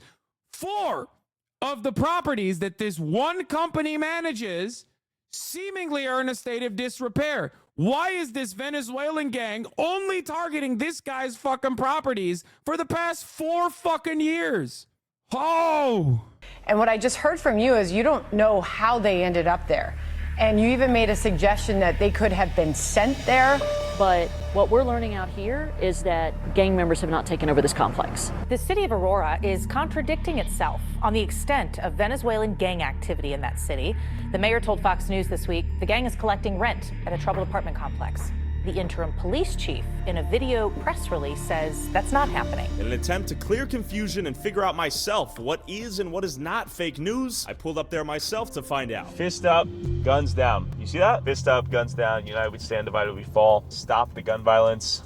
We're in it. We have all these ominous posters indicating some mass violence out here. We sure we don't? Indicating some mass violence out here. Dog, you just showed this is a property protected by a veteran with an AR-15. But of course, that's a white guy most likely, so it's different. You know what I mean? Some mass violence out here. We sure we don't want to roll up the window and film through it? So the surrounding neighborhoods, I'm sure, have a lot of opinions on what's going on here. Probably a lot of the negative attention that has been brought. Also, there's not a single source of media. Venezuelan gangs are real. Just open your fucking eyes. LATAM have a real problem with this shit. Dog, did I at any point say that there aren't Venezuelan gangs, okay, in operation on U.S. soil or elsewhere in Latin America? No, I didn't, okay? I didn't say that at all. The point of contention isn't that, like, do Venezuelan gangs exist? I'm sure there are, okay? The point of contention here is, are Venezuelan gangs responsible for only CBZ properties, slums, being in a state of disrepair? Is it actually a fucking slumlord? Is just time? What are you trying to do a 2-part debate? Like at the top of the hour, there's a 3-minute ad break? Because I'm gonna fucking ether you. Take a day off, dumbass. There's no fucking 2-parter debates on the broadcast, okay? At the top of the hour, there's a 3-minute ad break. If you no longer want to see those ads, all you need to do is subscribe, which you could do for $6 or for free with a Twitch Prime.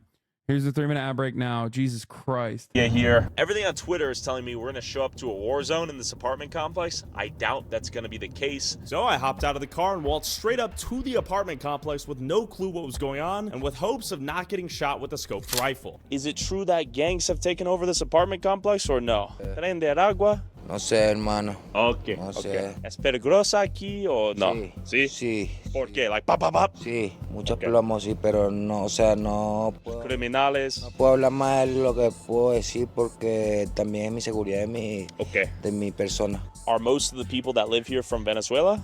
Yes. Okay. Yes. Y yo fui uno de los primeros que llegó aquí a los edificios. Bien? El principio fue bien, pero después que cambió la administración de los edificios, todo se volvió nada. Todo cambió. Los edificios no sirven, no bueno, no good, los apartamentos. No bueno aquí. No good. Oh, interesante. Pregunta, ¿es tren de agua aquí?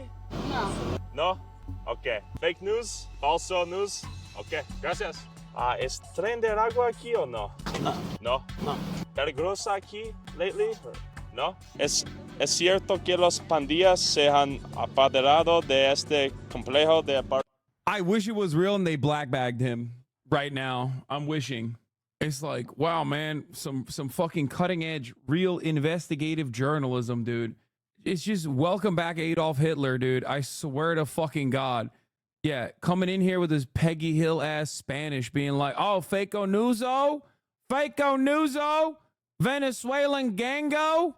Faco Nuzo, donde está la Venezuelan gango? Are they doing violence to you? Violence. It's like talking to a motherfucker who's about to do his like 11th hour on Uber Eats driving, okay? Donde está la gango, sir? Comprende? Come fucking prende? ¿Apartamentos o no? No, no sé, porque yo vivo trabajando, yo vengo al trabajo y a dormir. ¿Cuántos años vive aquí? Meses. I don't understand why he's being so comfortable being a jackass, because the people that he's interviewing, from his perspective, are not human beings. Let me explain to you exactly what's going on. When you don't think that, and this is like YouTuber brain, but also white supremacy side by side, right? YouTuber brain means like everyone is just content. They're NPCs. They're content. They're giving you content. It doesn't fucking matter. You don't have to treat them with respect or decency, okay? But it's an additionally deadly combo when you got YouTuber brain that treats everybody as NPCs, and also on top of that, white supremacy, reactionary fucking sentiment. And the people that you're talking to happen to be Venezuelan migrants.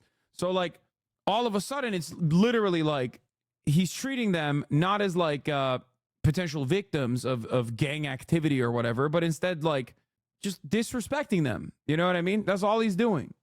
¿Ese? 3 meses. Okay, ¿de dónde eres? Yeah, irony is that he is still conducting, I guess, so far, better journalism than Fox, but, you know, we're not going to get into that. Okay, I'm sure that'll be a common story out here. We are not hearing any confirmed gang activity. Is that you get shot out here, by the way, guys? Okay, have you heard about, like, the gang activity and that sort of thing? No, I hear gunshots all the time throughout the night. Gunshots all the time? About the apartment somewhere over here that 2 people died in. Okay. 2 people were shot, apparently. Is it safe out here? During the day, mostly. I don't like to travel around through the neighborhood at night or around dusk. Tren de agua no corren los apartamentos. No. Los rejas de los apartamentos. Creo que hay una desinformación con respecto a un video que anda circulando. En realidad, a mí no me han extorsionado. Yo no he pagado. Yo siempre pagué aquí a los propietarios, como tal, siempre. No puedo decir que hayan pandillas aquí, porque en verdad yo no tengo conocimiento de eso. Okay. Y sería una injusticia uno hablar lo que no es. De eso deberían encargarse las autoridades de investigar bien. Y si es cierto que está aquí metido el tren de agua. Do you think it's motivated by fear of immigrants and xenophobia? Creo que like, I don't think this motherfucker genuinely thinks Tren de Agua actually fucking runs this apartment complex.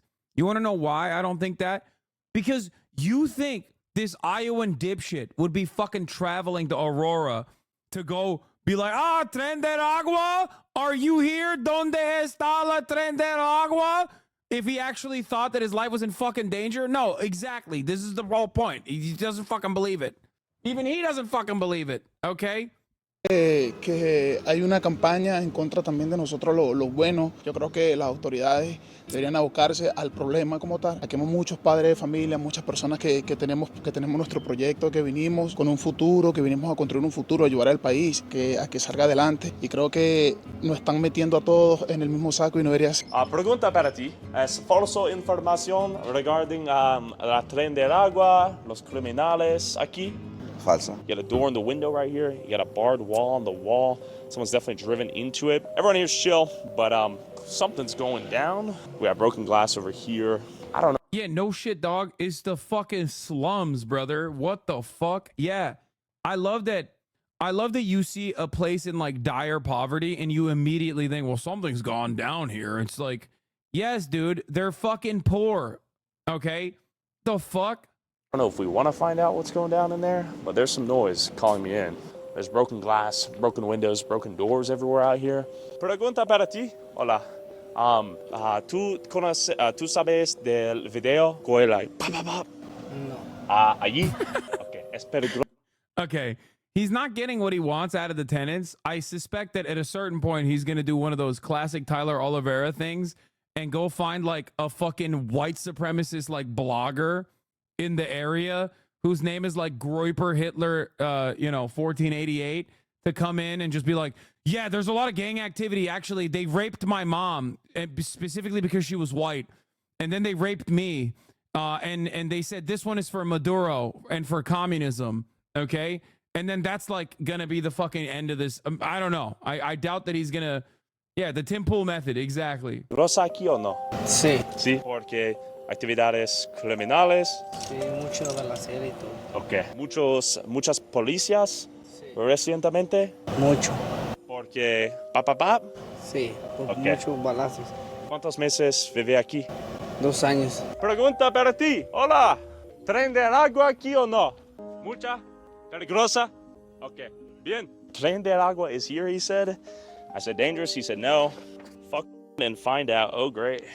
This is not a good sign. We got. What? This is not a good sign. Folks, Tren de Agua has put forward some scary signs that say, fuck around and find out. Fuck and find out. Oh, great. This is not a good sign. We got large piles of uncollected trash here. Normal, standard. We got the van normal. I'm pretty sure this means stop the violence or something. Is it safe out here? Yeah. No? Okay, be safe. Cops are out here often? Yeah. Lots of shootings? Shootings last night? All right, be safe. Is it fake news? Sí, es que acá nosotros vivimos, trabajamos y, o sea, Ok. llegamos del trabajo y para la casa nos acostamos Ok. temprano. ¿Cuántos años vive aquí? No, yo acá tengo 8 meses. ¿De dónde eres? De Venezuela. Okay. Did you see the video of the guy with the big rifle? Ah, sí, ¿Sí? por el TikTok, sí. Okay. ¿Qué es? O sea, no sé porque yo no los conozco, no. Ok. O sea, porque nosotros llegamos de trabajar y para la casa. Muchas de las personas aquí ilegales o de Venezuela? De Venezuela. Yo soy de Venezuela, o sea, yo estoy arreglando mis papeles porque la verdad entramos fue por migración. I see. I want to see if it's false, fake news regarding the gangs inside the buildings. Can you take me inside and give me a tour? ¿Pasar ahí por ahí? Sí. ¿Sí? ¿Sí posible? Ok, vamos. ¿De Venezuela? No. What does he think? Like there's just a protective barrier that allows outsiders or refuses outsiders to come in. Like they just don't let you do it. Yo soy de México. México. Ok. Muchas personas aquí tiene papá. Yo no he visto ninguna pistola. Ok. So, muy tranquilo. Sí, yo estoy tranquilo. Ok. Aquí estoy tranquilo. Ok. ¿Qué? ¿Cuántos por rent? ¿Cuántos dólares por meses? ¿Renta? Renta, sí. Están cobrando como 1,300, 1,400. Okay. Holy fuck, bro. $1,300 to $1,400 to live in a goddamn slums, dude, where your landlord won't even fucking take care of your basic necessities. God damn it, America is so ass, bro. Holy fucking shit. In Aurora, dog. Oh my God, dude. Chill up here. Pretty nice place. Bro, one of the units I toured had holes in the roof, and the couple living in it were paying $1,200 a month.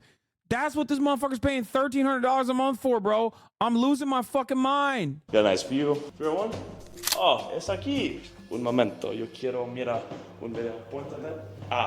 Este. Ese apartamento no es aquí. ¿A dónde eres? It's a white door. Maybe they got a new door? Hay diferentes apartamentos. Diferente. Y ¿Allí? todos los edificios tienen la misma puerta, 301. Pero no. ¿Qué es esto? It's a reinforced wall. Take a look at this. What is this? ¿Una persona vive aquí? No sé si viven o no. Está cerrado. Should I knock? Sí, no, suena. Hola. The doors are walled off right now. Esas puertas son normales, pero yo no había visto eso. Okay. Hola. Amazon delivery. Okay, so we got the Yo, he's funny as fuck, dude. That shit is so hilarious. I'm losing my mind, dude. Yo. It's great, dude. That's funny. broken glass here. Look. This is broken in too long ago. This looks like it's in a pretty bad state of disrepair. We got Feastables on the ground though. That's crazy. Mr. Beast Feastables on the ground in there, along with heroin needles and fentanyl foil and trash. This is quite the experience. Oh boy. Broken stools here. Beers all over the place. Family inside. A lot of Modelo's out here. So that looks fully boarded up right there. Like it looks like someone's reinforced their door, and that may be a new door for 301. That's my guess. I can knock. I'm gonna stand at a distance, minimize your risk, I suppose. Minimize the risk. So that looks boarded up. Looks like it's been broken multiple times. You can hear the fire alarm that hasn't been changed. That's a meme. Hola. What's that a meme for, dude? That's a meme. That's funny, man. You're funny. You're a funny guy. Again, welcome back, Adolf Hitler, dude. So due to recent events, I think it's understandable that no one wants to answer the door. This place is... Or because you're a fucking random dickhead in the middle of the goddamn day. These are fucking migrants who've been working all goddamn night, most likely. Why the fuck? They're either A, not there, or B, even if they were there, why the fuck would they open the door to a random dickhead? Oh my God. Just think about them as how you would think about yourself. If some random fucking person knocked on your door with a goddamn fucking windsock and a shitty ass microphone in the middle of the day, you probably wouldn't open the door either. Holy shit. Up. I'm amazed people live here. This is some third world country shit. Mucho de este, sí? Rocks, rocas, guns, bullets. Bro, for $1,300, by the way, that's insane. $1,300 fucking dollars for that. America, the land of the free, baby. American dream. Bigger and better than ever. Wow, I'm amazed these people live in this shit. Lots of broken glass out here. I speak English too. Oh. Well, no shot that's $1,300. He pulled that out of his ass. You're saying he pulled that out of his ass, but it was a fucking tenant who said it. And also, a literal fucking council member from Aurora is in the chat that I interviewed earlier, and he said it was $1,200 when he went and visited these fucking slums. Oh, come on. Yeah. John, all right, are these bullet holes? Lately it's crazy. Lately crazy? Yeah, but you know, I stay to my business. If you mind your own business out here, it's chill, safe. It is. This one's supposed to be the safe, the best building in there. This one right here? Yeah, this is the best building. Yo, any of y'all want to be interviewed in there? We're trying to figure out if the gangsters have taken this place over. I'm looking right there. He said, I speak English too? Oh my God. Here. I speak English too. Oh, come on. Yeah. John, all right, are these bullet holes? Lately it's crazy. Lately crazy? Yeah, but you know, I stay to my business. If you mind your own business out here, it's chill, safe. It is. This one's supposed to be the safe, the best building in there. This one right here? Yeah, this is the best building. Yo, any of y'all want to be interviewed in there? We're trying to figure out if the gangsters have taken this place over. I'm looking right You probably see that bullet hole in my bedroom window, huh? That's a bullet hole right there? You had a wasp nest right next to it, too. Yeah, it's a bullet hole right there, though. Okay, so how often do you hear bullets out here? Probably like every 2 days. Damn. That's pretty shitty, yeah? Hell yeah. I mean, it's not too bad. Most time I'll be at work, so I don't really have to deal with a lot of it. You ever been hit with a stray bullet out here? Nah, not yet. How much is it to rent an apartment out here? Here, shit, it's like 14. Actually, straight on the inside. And this one, the other ones look like the trenches. Yeah? Yeah. I heard you have the best building out here. Yeah, it's pretty much the best one yet. The other ones they look trashed. They fucking it up, though. Who's fucking it up? Like the Venezuelans. Okay. What But percentage? they cool, though. Like, I ain't got no problem with them, but, like, clean your shit up. You know what I mean? Yeah. Dog, what the fuck are you oh my God, people are dog, what the fuck are you talking about? It is literally the fucking responsibility of the landlord. If they're not collecting the fucking trash, what are the Venezuelans supposed to do, bro? What are the tenants supposed to do? They're putting their fucking trash in the trash container. How the fuck is it how is it their fault, dog? What do you mean? This, by the way, also goes to show you that, like, you can be living in the middle of it and still be a fucking dumbass. Just like the other guy who was like, yeah, I saw the Ring camera footage on TikTok. Okay? Like, shit could be happening right next door and you would just be completely oblivious to it, and you can still be susceptible to the media framing and the narratives. Okay? Like, what do you think they're supposed to do? Like, the Venezuelans are supposed to, like, literally drive the trash in their cars to the fucking landfill? Like, what do you mean? They're putting the trash in the trash containers, and the trash containers are overflowing. At a certain point, a logical person looks at that and goes, wow, it seems like these trash containers are overflowing with trash. Seems to me like there's a real problem here. It's probably not the fucking fault of the actual tenants, and instead the fault of the slumlord, who is refusing to take out the trash because they're not paying a sanitation company. Yeah. Why do you think they're so dirty with all this stuff? I just think where they come from. Maybe they just don't give a fuck because they're in a whole different new place, so they ain't gotta pay for nothing. Everything free given. You know what I mean? Do you have beef with them that they're not paying anything, and you're like, yo, I'm paying $1,400 a month? Hell no. You chill with it? Yeah, I stopped paying rent. I'm like, shit. I told them, like, 2 y'all come over here and fix some of these problems, like the trash, for instance. Like, why the fuck I'm gonna be paying rent and for the some of the things that y'all post, so the stuff that's like in the leasing.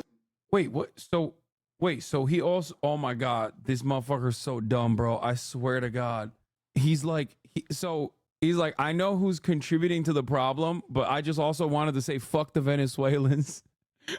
Yo, the median American voter, I know. He literally was like, yeah, I'm just not paying rent. This is really fucking bullshit that they're not picking up the trash. It's like, bro, you just admitted that, like, you know who's at fault here. Contract applies to that trash. I see. You know, and the upkeep for the complex. And y'all not saying in agreement, so I'm not gonna pay shit. How long you not been paying rent? Like a month. All right. How long you plan on not paying rent? I'm about to be out of here today. Yeah? I'm moving today, yeah. When did you notice the Venezuelans start to come in? Like a year ago. Okay. They kind of took over? Yeah, kind of. Like I said, man, shit. I ain't never had no issue with him like shit. In the city responsible for picking up the trash, it depends. I mean, it's different in every municipality. Like, and for big complexes like that, it could literally be that they have like a private contractor.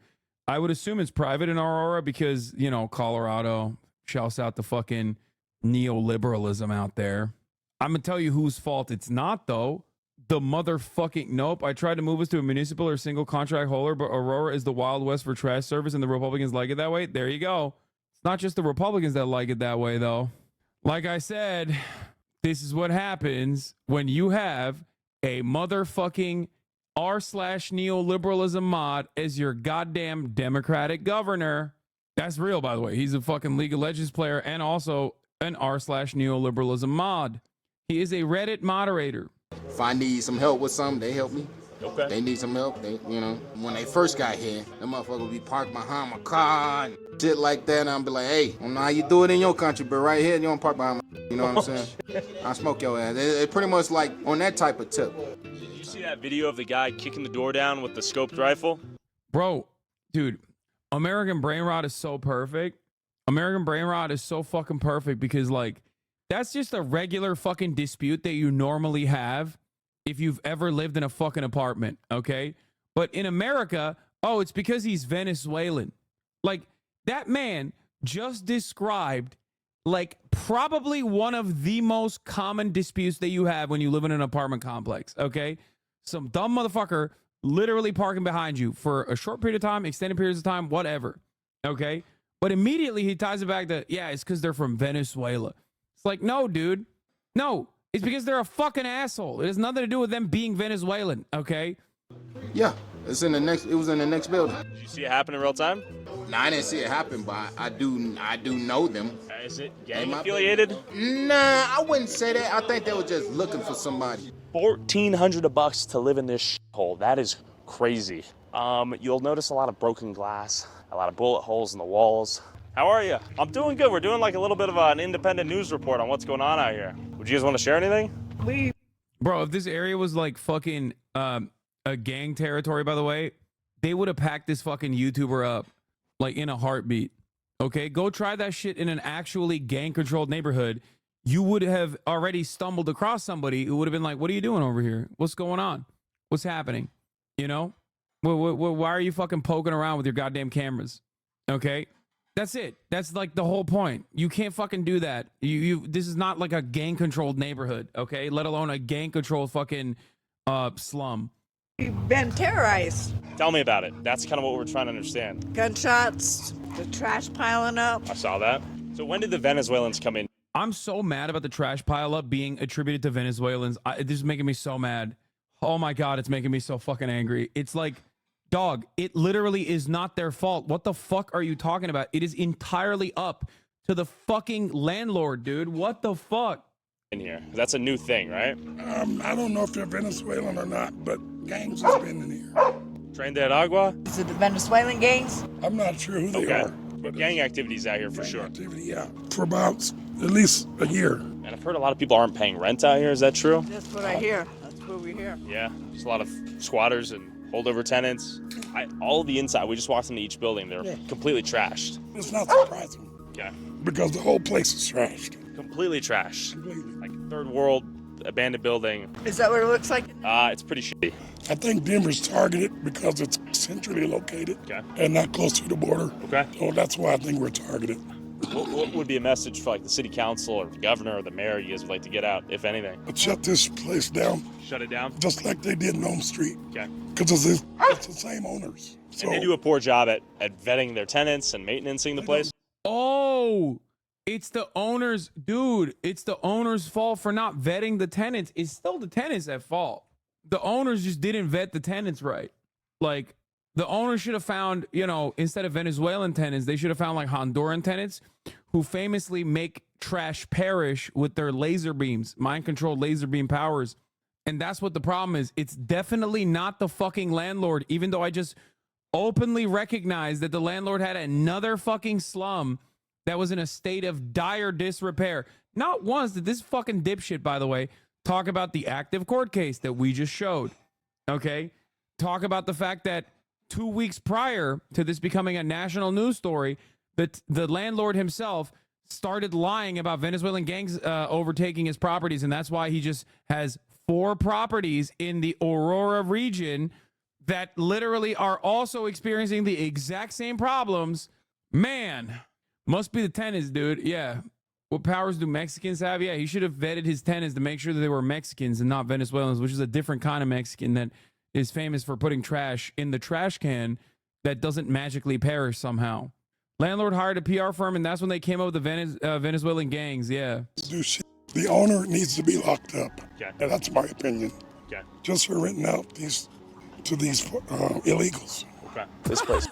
Dude, he's mad. He's mad that the owner should be locked up for giving for renting to illegals, he says. Oh my God, dude. Americans, man. Not because he's like obviously a fucking slumlord who has kept this property like a piece of shit. If he hadn't done that, you wouldn't even know. First of all, you don't even know if these guys are illegals, okay? They're most likely Venezuelans with TPS, for the record. So they have their proper paperwork to actually fucking work in the country. I like that, you know, his solution is correct, but the way he got there is so incorrect. Like, lock up the slumlord, but, you know, for other reasons. This is fuck. Just take a look. Oh, this is, I mean, you can zoom in. This place is completely unkept. Complete hole. Look at that. Look in here. Completely abandoned, in disrepair, fecal matter, piss. We may have overstayed our welcome a little bit. We've talked to a lot of locals out here, and the Venezuelans say nothing's going on, no gang activity. Anyone who's not Venezuelan, yeah, there's some gang going down here. There's some crime going down. The locals, I'm hesitant to interview a lot of the locals out here because I don't want them to narc on themselves, but I do respect someone standing up for the community, and I won't suppress. What the fuck? Yo, what do you mean? You did fucking interview the tenants, and they didn't narc on themselves at all. This motherfucker, bro, he interviewed the tenants. They were like, yeah, no, there's no gang activity. It's like fucking literally... Oh my God, dude. I couldn't find them, but I'm sure they exist, and I'm just gonna make it up. That's their voice if they want to share. So we're noticing tons of no license plates. ¿A muchas personas aquí de Venezuela? ¿Sí? ¿Cuánto por ciento? 90, 80, 80, okay. Gracias. I mean, according to him, it's a Venezuelan community. This is little Venezuela. Selling flowers on the street. Once again, this is an example of this false American dream that's sold. And then I hopped on a call with Aurora resident and retired. What did I tell you? What did I tell you? What did I tell you? I fucking called it. I didn't watch the video. I fucking called it. I couldn't find the actual gang activity, so I went to like the most Hitlerian prototype I could find that will now tell me that there is so much gang activity and rapes are happening at an alarming rate. God damn, dude. God damn. That's our favorite. That's our new favorite on the broadcast. Mr. fucking, what was it? Fabricatore. ICE field office director to hear his opinion on what's really going on here. Is the place on fire? Do we have Venezuelans invading the city? You know, look, the city is not on fire. Aurora is a huge place, you know, it's a great place to be, great schools, you know, but there are issues, just like there are with any city anywhere in the United States. And what we're seeing now is just, you know, you got one side saying it's not happening, one side saying it's happening, and then you get the social media aspects who say that the Hells Angels are coming into town, that patriots are going to be, you know, storming these apartments. So like the RNC is literally just paying these YouTubers? No, man. You know what's paying these YouTubers? The fact that this video was posted 21 hours ago and it got 1.2 million views. Reactionary, right-wing, rabid, sociopathic behavior gets rewarded with algo boosts. Okay? That's it, dog. That's it. That's literally it.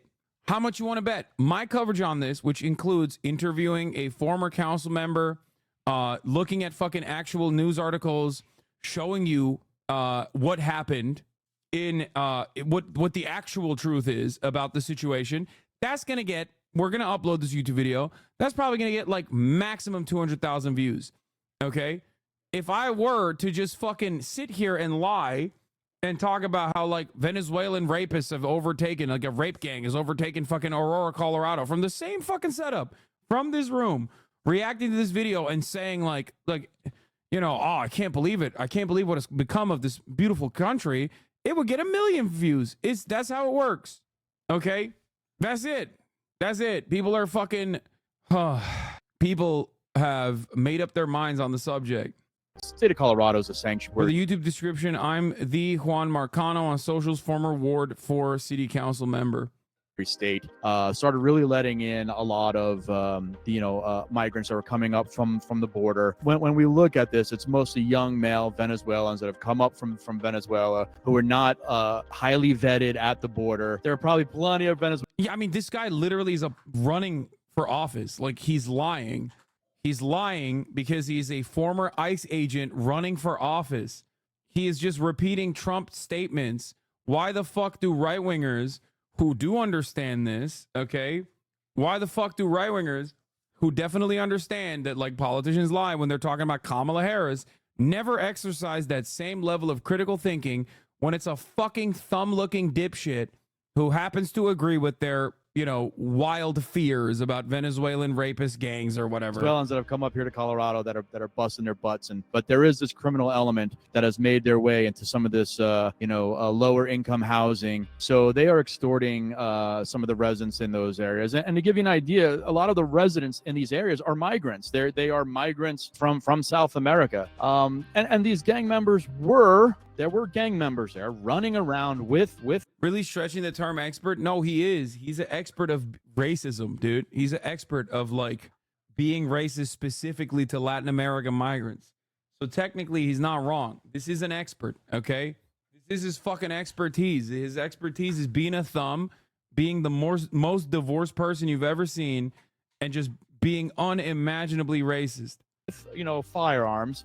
And they're mostly taking advantage of other migrants because those migrants are not calling the police. They are afraid to. They're afraid to maybe lose status here in the U.S. or get deported. What has he said that's racist so far? Dog, what the fuck do you mean? The entire video is built on a fucking fabricated lie that this man has advanced, that like there's Venezuelan gangs that have actually overtaken the fucking slums, and that's the reason why the slums are in a state of disrepair, not because of the fucking landlord. Are you fucking stupid? The entire premise is racist. Even if you don't call them like slurs directly, that doesn't change the reality that you are feeding into a false narrative that there is like actual fucking Venezuelan gang members that are controlling the fucking slums, even though the video itself did not feature a single fucking Venezuelan gang member. And like the tenants that he fucking talked to straight up were like, yeah, no, I mean, yeah, this is not the best neighborhood. Yes, gunshots do happen here. Obviously, it's a poor neighborhood. But like, no, the fucking Venezuelan gangs have not overtaken this housing complex. They've been identified, some of them, as being Tren de Aragua. And it may be some of these young Venezuelan males claiming to be TDA just as an intimidation factor to the other migrants that are in the area. The fake news part right away is that Aurora's not fallen off the face of the earth. Like, Aurora's had a gang problem. It's always been like that. But this situation just gets exasperated because with the illegal immigration situation, most of that could be taken care of and the community could be made safer if we got rid of sanctuary policy and we allowed the immigration authorities to work with local law enforcement to get... The funniest thing is guys like this, okay? Guys like this are obviously somewhat media trained, and liberals 3 months down the line, when there's like a fucking unearthed footage of him just calling every fucking slur known to man to like a Venezuelan person or someone he suspects as being Venezuelan, Only then do they go, oh, dude, I can't believe it. Like, oh my God, he didn't just say the slurs in the interview. I'm so surprised that a former ICE agent running for office as a Republican who keeps saying that, like, you know, we got to eliminate sanctuary cities and that undocumented migrants, some of them are hardworking, but like there's a lot of criminal elements. Like that guy was racist. I could not. I'm shocked. How many followers do I need to fight Tyler Oliveira at a YouTube event? I don't know. These kind of guys off the street. So, I mean, it's something that we've got to be cognizant of. We've seen terrorists come across. We just got to pay attention to what's going on, and we got to make sure that, you know, we have control of our borders. So we're not allowing in this 1 or 2% of people who are just trying to take apart the U.S. Long-time tensions with... Holy fuck. Speaking of Venezuela, the United States is doing some real piracy out here, seizing the Venezuelan president's plane over alleged sanctions violations. I saw this earlier this morning. It was a fucking hilarious story. I'm going to pee real quick. Between the U.S. and Venezuela took a strange turn yesterday when the U.S. seized a plane used by Venezuela's leader, Nicolas Maduro, and then flew that plane to Florida. It comes as Maduro's government is cracking down on opposition leaders after the recent disputed election there. Christian Benavides is in Fort Lauderdale for us covering this. Christian, good morning. What's going on? Tony, good morning. Well, this aircraft is essentially Venezuela's version of Air Force One. Maduro has been using it on state visits worldwide. Now, this seizure comes as the country is still reeling from their disputed elections earlier in the year, and U.S. officials hope it sends a strong message to the Maduro regime. This morning, Nicolas Maduro's plane is in the hands of the U.S. Officials seized the jet, which was allegedly purchased violating U.S. sanctions.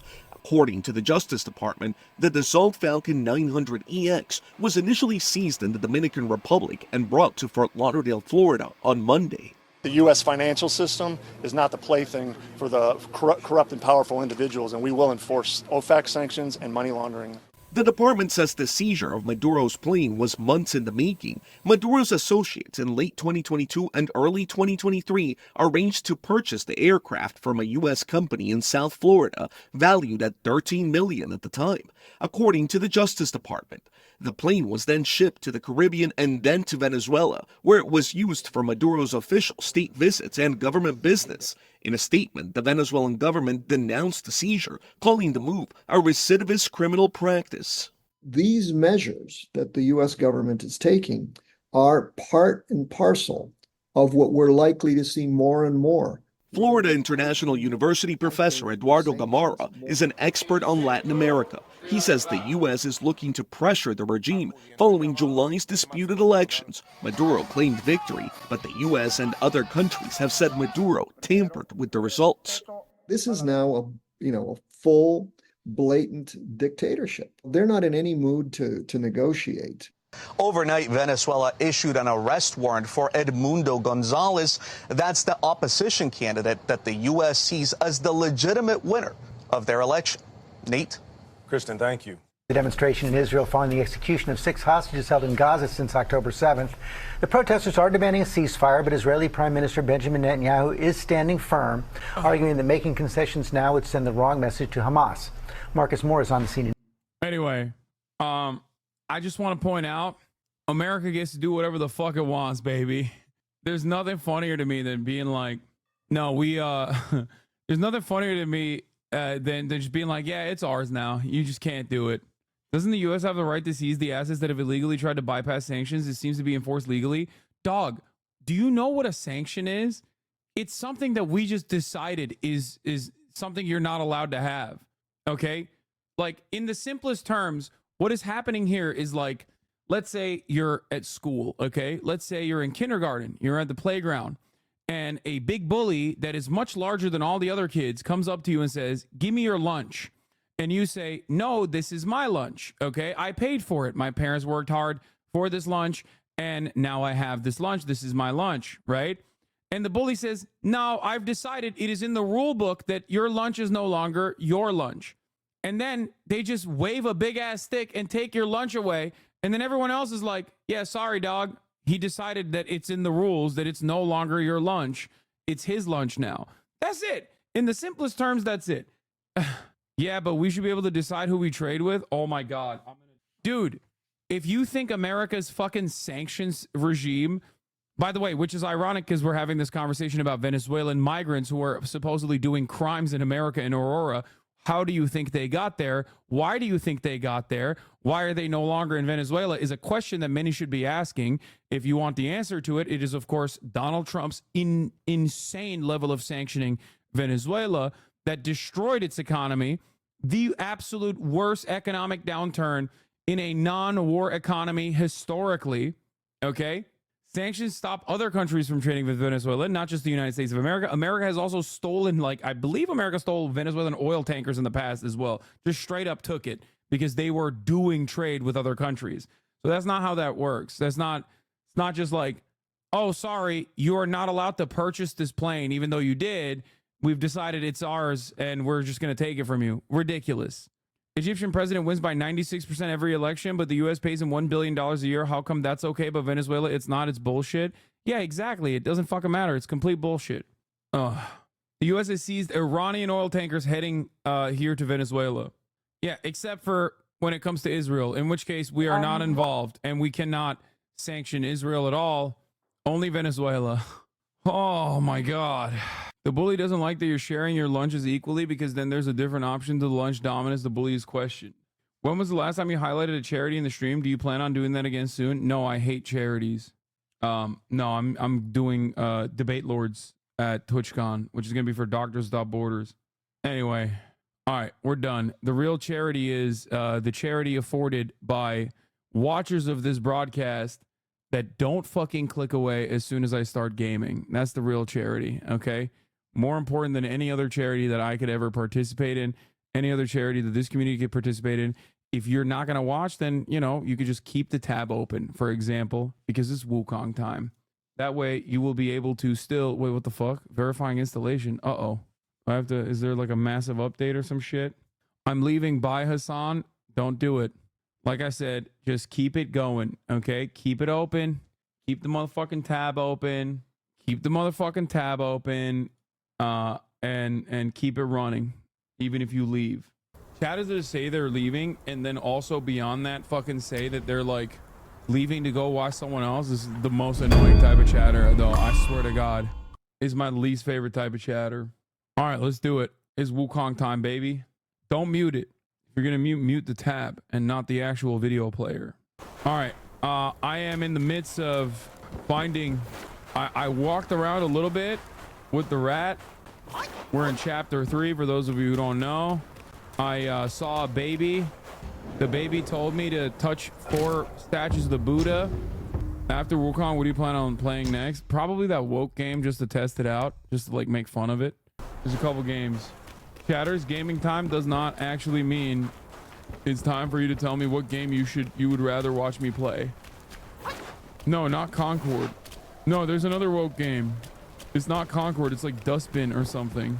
It's a Norwegian game where you can like trigger people, or you can be triggered as a superpower. Anyway, I came out here. There's a Buddha baby out there. Buddha baby told me go touch fucking 4 Buddhas.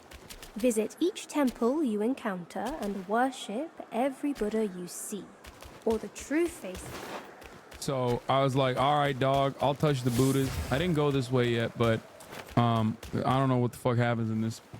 Chatters have such strong opinions on winning game and what car you should buy. Yeah, I know. It's Dustborn, yeah, not Dustbin.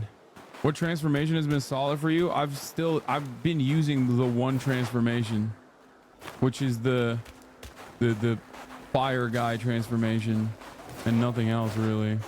Use Yin Tiger. I might use Yin Tiger soon. That baby gave me a quest. Yeah, he told me to go kiss 4 Buddhas. I've kissed 3 already on the other side. I haven't gone to this side yet. So I don't know what's up here. I'm begging for a quick summary what this game is up to this point. It's Black Myth Wukong. It's a very famous Chinese story called Journey to the West. I'm Sun Wukong on the path to unlock Wukong, who has been wronged by, who's the god of all gods, or he's the god killer. Multiple forms of immunity, absolute goat. It's basically, I don't fully know why I'm beating on all these gods, like if we're being real. They come, we run. They back off, we hunt them down. We will come out unscathed. This little rat guy is fighting alongside me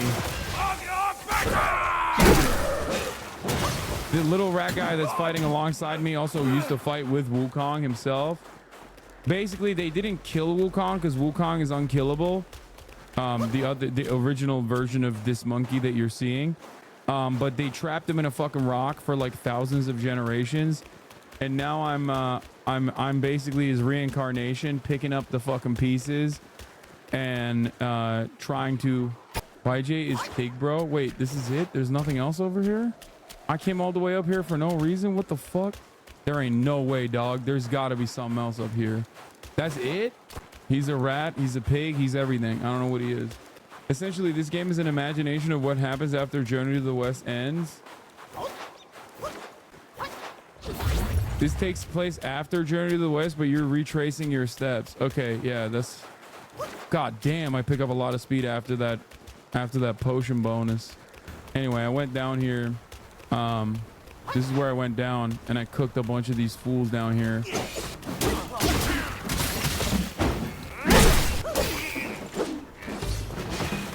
There's like a bunch of big boys down here as well, which are like pretty much one tap when I'm fucking fully loaded. There is another big boy up here somewhere, but I kissed a bunch of Buddhas on the way. You missed it, bro? No, I kissed them already. Do I have to kiss them again? No, I don't think so. See? There's another one here. I kissed this already. Normally, I would be able to interact with this Buddha, but I can't because I kissed it. But the fourth one I haven't kissed yet. So, what the fuck's that other big boy? In here somewhere? Oh, there he is. Done. Send the rat out first. Have him get a couple pot shots in. Hit him a couple times, pump him up before he can even fucking land his goddamn rock. It's over. You can get a rare drop from those blind guys. I mean, I've been killing them, but I don't think I've gotten a rare drop from them yet. I heard that some mobs even drop like the mind core or whatever. I hate these guys. These guys are... Dude, he's a fucking brick shit house, dude. Like, look at how much damage I'm doing. Oh, he's in front of the Buddha. Oh, he was in front of the last Buddha baby. Okay, Buddha baby. Kiss him. Kiss the Buddha baby. For Buddhas, that boy said. There must be 4 Buddhas to worship. Loony monk. God reason with him. What do you mean? I kissed the 4 Buddhas, bro. Is there a 5th Buddha that I need to kiss? I'll kiss all them goddamn Buddhas. He's a boar, not a rat. Okay, shut up. There's got to be a boss here, right? It's a big space. Wait, where's the baby? I kissed the Buddhas, dog. Chubby one, we've done the rites. Where's the path? The path? Isn't it always there? Don't you trick me, you bald, pot-bellied brat. All I'm seeing are mountains, no path at all. He sees wisely with faith. You are daft without it. Cut your nonsense. You must be that trickster himself, fooling us all along. Take my rake. I don't know.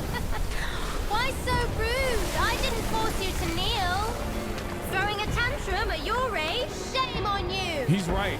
The baby's owning him, really. Save your stupid path. I'll borrow one myself. Baby's like, why so rude? At the top of the hour, there's a 3-minute ad break for all. Unless you subscribe. I'll meet you at the summit. Baby's kind of right, to be honest. You're being kind of weird, dog. And you left me? So now I go up the beaten path. Literally 8 out of 10 and you miss Prime. Yeah, you can use Prime as well if you want. We're gaming right now. I'm not too predisposed with fucking hitting you with the most excellent debates. You know what I'm saying? We're gaming. Are you going to beat up the baby? Probably. And that is kind of what I do. When you're a hammer, everything looks like a nail type situation. Like, I got this fucking staff, you know? I'm going to use it. Oh, he cleared the path. This wasn't open before. Did you beat Ian Tiger? Fuck yeah, I did. It didn't feel that good though, I'm not gonna lie. Like, he definitely took a lot out of me. Have you watched the Something About Chickens Kick Predator video? I have not watched the latest video. It's the most requested video in this community though for me to watch. Wait, there's another one? A new NOS drop? Bro, they are dropping pedophiles at an alarming rate out here. Wait, what? What? Why didn't it work? I just beat Yin Tiger, fully upgraded clone, half his health. Would you say this is an easier Souls game than Sekiro? I would say that, yes. But it's still pretty fucking hard, especially like when you get past chapter 2, it starts getting real hard. I'll tell you this much. All right, I gotta get back into thrust stance. There are definitely a lot of fucking bosses that are, I mean, there's 91 bosses. Some are super easy, some are pretty compelling and difficult. Overall, it's a very fun game. One monkey dead, and another shows up. The face of the destined one. It will fit me just as well. Damn, non-white. What the fuck? God damn. Wait, what the fuck? Oh, he throws it. Oh! What does this do? Let's see what this does. Shit. Yeah, I got that too. I got whatever you're using. I got that too, bitch.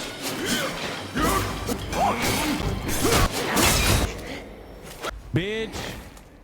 Wait, there was literal doubters on this? Wait. There was doubters on this, dude? Y'all are silly. This is a first try boss, baby. Come on now. Yeppers at 11 million, Nopers at 14.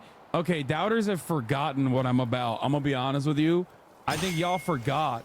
Did you think that because he's non-white that I would have a hard time because I'm the most anti-white racist out there? Is that what you think? You saw Tony the Tiger and thought that this would be a similar fate? Fight ain't over? No, dude, come on. It counts. That's crazy. They didn't mean... This is a two-parter fight, but that's like later down the line.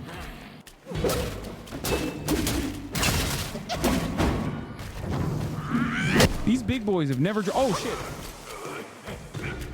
I was about to say, they've never dropped shit for me, but...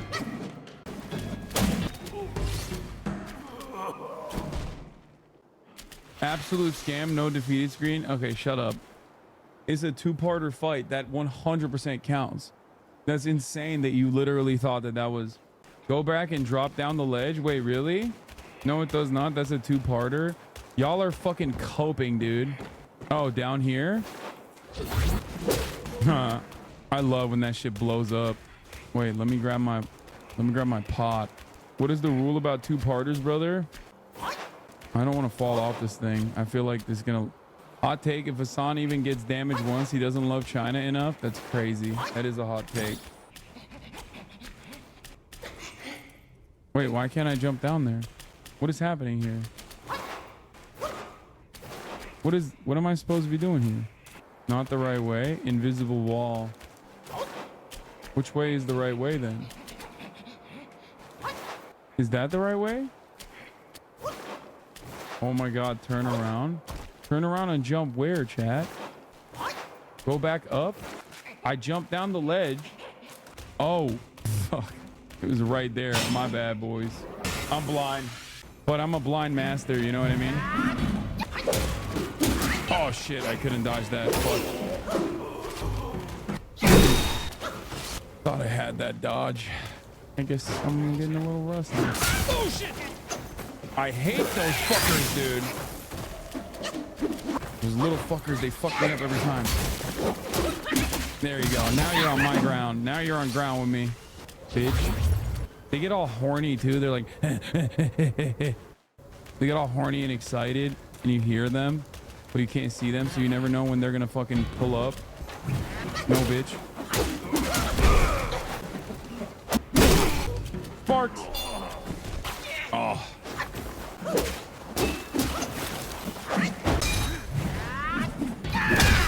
Come on, hit him. Oh my god, that's the second time in a row that this slowpoke has hit me successfully. I'm losing my step. It's asparagus, it's true.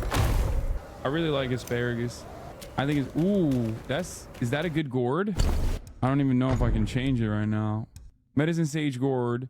Each sip recovers 36% of maximum health, moderately increases movement speed. Each sip recovers 30% of maximum health, moderately increases... Wait, what? Wait, this one does the same thing? Or wait, no, that's the drink in it. Chill immunity and max stamina for a short duration. Oh my god. This one doesn't do shit. This, on the other hand, literally fucking gives me chill immunity. Oh my god. And I get the triple soaks in it. Asparagus is very good grilled. Look at the gourd uses. Isn't that a better... Wait, it's got 7. This one has 7 too. What do you mean? There is literally no reason to keep medicine sage gourd on and every reason to use the fury gourd, right? Chatter spoke like he knew something that I didn't see. Dude, look at all the Yaogwai I've defeated. I'm so fucking disrespectful to the Yaogwai. Them lower Yaogwais, they got nothing on me. Ooh, 2 fine gold threads. We need more of those bad boys. What does this do? What did I just get? Skanda of Thought. Don't sleep on the Rat Governor Spirit Yaogwai. You can buy a better gourd in the Painted Realm. What the fuck is the Painted? I don't think I'm there yet. Wait, am I back in the same location that I was at? No. Am I? Yes, go to the shrine now. You never finished going up. Wait, what do you mean I never finished going? Oh yeah, you're right. I only went down. You're right. I didn't go through this hole to fight the non-white guy. Is it fair to do eugenesis based on smelling pee? Asparagus smelling pee? Doesn't everyone's pee smell bad when they eat asparagus? I thought that I can't be... No. There are far too many memes about that shit for it to be like a... You know what? Fuck. I'm gonna go out here. Can they even come out here? It's genetic. Mine doesn't smell. Wait, really? How does that work? That's crazy. As far as I know, it's a specific gene that allows you to smell. The pee smells, they just don't smell it. Wait, so some people don't know what it smells like when you eat a shit ton of asparagus and then piss? They don't know the joys of that scent? Yeah, the joys of asparagus scented piss. You heard me. No, chatter is wrong. It's not that you can't smell it. It doesn't make your piss smell. That's weird. Why does asparagus make your piss smell? It's weird that it does that. I think it's rather odd. Is non-white trying to cook me by having me fight these fucking underlings so that he has a better shot at defeating me? Ooh, can I jump down here? Nope, never mind. Let's read about it. Yeah, let's stop this gameplay and fucking read about asparagus scent in your piss. That seems like a good idea, chat. Gamer thoughts with Hasan. Be normal, please. This is the most... Bro, anyone that acts like the asparagus piss scent is not like a question that has been plaguing the minds of many is a fucking liar, okay? The reason starts now! Dude,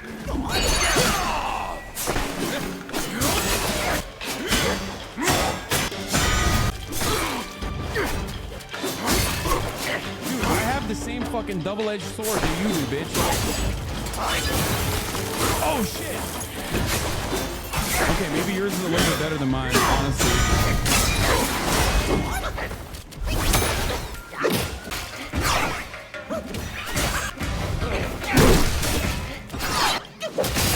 Shit, he broke me!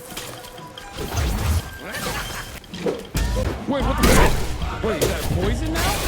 Chill out, dog! Oh, shit. Fuck me, that's not good. That poison's the Wait, what the fuck? Oh shit, he killed me! Jester. I should have healed. I fucked up. Okay, I fucked up. Asparagus turns your 82% believers. Goddamn. Had to do it for the content. Had to do it for the content.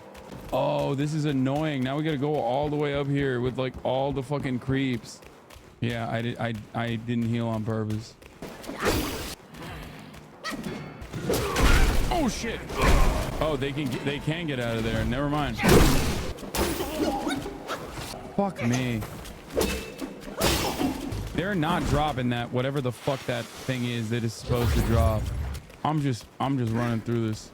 Fuck this shit, dude. Was there the annoying little rat is up here too, right? Or no, it's not.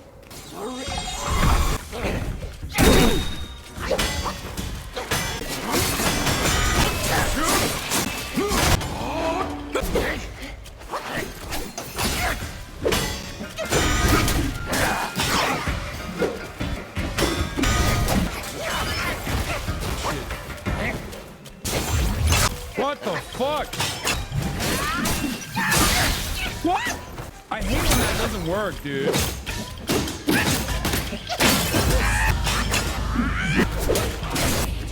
Aw! Wasted my cloud step there. And wasted that big boy, too. I don't like his attacks. He's like... Roll switch.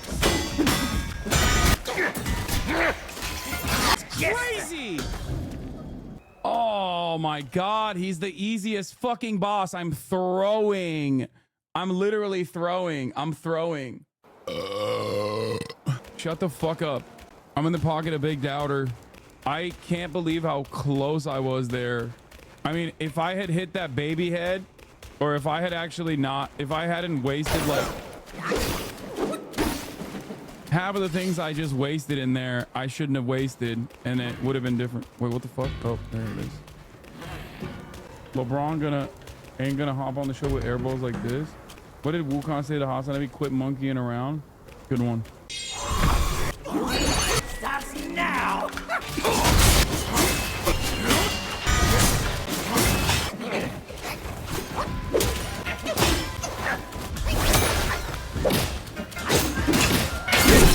Hit him! What?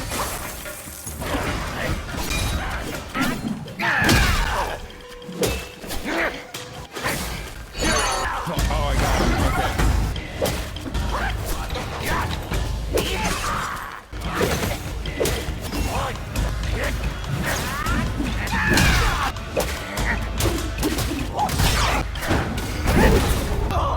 That's why it was so easy, and I was frustrated that I lost to him originally, but honestly, it felt so good farming the fucking doubters, dude. Farm the doubters all the way, baby. You won it. Third time's the charm, you know what I mean? Defeat non-white third try. Wait, what? The doubters were at 13 million points? Fuck, we didn't even farm the doubters. They absolutely vile finish. That's crazy that, like, I didn't even get to farm the doubters. I farmed the believers. Bro, really went ultra instinct against non-white? Yeah, I saw non-white and I thought to myself, it's my time to shine. Who played the game are literally getting free points? Well, you're also getting free points if you're just watching. Think about it that way, okay? What is the conversion rate, the channel point to USD? $0. Whee! Valley of Ecstasy. That's fun. That's a pleasant little name. I feel like it was a good valley to be at. I'm surprised you're just now seeing this title. Pat to the left for a boss encounter. Go ahead 10 steps and talk to the course for quest first. Is that the Fox quest? The Fox neck quest? I gotta put more into thrust because I feel like a lot of the bosses are like, they require thrust stance. Your debacle with Yin Tiger made me lose my house. Also my wife. I'm homeless now.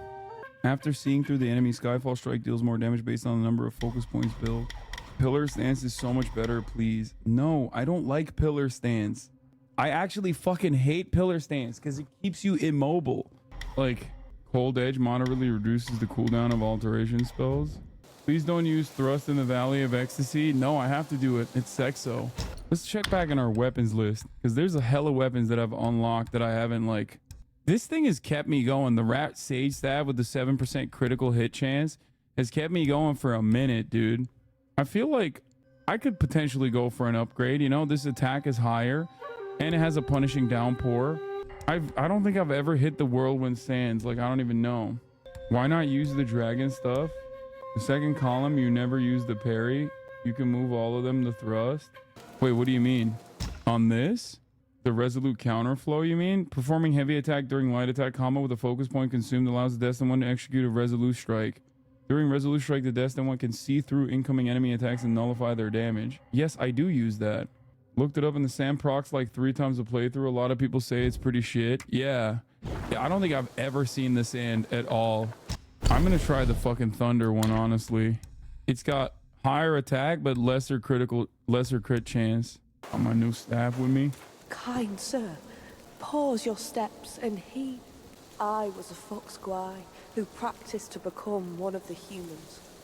One day, I was foraging for food and found myself caught Wait. in a hunter's trap. Dog, this is literally the A fox we young scholar watched saved me in the and kept cutscene. me in his home to let me heal. I couldn't Oh breathe, shit, I yet accidentally my ran a 3-minute heart ad break. swelled with Fuck. gratitude. Okay, well, at the top of the hour, I'm gonna run a 1-minute ad break. I thought I could aid him in his career. Little did I foresee that following a dream, he would take my life. My soul lingered. I sought tirelessly, only to find he had become a monk in the new Thunderclap Temple. I beg you, sir, to take my fur and wear my form, confront him and calm my soulful heart. So now... He's hiding in the side hall of the temple.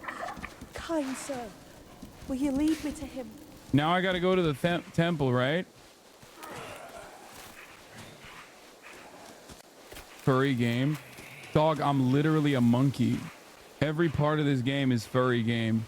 I'm literally a fucking monkey, dog. So we gotta go to the temple and then have him show up at the temple, right? Uh-oh. Oh, shit. No, no, no, no. I gotta go to the temple in fox form. Don't do that. Don't fuck with me, Yao Guai. I'm just a fox. What the frick is that, dude? He's gonna kill me. Where's the goddamn temple, dude? Let go. Okay, wait, hold on. I gotta de-transform.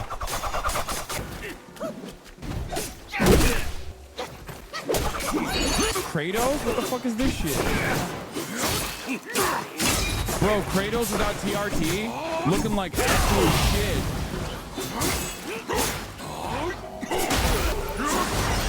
Looking like absolute dookie out here. Kratos, no TRT Kratos.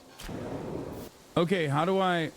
You can farm the big ones. They're dumb and easy. You have a new item that will let you transform back to the fox. No, I'm gonna go back and I'm gonna fight all the people that I didn't fight. I just wanted to get to the temple as the fox and fight that one boss. You know what I mean? All right, how hard is this? How hard is this fucking boss? Well, that was not great. I'll tell you that much. He's slow as shit too, and I'm still eating it.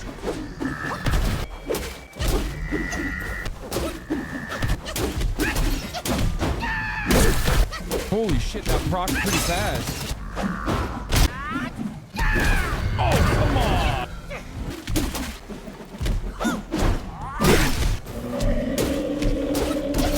The fuck? Dude, oh my god, this is like significantly more thunder. Dude, significantly more thunder. Oh my god, the other one I was using for no reason, chat. This crit's almost at the same fucking rate too. This crit's about the same rate, and also on top of that, like... Fuck me. There's another one.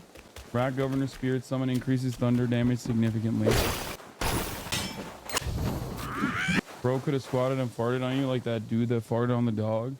Try everything before settling. What? Settling on what? I'm not settling on shit.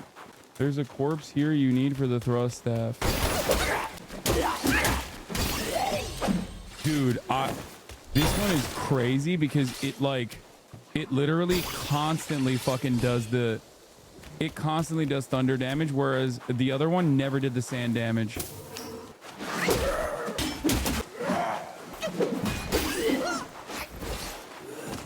FYI, thunder builds rely on killer stance. Okay, well. Whoa, Manny Bead, a curio. Let's go. I haven't gotten a curio in a minute, dude. Okay, what's that down there? Nothing. Cat lying, thunder is thrust. God damn, dude. Even these guys can sometimes cook, you know? In unexpected ways. Ooh, pot, pot, pot, pot, pot, pot, pot. Wait. Oh, thank God I heard the noise first. Shut up, bitch. Bro, this shit don't slow down, son. The fucking thunder don't slow him down at all. I'm thunderous right now, and it's not slowing his ass down one bit. Some of these fucking side bosses are... Don't kill him until he's cute. Yeah, right, dude. Let's go. Pop. Awakened wine worm. Let's go. Try giving him snacks that tends to stun potheads. Good one. Okay, I'm running out of fucking board here. Copy Kapatan, it's fine. Gold vine the other way. Stereotypes hurt, chat. Hurt people, hurt people. Oh, what the fuck? I loop back around, I think. Right? Did I loop back around? Check the map. Good one. Good one, chatter. Can't tell if you're being a jokester, but... What the fuck? Oh, I hate that little fucker, dude. Oh, shit! What the fuck? God damn.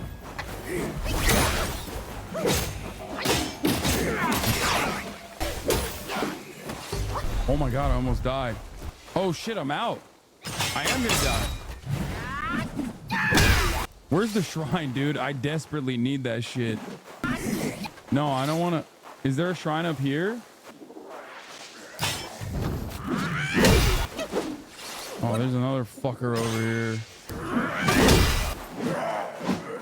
To your right. Shrine to your right. Okay. You know the fox doesn't like stop them from attacking you, right? They still attack you. Oh, the shrine is right here. What the fuck's wrong with me? What's the point of the attack then? Fox then? Like, not really anything. Take your time exploring the temple. Best transformation in the game is in the temple, right side of the temple. Dude, did I missed a bunch of shit though on my way over here. I should probably go back and pick it up. Have you tried the target form you got yesterday? No. Chatters told me it was like really slow, so I just never really tested it out. How can you backtrace with this no map having game? Literally, you just have to remember. That's it. Like, there's not really much else you can do other than just remember. It is pretty lame. That's like one of the... That's the... What the fuck? Oh.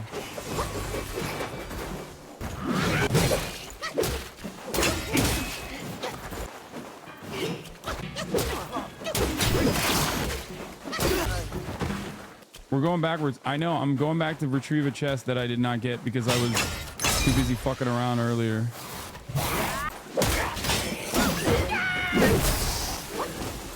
I was foxing around. There's 2 chests, I think. I'm going back to retrieve the chests I did not retrieve. Chatters who are... Where you fought the blue giant man, there's a corpse up the hill somewhere else. Wait, really? There's one other chest here, I think. When you offline, do you play your desktop? No. I game offline on my Steam. No shit. Dude, they hit fucking hard, man. There's no business. They got no business hitting this hard.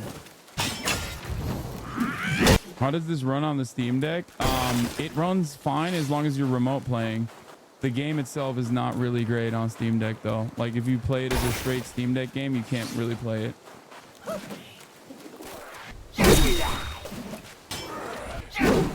What the fuck?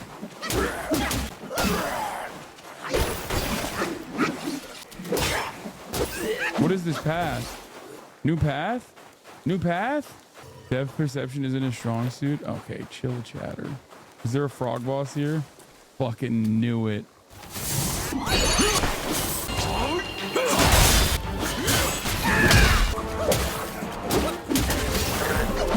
Was there even a fucking Gamba there? Or did I just cook him before the Gamba could even end? Frog bosses are funny because they're just so... Man, this is such a whack boss. It's super underwhelming. Wait, what the fuck? Oh. If you kill all the frogs, you get a mythical spirit in the game. It's so good. That was a boss. But guys, there's 91 bosses in this fucking... Or more than 91. There's 100 bosses in the game, apparently. Okay, we're back in the regular part. Everyone wants to see you die 100 times until you actually do. I'm the only one who doesn't want. I'm the only one who just doesn't want to die for that long. Okay, where do we go now? You said there's a corpse up where I cooked the big boy? Please try swapping your spirit summon. Asparagus time. Oh, is it here? whatever this thing is. Okay, so now I officially have all of the things necessary for, I have all the things I needed for that stuck in the prison guy, right? There's another big boy west of the recent shrine. I think it drops a curio that considerably increases damage to surrounding enemies upon taking hits. Oh shit. You're missing one? Such an anti-hero? What does that mean? Yes, go back to the first plug of the shrine and complete the correct quest. I think that's the last one, chatters, but I'm not entirely sure. You said there's another big boy that I'm missing. Did you ever finish the Hogwarts game that you own? No. Oh shit. God damn, son, chill. This area is fucking annoying, dude. God damn. Do I need to be Fox here? Or do I just walk up regular style? I gotta pee. Also, I can't believe you're asking me about Hogwarts Legacy during peak, dude. We're playing peak and you're asking Hogwarts Midwards Legacy, dude. Here's the 1 minute ad break at the top of the hour instead of the 3. Hold on, I gotta pee. I'll be back. This one's kind of hard, not gonna lie. Are we doubting or believing, chat? Jesus Christ, chatters are... What does this do? In a chill state, moderately increases critical hit chance. Land enough successful hits on an enemy to avoid the next fatal blow. Wait, what? What the fuck does that do? Should I use that instead of the critical hit chance? Looks good. I don't know what that does though. You should get Spellbinder first before doing the general. How do I get the Spellbinder? What does land enough successful hits on an enemy to avoid the next fatal blow mean? Get Spellbinder before the last boss of the chapter, not this boss. This is not where I'm supposed to be the Fox, right? I hear footsteps, but I don't see nothing. Or maybe it's a heartbeat, whatever the fuck this thing is. What the fuck? Captain Culpa Wave? These captains are fucking annoying, dude.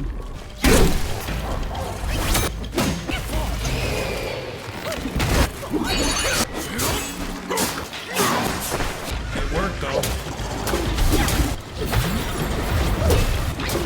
How do I... Fuck. That was light work, dude. Why the fuck were chatters even doubting? That's crazy. That was crazy that chatters even remotely chose to doubt me on that one. 43% yeppers, 57% doubters? What the fuck?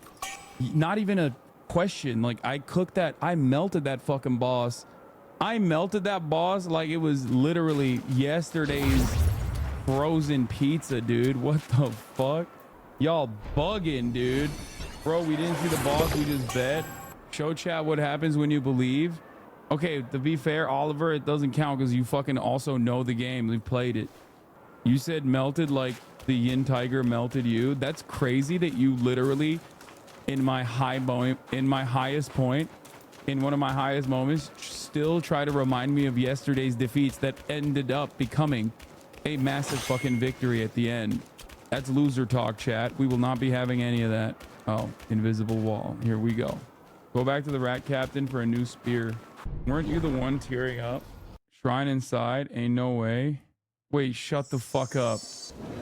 I have to run back now. That's annoying. What are you gonna do? I don't doubt you because I know your love of China. Thank you.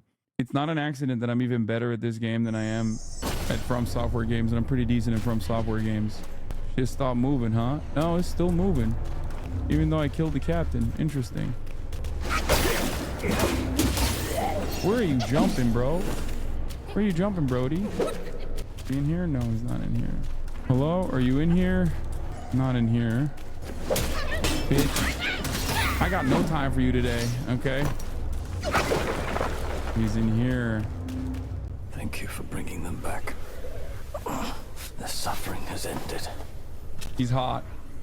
When I left home young, I too saw myself as destined.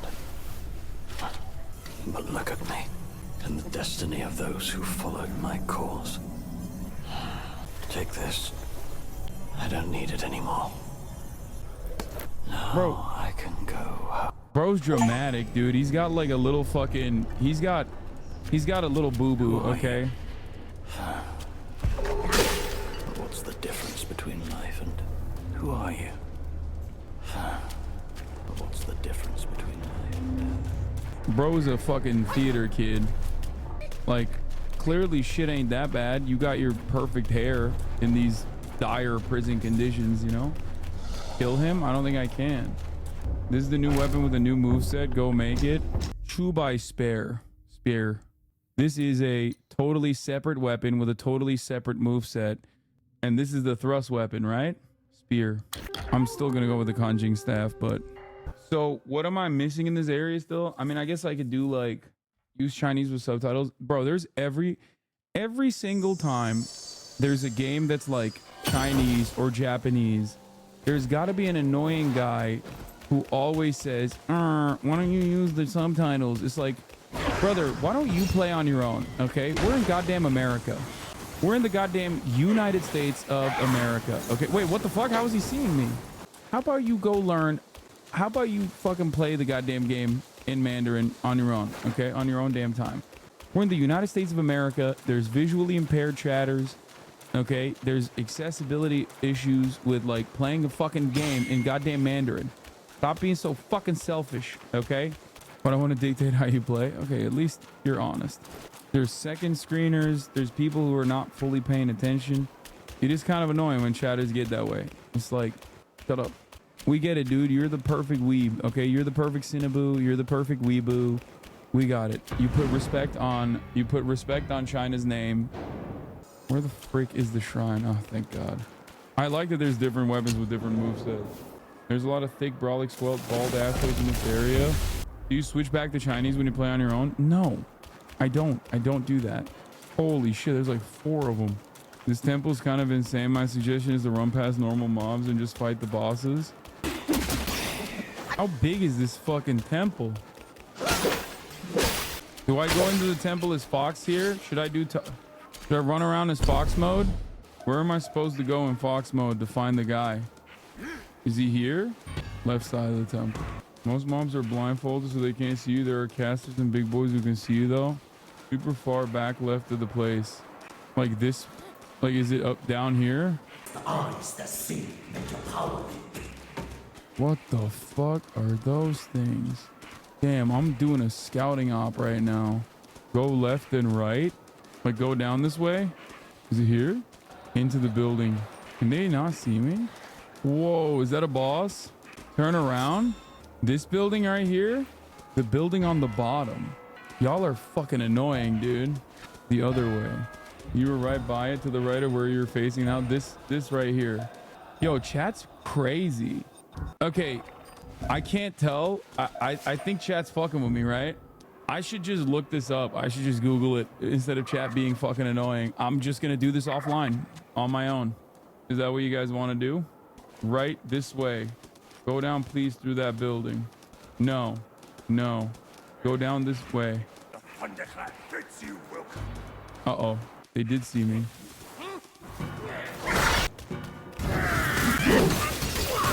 Bitch. Opposite side?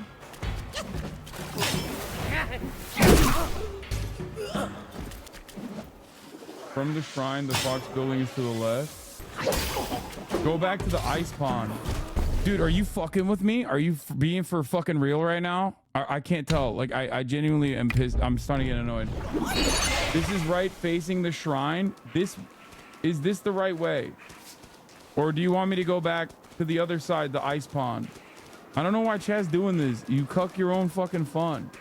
To kill is to uphold the Dharma. What the fuck?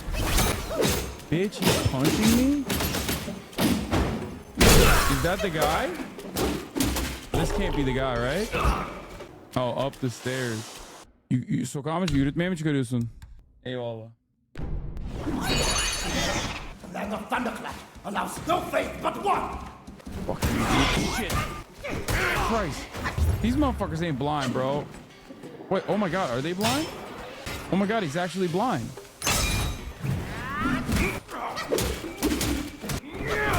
He's beating my ass, bro. Blind or not. Oh shit, there's more of them. Fuck. Who are you punching, dumbass? They're blind, but they're still whooping my ass, dude. Can I use this item in its current state? Wait, I can't use the item any longer? Oh, because it thinks I'm still in combat. What's guy doing? Oh, he's stuck again? Bro, there ain't no way you're stuck again, big dog. My friend, Yellowwind Ridge offered me nothing. Yellow Brow, the Buddha, was my next plea. Only after meeting His Grace in the New West did I see. I wasted my life for others and missed much joy. Look at the vascularity on his legs, though, on his quads. That shit's crazy. This dude does not miss leg day. Yes, but does one not weave the threads of one's destiny? Peace is living for yourself. His Grace speaks true. Indulge, and you shall be carefree. This joy. My king once sought wisdom in such a Dharma place. His son. Now I too walk on. Say, my friend.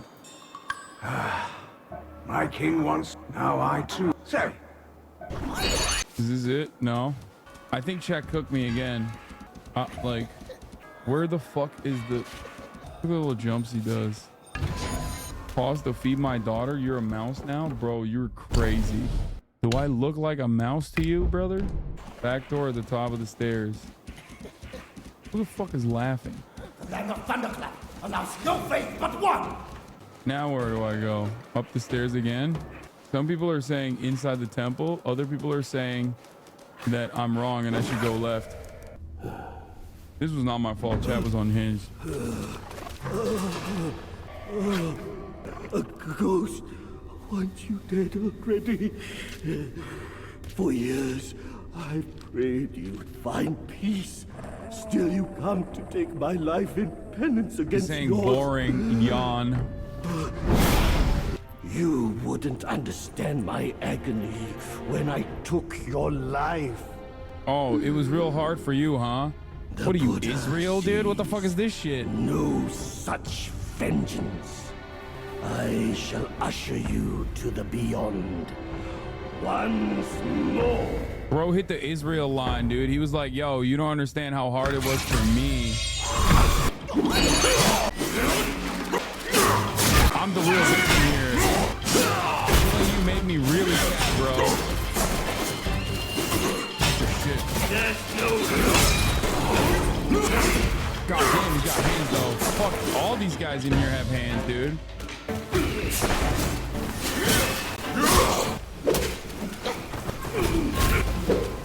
Fuck. Shit's got. Wait, what the fuck? You can't even block him? Haven't hit his ass once, bro. Shit, man. God damn. Fucking chill, bro. Old ass motherfucker. Not even the scriptures can free me from this.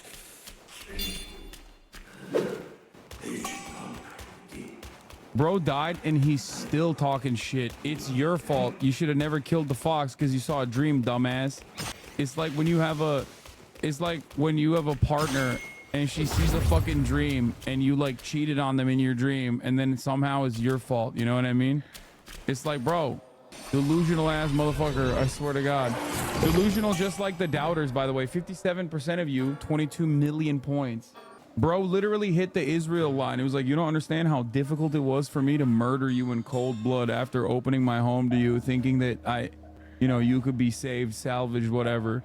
Then he turns around. Then his ass turns around and still complains. I mean, what are we doing here? Even after his bitch ass died, he's like, are you blind, bro? I guess they are blind. Bro fumbled a monster wife. Yeah. A baddie, a fox baddie. Those monks are annoying, by the way. They're actually kind of tough. The monks drop a headband. Those monks are the ones that drop the blindfold item. What does that do? Make medicine. Body fleeting. Makes perfect dodges easier. It's really good. Is that a curio? Where the fuck was the was it the Valley of Ecstasy? Where was it? Was it in the beginning? Which one was it? So I'm like 2 bosses away from the main boss, huh? They say mortals and Yao Guais walk different paths, but it's after seeing him again that I understood. Those who fear Yao Guais are fouler than what they fear. All right, Foxy, are you gonna give me a fucking buff or what? Moderately increases the duration of transformations. It's not bad. Go to the 2 big gays, don't fight with them, just go up and fight with the boss. So I feel like there's a bunch of side bosses and shit here that I can do off stream, but there's the one boss remaining is the actual last boss, right? It's a 3-phase boss. I kind of want to see it. Last boss will be hell without Spellbinder. Okay, how do I get Spellbinder? Is Spellbinder in the temple? No, don't get Spellbinder. Bro knows he has 2 chapters left, right? Yeah, I do. Bro knows that. Okay, calm down. God, I hate these little fuckers. Fuck. Look at that. Look how much damage it did. It's gonna kill me. Oh my God, he dodged my shit. That's crazy for like a not. I mean, it's just like a random mob. Like, look at that. Even the fucking trash mobs are just cooking my ass. Walmart brand Kratos almost got your ass. I know. Like, look how beefy the fucking monks are.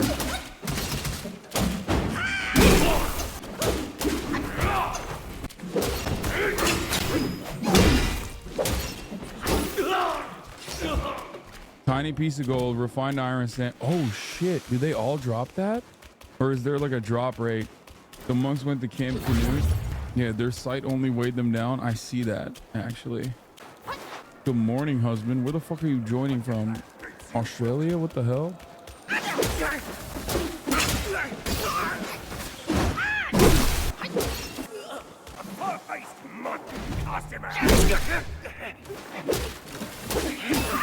Oh, don't fall.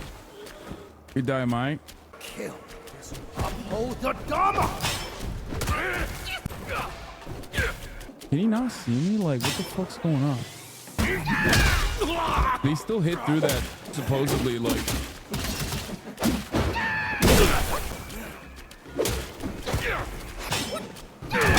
Crazy.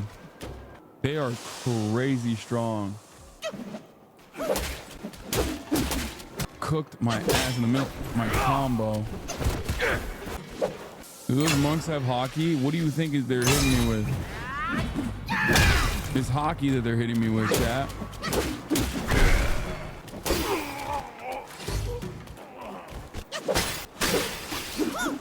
Their blindness on disabled, as the chatter correctly pointed out, their sight was only weighing them down. If you can't recognize that, I don't know what to tell you. What the fuck is that guy? Wait, what?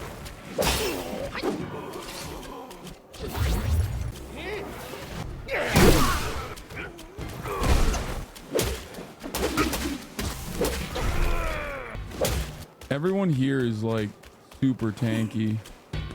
Oh, fuck me. Another Kratos.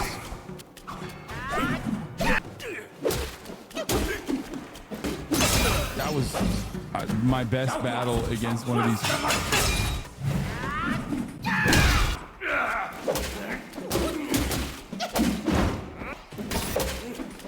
What are you hitting, bro? Oh shit. He dropped the mine core. God damn, it's farm. It's a farm up here. Mine core, okay.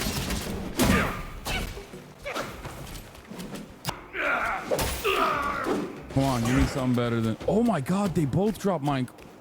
2 mine cores? That's crazy. Thunderstorm, the Curio. See what that does. Moderately increases shock resistance. I don't have any pots left to fight this guy. Is that a boss? Go right now. Don't want to miss that transformation. Big mob boss, not a boss. Oh, it's a fucking higher level Yao Guai type shit.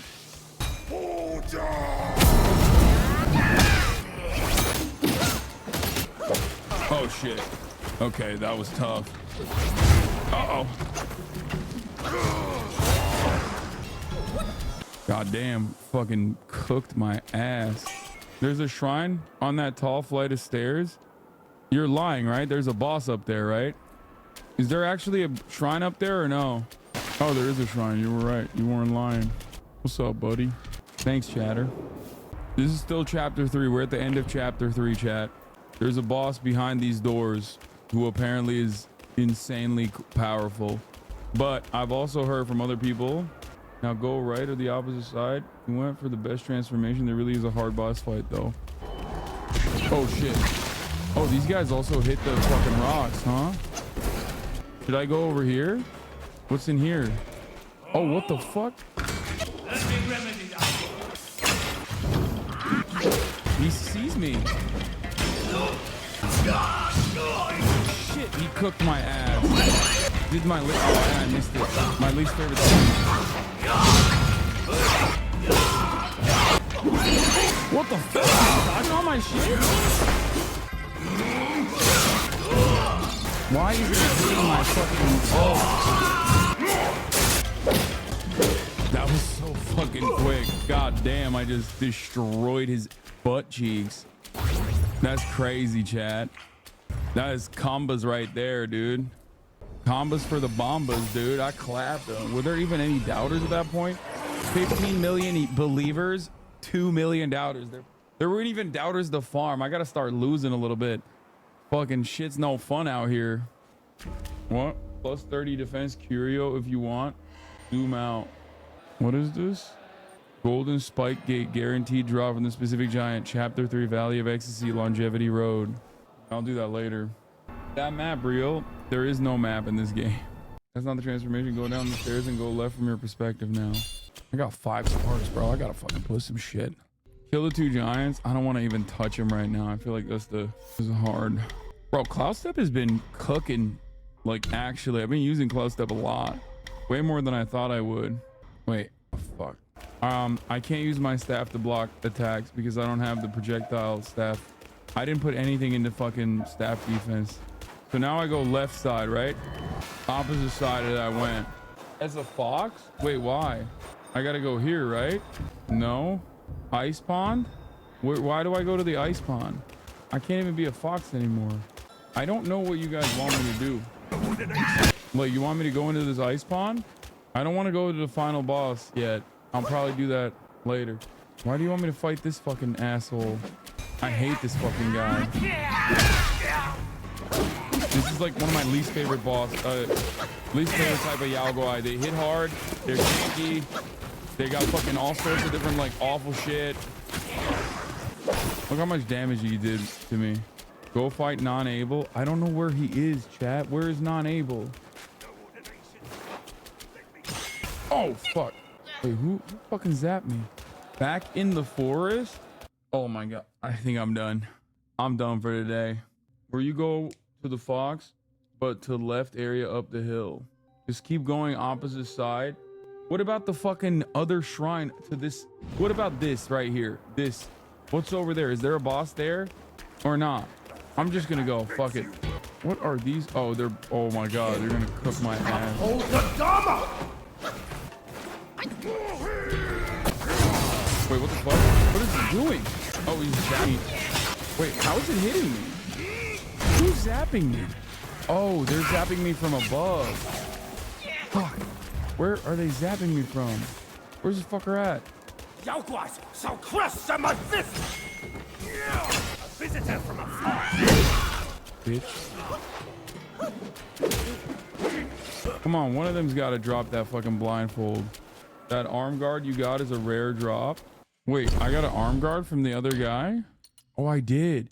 The Vagra arm guard moderately reduces cooldown for all mysticism spells. The Vajra. The Viagra arm guard. Okay, so there's nothing up here.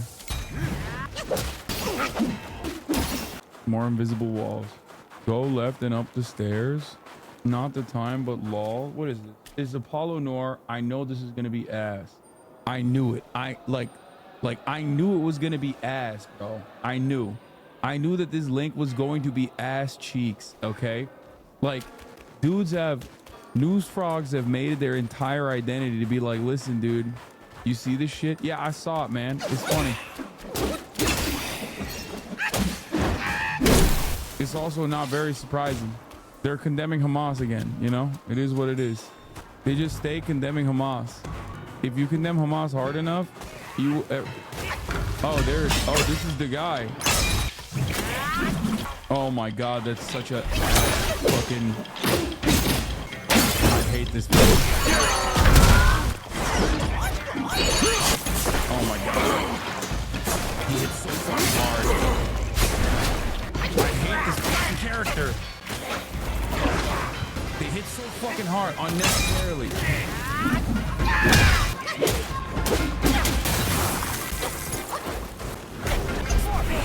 No! He's killed me. I knew it. I hate these fucking characters. They're my least favorite mobs, dude. They're my least favorite bosses, my least favorite mobs. And that one's got frostbite. It's just the worst. He was one shot too. Anyway, I'm done for the day. I'm done, chat. That's enough gaming for me. Holy fuck, we did 9 hours. That's crazy. I'm a freak. I hope you guys enjoyed the show. I'm a little tired, you know. Gonna need a nappy poo after this. Be nice to me, Apollo. Stop complaining. I love you all, including Apollo. Anyway, I will see you guys tomorrow. You already know it's Wednesday tomorrow, right? Oh. Nobody keeps a tab open, I swear to God. Anyway, I love you guys. See you tomorrow, okay? Bye-bye. The starlock to the topic just begun. There is again, her sun is streaming, her sun is streaming.